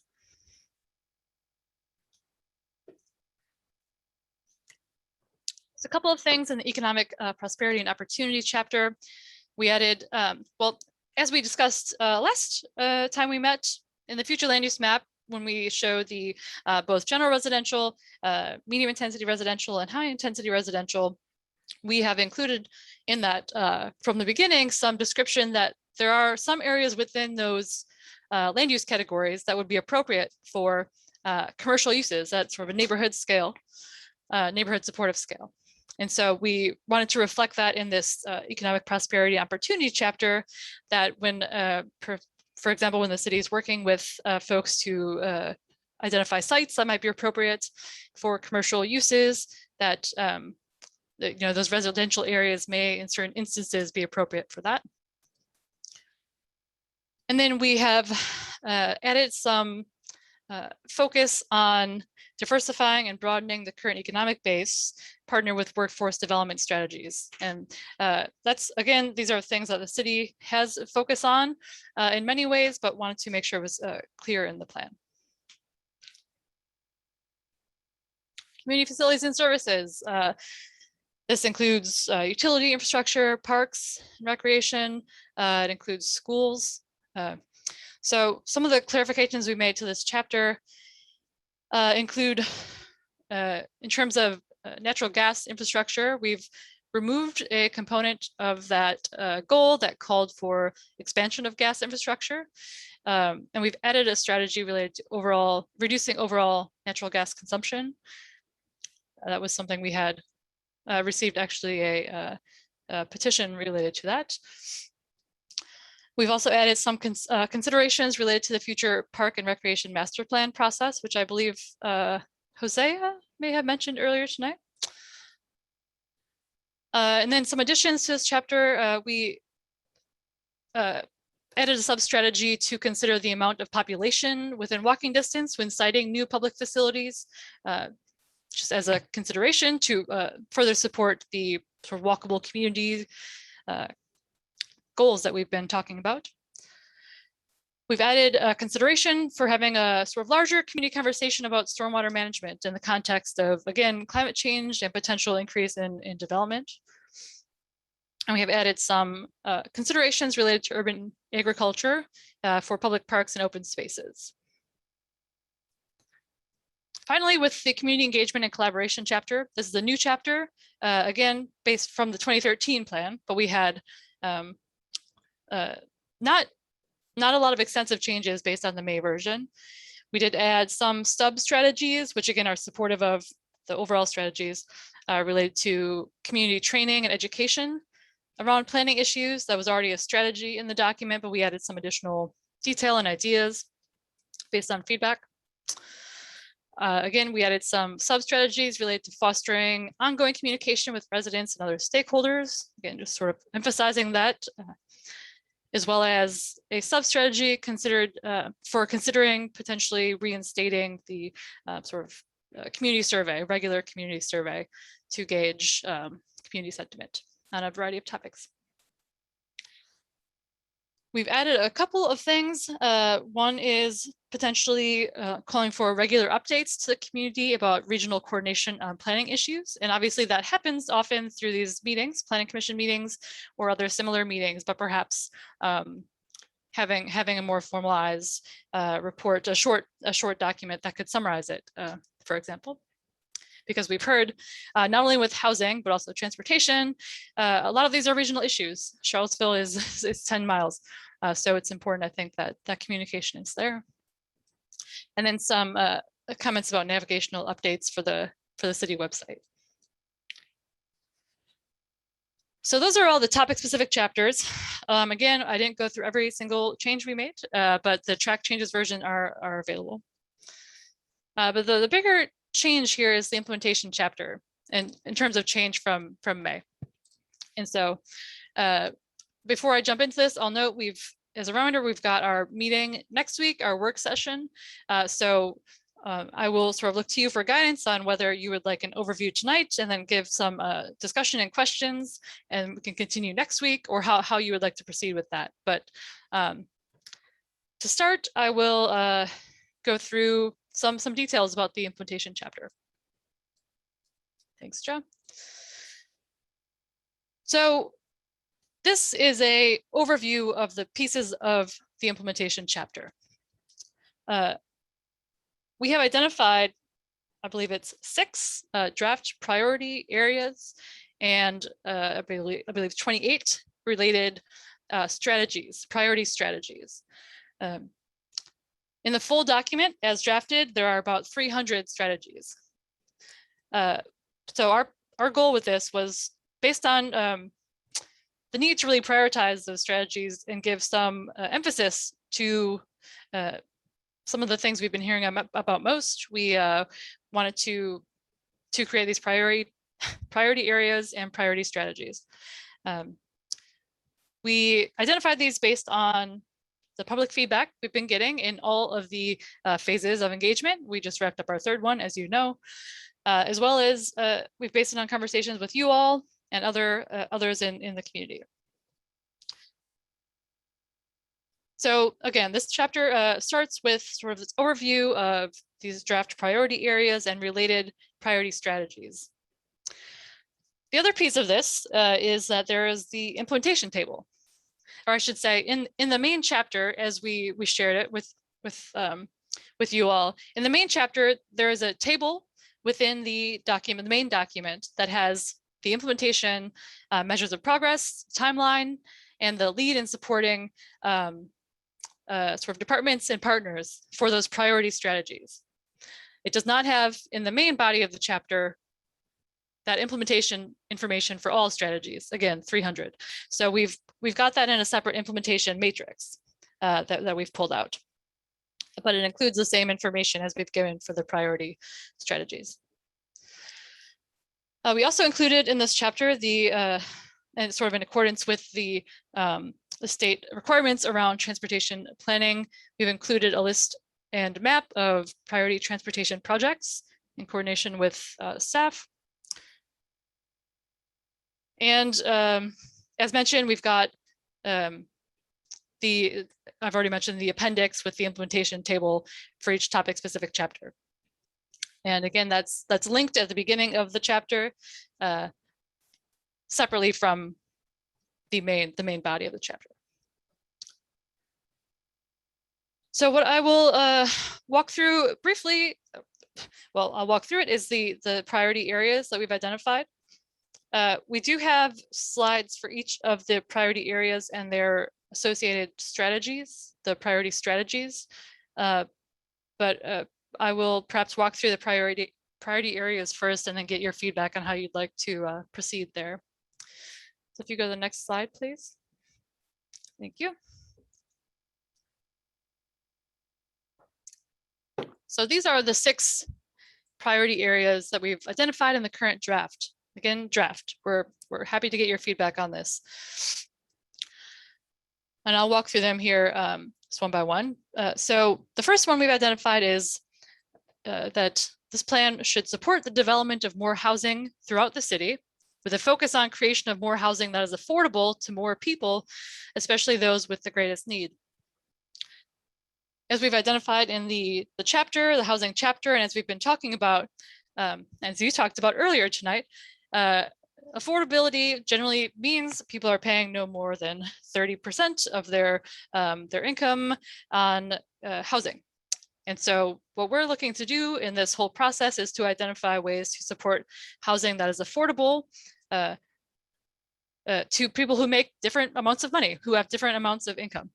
So that's supported by the strategies we've identified, as well as the affordable housing plan.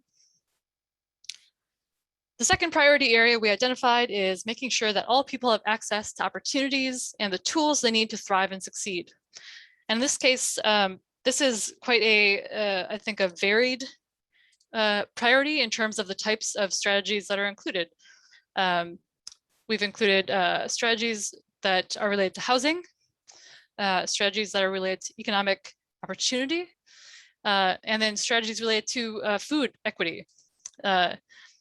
And we think those all provide support this idea of make sure people have access to the opportunities and tools that they need. Third one here is this plan should work to both mitigate and prepare for the impacts of climate change. A big task in a short sentence, but what those strategies look to pull out are not only supporting, obviously, the climate action plan process that's ongoing in the city, but also the follow-up to that, which is a climate hazard risk assessment, as well as some of those green infrastructure improvements, stormwater planning, and other necessary changes that might be needed in the zoning ordinance to support this. The fourth priority is making it safer, easier, and more desirable to walk, ride a bicycle, or use other non-vehicle transportation options. I guess we should say, when we say non-vehicle, we mean sort of non-personal vehicle. I think this does need to maybe perhaps more explicitly include public transportation in this priority area heading. But in general, under this strategy, we are looking to support the implementation of projects from the city's bike ped master plan, Streets That Work plan, safe routes to schools, and those other plans that make up the transportation master plan. We're also looking to support these changes to the zoning ordinance to make sure that we're incentivizing and requiring sort of urban scale and walkable communities that further support this priority area. One of the strategies does call for participation in the regional transit partnership. So there's support for public transportation there. Again, a need to reflect in the statement here. And then also further supporting housing redevelopment and infill that supports bike ped infrastructure and robust public transportation. And that's been our goal all along. And that's also something that needs to be required. It's a requirement to think about transit-oriented development with housing. The fifth priority area is to keep Charlottesville green, make it greener, and protect the natural environment and the many benefits it provides. And there are only two strategies here, but I don't want to downplay the importance of this. I think we heard a lot about it earlier today, this evening, but this includes strategies related to tree canopy, as well as some strategies related to parkland, public and open space, and green infrastructure in those spaces. And then the final priority area is focused on continuing to evolve and improve communication and collaboration. And with that, we've identified those strategies all come from the community engagement and collaboration chapter. And they include establishing and using metrics and guidelines to make sure that city-led processes are as inclusive as possible. It also includes strategies about fostering partnerships, not only within the city with neighborhood associations, boards and commissions, but also with UVA and the county. Again, recognizing the importance of collaboration at both of those scales. And then finally, the third strategy there is to support or evaluate the need for a new community engagement staff or staff dedicated time to focus on those relationships moving forward. So as I mentioned, we have appendix slides with all the strategies. I've talked through them at a high level as we've gone through. But I guess I would ask Chairman Nosoli Yates if at this point, if you would like to open up for Planning Commission discussion. I believe that makes sense to me. Do we want to let's do a round if that's helpful. Mr. Mitchell, do you have some questions or thoughts you'd like to share? Or you're muted, Jose.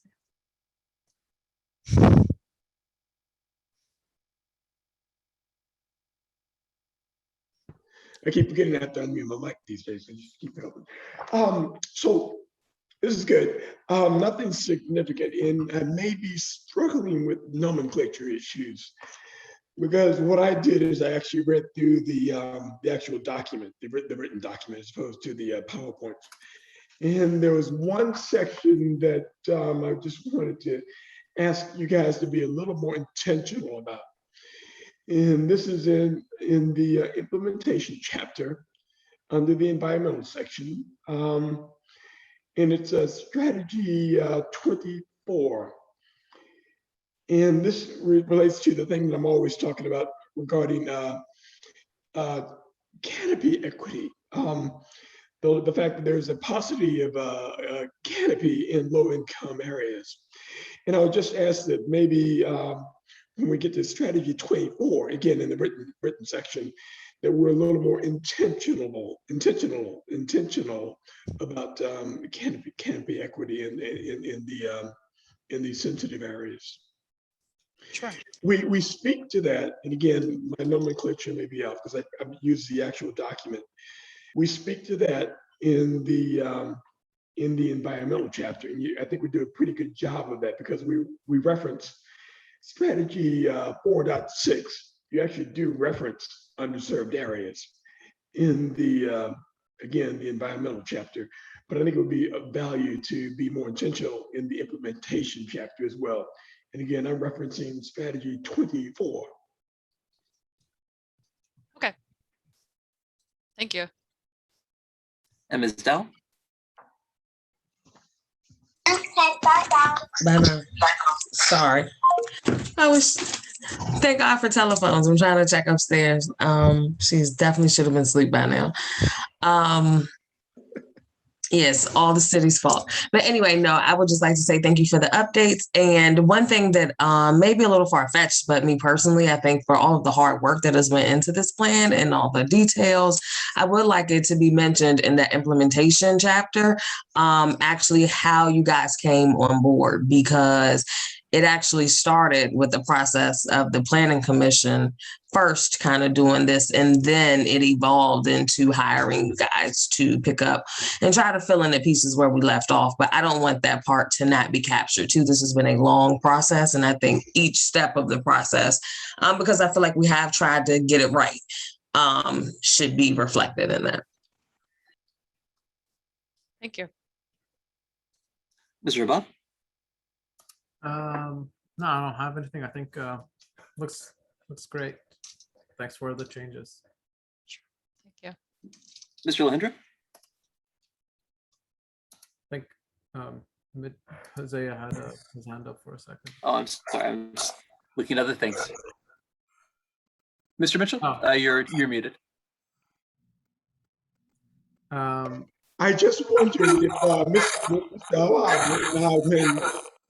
when we were onboarding Mr. Lab, he was very interested in making certain that we spoke to space equity as well. I think I'm using the right term, but I'm wondering if you're comfortable with the way space equity is embraced in what we got here. Thanks, Commissioner Mitchell. Yes, you're 100% right. I was going to reach out to Jenny after I took a finer going through this on that specific topic. We did look to support that, but we'll be happy to get your thoughts on that. Yeah.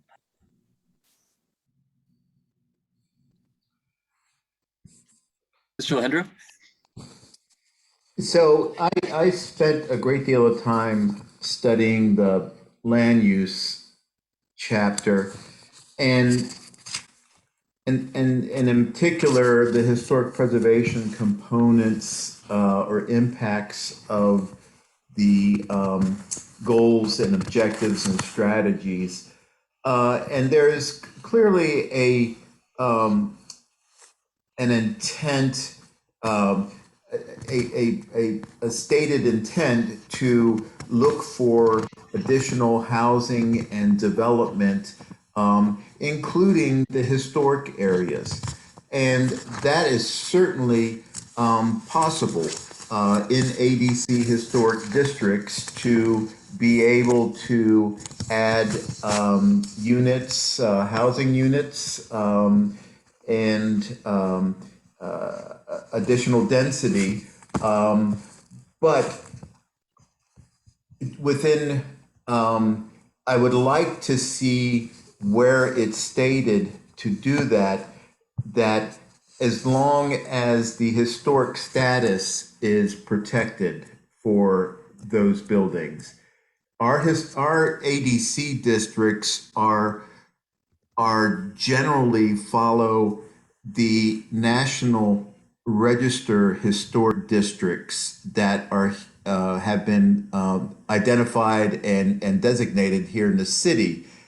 And for every one of those districts, there are contributing members identified and non-contributing members in those districts. The non-contributing members, great opportunities for providing additional housing, for redevelopment.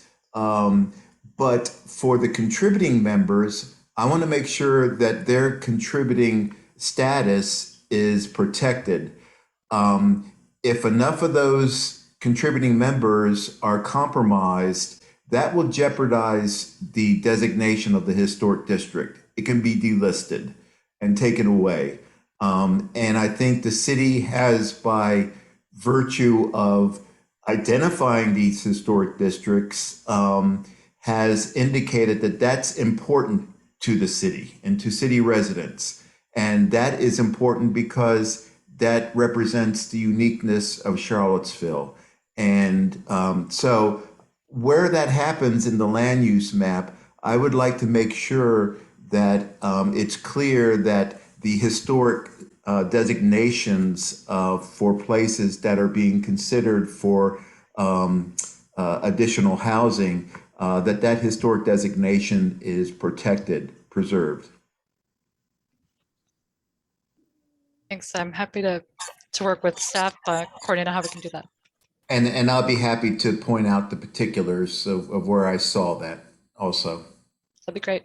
Thank you. Thank you, Jenny. Thanks, Jim. Ms. Russell?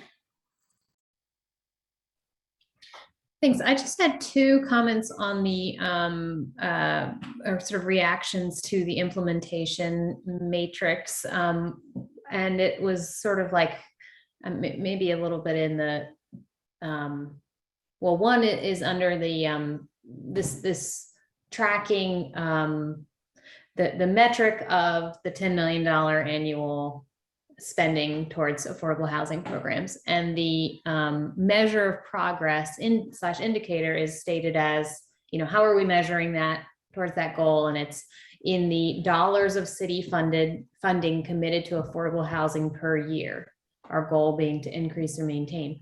I think we need to be even more granular in that. Like, I don't know exactly what funding committed means. Does that mean it goes into an account? Does that mean it's units being built? Like, I think that needs to be way more detailed. And I think you're indicating that you're going to get there, but I just want to encourage, that we're really, good data in, good data out kind of approach. The other thing I reacted to was under the sort of similar to what Commissioner Alejandro is speaking to under strategy 2.1, which is land use, urban form, historic and cultural preservation. The priority is to promote context-sensitive planning to maintain and enhance distinct identities of Charlottesville's neighborhoods and corridors. And my question is, what is promote? And what does that, how are we doing that? So that might be another way of stating Jody's point. And those are just my two comments. And thank you I appreciate the revisions. I looked through the chapters and noted a lot of really good revisions. Thanks. Okay. Thanks, Liz. Mr. Stolzenberg? Yeah, I'd echo Commissioner Russell's point about the granularity of those tracking metrics. I know that HAC has its own recently implemented kind of set of ways they're tracking implementation of the affordable housing plan. I'd like to better understand kind of how those are kind of work together, right? We can just putting $10 million a year in isn't that great if we're, buying 5 $2 million houses and making each of them affordable at 5 units per year. There's also land use or housing goals about creating more units for our buck, leveraging outside funding sources to make more units. That seems like something that should be tracked in there.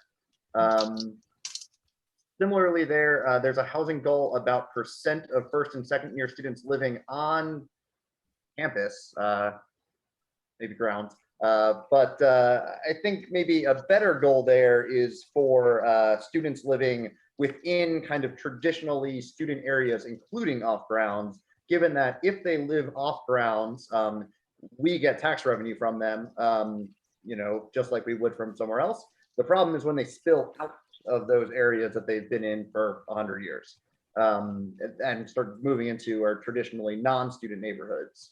A couple other things, the climate mitigation and adaptation stuff, it really makes it sound like climate change is an inevitability that we're not going to do anything about.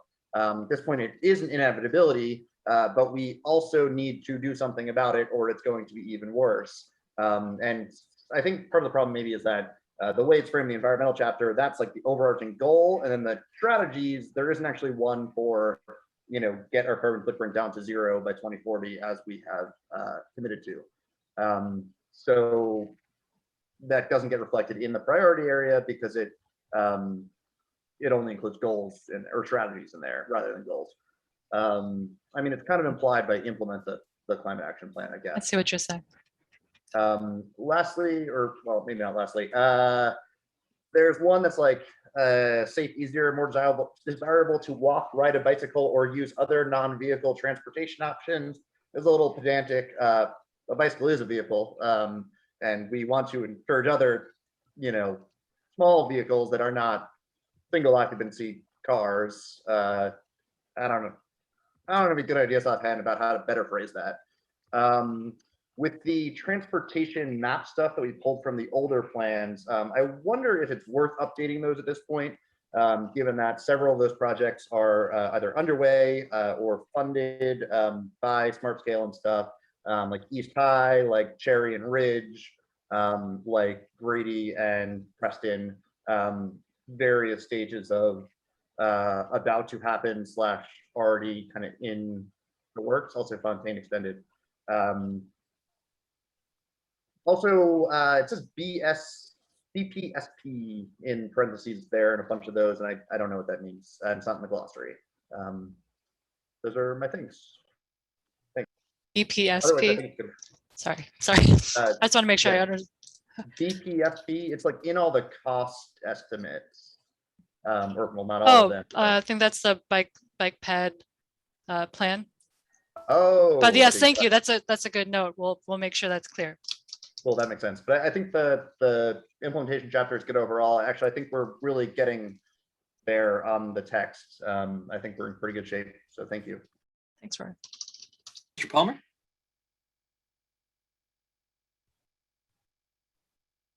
Yeah, I don't have any comments. Thanks, Rory, for pointing out the student housing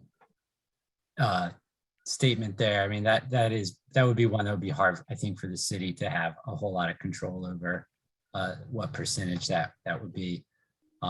So you may want to rethink how you write that one. But otherwise, good work and keep on keeping on. Thanks. Council, thoughts on this, if you wish? Just a quick thought. One, again, as others said, appreciate the presentation information. I think a lot of the changes are definitely positive. I'm definitely happy to see the change related to the natural gas utility and our longer term goals with that. My one thought is just in the economic prosperity and opportunity chapter.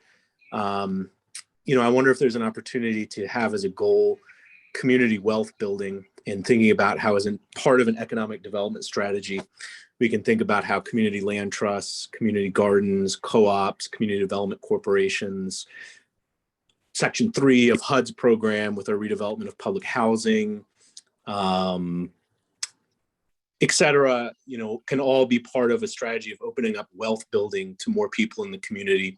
In particular, an economic development strategy aimed at reducing the racial wealth gap in our community.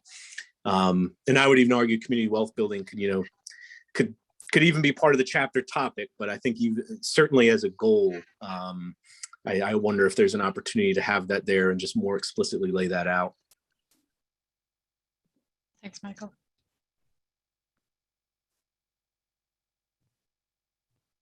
The only comment that I wanted to make is that I appreciate the continued refining.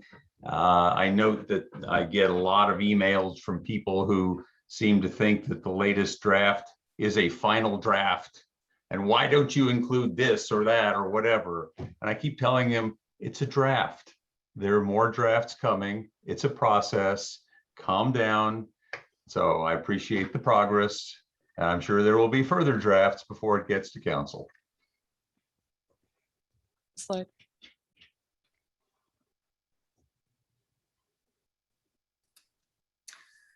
Personally, very pleased with what I'm seeing. It all makes sense, especially enthused about the connections between transportation and land use. We've been talking about that for 30, 40, 50 years. It's important. It's exciting to see it get in there. Any additional comments or questions before we sort of wrap up here? Yeah, sorry. I guess I only said my implementation chapter things. A couple other really minor things like wording. Housing, we talk about unhoused citizens. I think we prefer to use the nomenclature residents in case you aren't citizen. Thank you. Certainly not the intention. Yeah, I figured. 7.1 in reviewing LIHTC applications. I think it makes sense to specify specifically ones asking for city funds as gap funding, which LIHTC applications don't necessarily do, in which case we wouldn't be reviewing them, to be fair. In land use 1.2, we talk about transition in a way that isn't really very specified of what that means. I guess actually in 2.1 we later kind of do. But you know, what is a transition in use from mixed use to residential? Doesn't, I feel like could be explained a little better. And then quick thing in transportation 5.4, we're talking about a web-based application to make transit easier. I know that there's already a web-based application to like track buses. So I wasn't sure if that was that sort of thing, or if we were talking about something else, or like route planning, or what exactly that meant. And then 4.3 seemed like kind of a big one of essentially defining soft density as duplexes up to 8 plexes. Also saying it's the general and medium intensity areas. So I don't know if that's updates to the future land use map that we haven't heard about yet, or if this is just something we should better discuss in our future land use map work session, but it didn't quite match up with what's currently in that map legend, which is up to 12 in medium, and yeah. And obviously we talk about overlays, so. Yeah, I mean, I think sort of the soft density, the way it's defined in, I think there might be some sort of confusion in the text about sort of missing middle, which would sort of encompass general residential and into medium intensity versus soft density, which is described in the affordable housing plan goes up to sort of 4 plexes. So I'm going to make sure we make sure that's clear. But as we'll discuss next week on the future land use map, you know, we are considering ways to adjust these descriptions as well. So we may want to revisit some of these pieces when we talk about the map next week as well. Cool. Yeah, that makes sense to me. The only other last thing is just a weird wording thing. In 4.1, consider zoning classifications based on form and intensity of use as defined by height and maximum size of structures. The of use was the weird part to me, since that would seem to be, you know, form in that definition.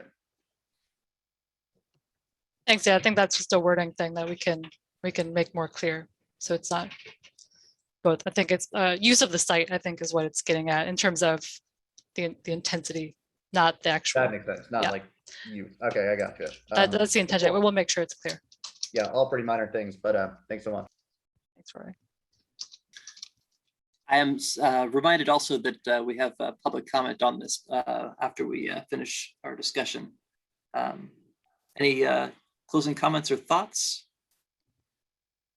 I just have one comment, and it's because I may not be able to make our work session next week. I have a workshop with my students scheduled. But one thing I definitely wanted the consultants to know when it comes to our future land use map is giving clear delineation if we're going to go forward with the overlay. Hold on, looking for the exact wording. I'm a little tired.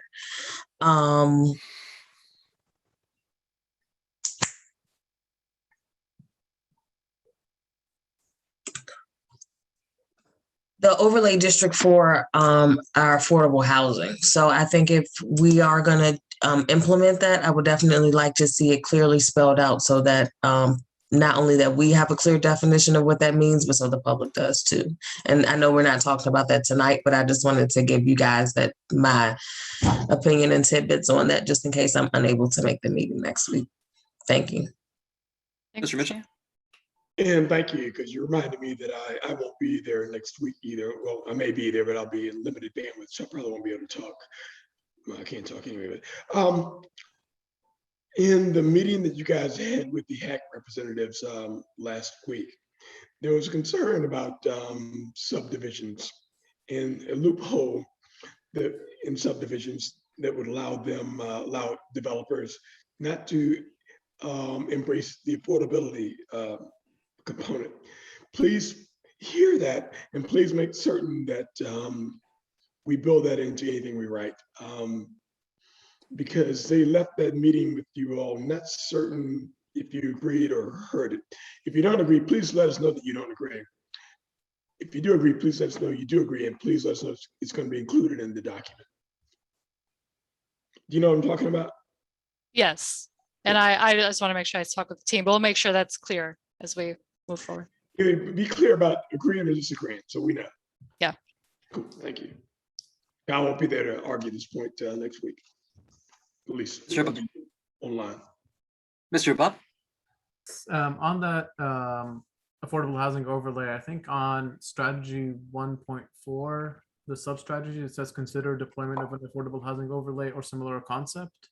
And yeah, I think there should be more clarity. And also, do we want to go with require instead of consider, or is this something we just posing that question? I think that's something we can, it needs to be, I think, refined after we speak next week, because we have had this strategy in the plan since the May version to consider an overlay in the zoning rewrite. And I think next week, well, we've heard from you all as well as from many others that you would like to see more certainty around that at this phase. And so perhaps next week, when we speak about the land use map, we can talk about how we can potentially adjust that language, but it needs to be clarified as we move forward. So thanks for the reminder on that. I have just a brief thought about small area plans. I got religion from Councillor Galvin about how exciting they can be as a way of providing more innovative solutions for the community, as well as affordable housing in places that might be a little bit more complicated. Definitely urge that kind of thinking in the selection of small area plans. Complicated problems, affordable housing. Any further thoughts before we open up to the public? So not on chapter text, but just generally on schedule, are we still looking at next week as our final future land use map work session to work out, really hatch out all the rest of the details and go straight to a vote in October? Because now I'm starting to get concerned if Commissioners Dowell and Mitchell aren't there, that we're down 30% of our membership, and there's still a lot of open questions and potential change. That's the current schedule, yes. So I don't know if Missy or others from NDS have thoughts on that as well, but well, that is our current schedule. I'll be online. I just don't know if my bandwidth will allow me to project. I think you want us to project when we're doing these meetings, right? We got that feedback from legal that we need to be visible. Oh, no, am I muted? No, I'm not. Oh, we can. Yeah, we want to see the funny faces you're making for sure. Is that a legal requirement though, that he can't go audio only, given bandwidth constraints? That's the feedback I've gotten from the previous chief legal officer. Yes, you have to be visible. I'll try to find. I'll find a library or something. I'll try to be there. Thank you. Anything additional before we hear from the public? Chair, I know that we've had some inquiries from council concerning next week's work session.